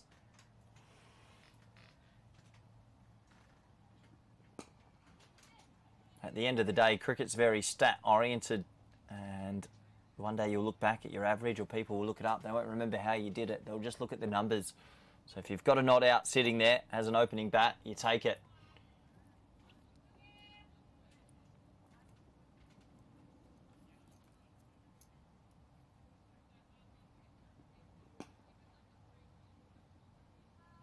Hawley playing that one with about 45% more respect.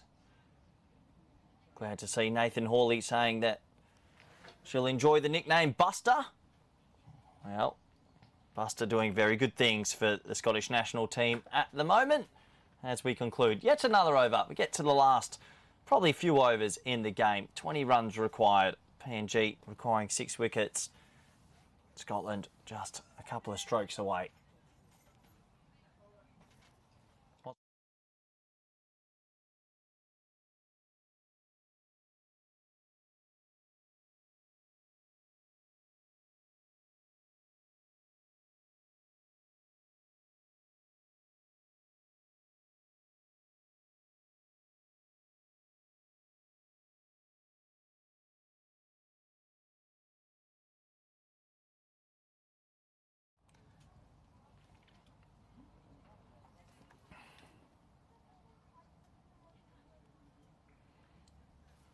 So, Thomas to continue. Fraser on strike. The field comes in. They try and eat a bit of pressure here, PNG. Sort of a spliced drive that time. I think one thing that Scotland could definitely take out of Hawley's batting is the use of feet. And if all the players can learn and imitate that, they'll definitely add a whole other layer to their game. A lovely cart, and well, it spins on the fielder. They should get 2 here. They will get 2. Good cut shot. Actually spun a little bit difficult there at backward point as they edged just that little bit closer.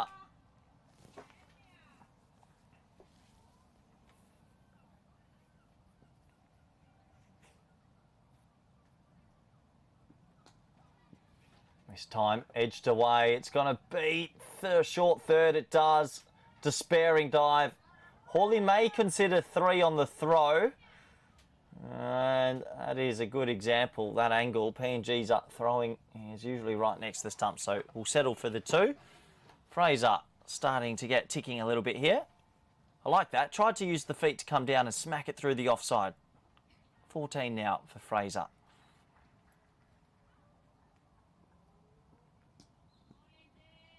Missing out on a cover drive there.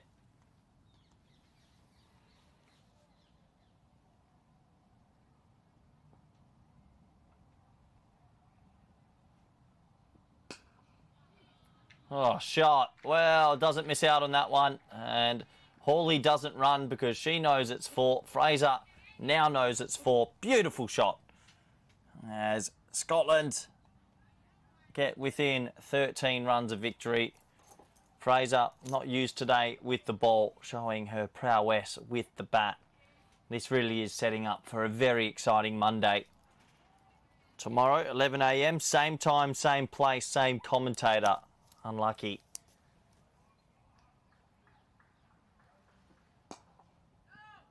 Dot ball. Over complete. Another over. Finished here in Amstelveen. 1, 2, 2, that should say. We'll see if it catches up. 1, 2, 2. I've got Fraser on 18. No, it's a long day for the scorers as well. And there it goes. Should tick over any second now. Yep, 1, 2, 2 on the board. Fraser on 18. Hawley on 59.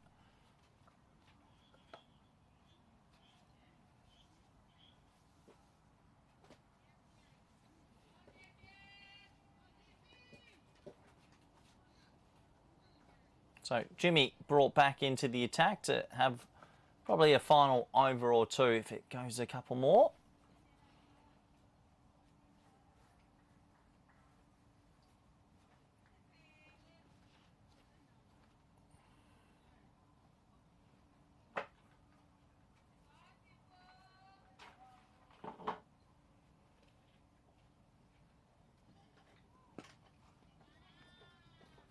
Pushed into the leg side from Hawley.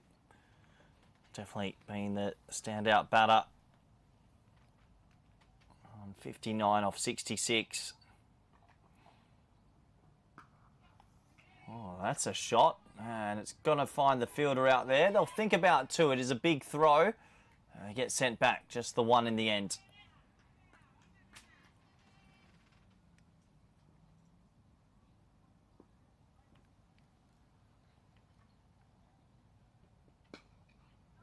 Nice little push into the offside. Dot ball. Helen Hornley in the chat. You're a cheeky bugger, Corey, but I appreciate your commentary.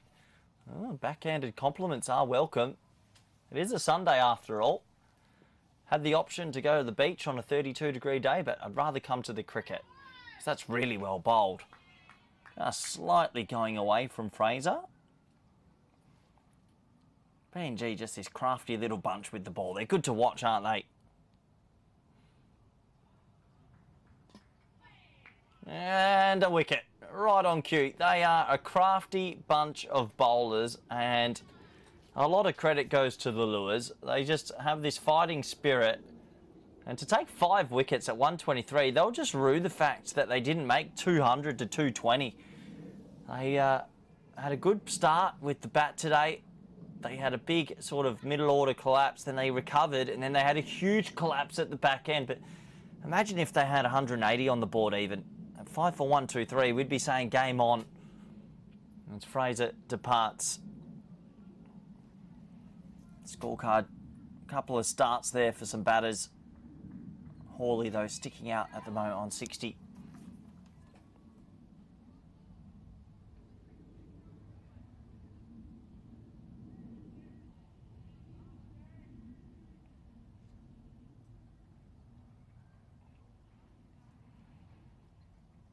So, round of applause for Fraser, who makes her way back to the shed and gives another player a little bit of batting time here that probably wasn't expecting it a few moments ago, but batting time's better than no time, that's for sure.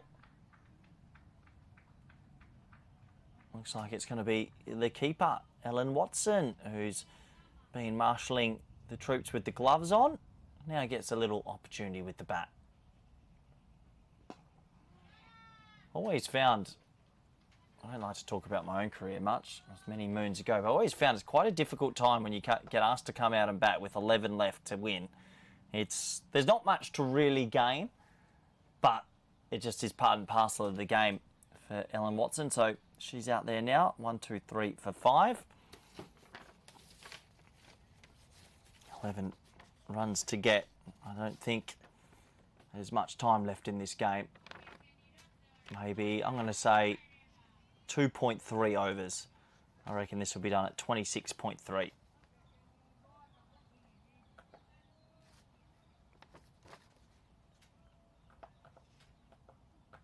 Well, screen goes a little bit funny there. There we go, it's back. Nice cut shot there from Hawley. Finds the fielder though. PNG still attacking, still keeping fielders in the ring. That's good to see. And well, I think they're saying to Hawley, they've just brought mid-off and mid-on up and said, go on then. Don't mind that. Can't do it to that length delivery. But yeah, look at this. They've just brought mid-on up. Mid-off's on the left of your screen there, who's actually in the ring now as well. This is why I love this PNG team. They just don't throw in the towel, saying, go on Hawley, if you want to be a hero, hit it over the top. Doesn't get it over the top, but gets it in the gap on the offside. And we'll settle for a single. One more run to the total. Brings Watson on strike.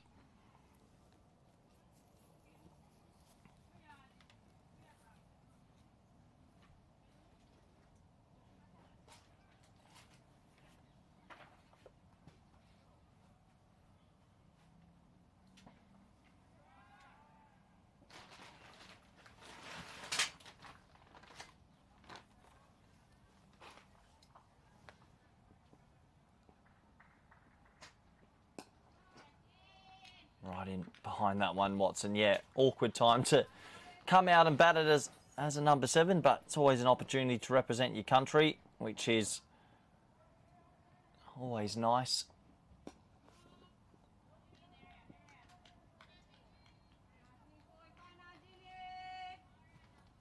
Yeah, Sarah Winfield with a nice compliment in the chat saying, good to see the fight also of PNG taking another wicket. Yeah, if you happened to miss the match the other day, against the Netherlands. They were almost behind the whole time, and then all of a sudden 2-3 late wickets, and they almost poached the game. It was an amazing fighting effort. As we conclude another over, 124 for 5.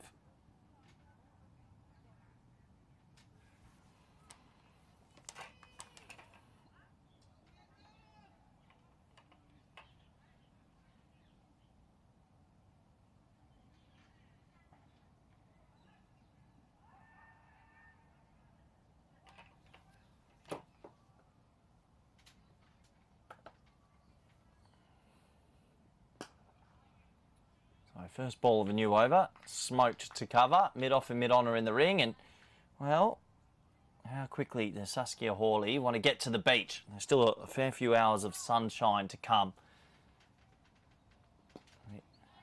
The answer is not too quickly, just working hard here for these last 11 runs. PNG still keeping them fairly honest.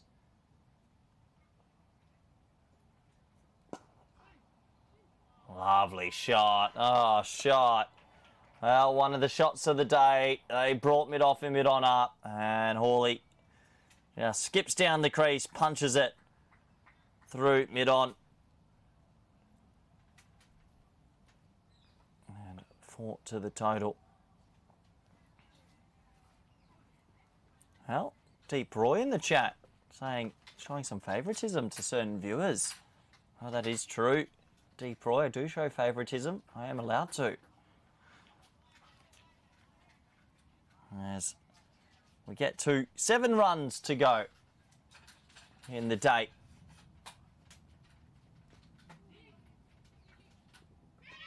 Well, good bit of fielding there at backward point. Can make that 6 runs.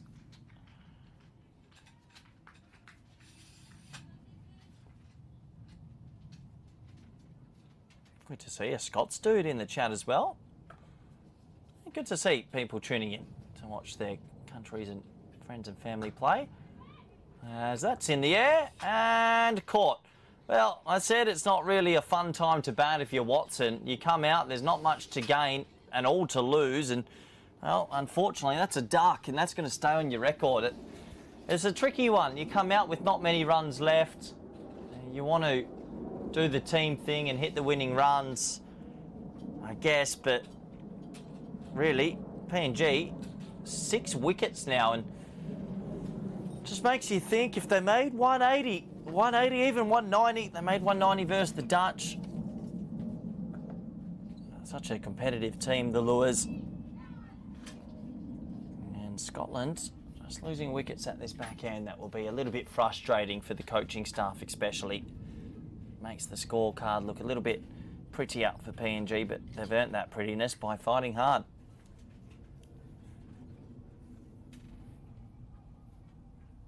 So it's 5 runs to get. Watson went for the glory shot, didn't come off. It does give somebody else a batting opportunity.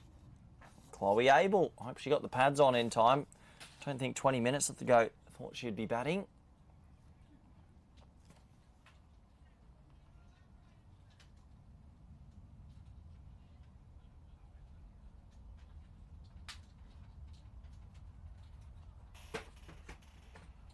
So, Abel out there, just quietly. Jimmy's very snuckily got 3 for 15. Magnificent figures.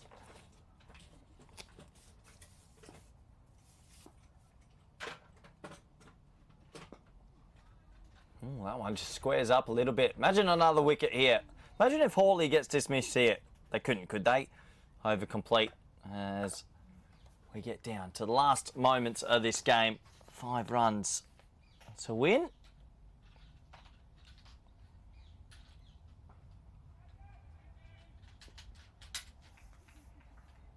Yeah, Nathan, thank you for the compliment. Deep Roy, any of your suggestions are welcome. If people don't know, I actually commentate for the European Cricket Network.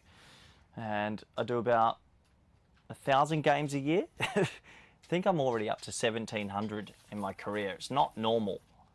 So I do enjoy it. Get around the traps. Did the 50 over Ireland Netherlands series not long ago. T20 series that was. As we get back to the action, Hawley with a very beautiful little touch down to third. And just the single. Yeah, do a lot of cricket these days. Good fun. I've enjoyed covering the Dutch women's team for the last couple of seasons as well. Very talented bunch. So, Abel on strike. The field will squeeze nearly everybody in the ring besides deep square. Can Thomas take another?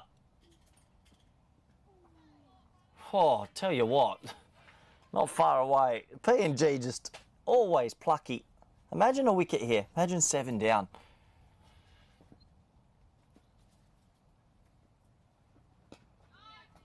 Oh, that's, again, a bit tentative. Scotland have made these last sort of 15 runs feel like it's day 5 Mumbai.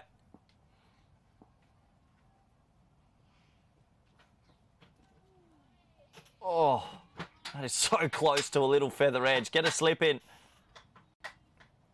A lot of heart from the Lures. Got a very good side, 6 for 130 here. It's a bit more positive from Abel.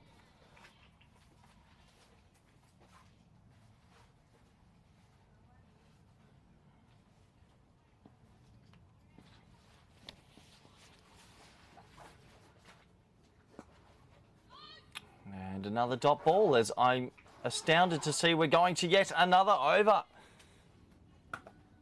Just the last 10 to 15 minutes have been all PNG. Well done to them. Over complete, 27 overs bowled, 130 for 6. Yeah, Deep Roy saying should have gone to the 100. A bit busy in life in general at the moment. Actually, I'm the high performance manager of Cricket Espana as well, men's and women's, and I don't have time. My job and my life is busy. Maybe when I'm a bit older, still quite young, got a lot of time to give to the game of cricket. Well, back to it. Hawley's on strike. They should probably drop mid off and mid on back here and just give the 1. I think you could just give a 1 here and try and eke out another few more balls at Abel. Or has Hawley had enough? He's going to try and hit a boundary here and close this game out. The answer is yes. Going to try hit a boundary. Will that tick over the scoreboard? They're running hard. It will. Game, set, match. Well done, Hawley. A top innings from the Scottish opening batter. As Scotland will go on to record the victory by 4 wickets in the end. It wasn't as comfortable as some would think. PNG, they fought extremely hard. Good to see the handshakes and these two teams give each other a lot of respect, but it was the bowling performance from Scotland that got them the win a little bit earlier. 133 were bowled out with 10 overs to go. The seamers were magnificent, and then with the bat, Hawley, 71 of 77 not out, and that meant the end of the game. 6 down, so that is the conclusion of this one. We're back again tomorrow, 11 a.m, the exact same time for an absolute humdinger. Netherlands taking on the Scottish, and the winner of that, I believe, will win the ODI series. For me, it's Sunday, it's sunny, I'm off to the beach, and I'll chat to you tomorrow. It's a bye for now.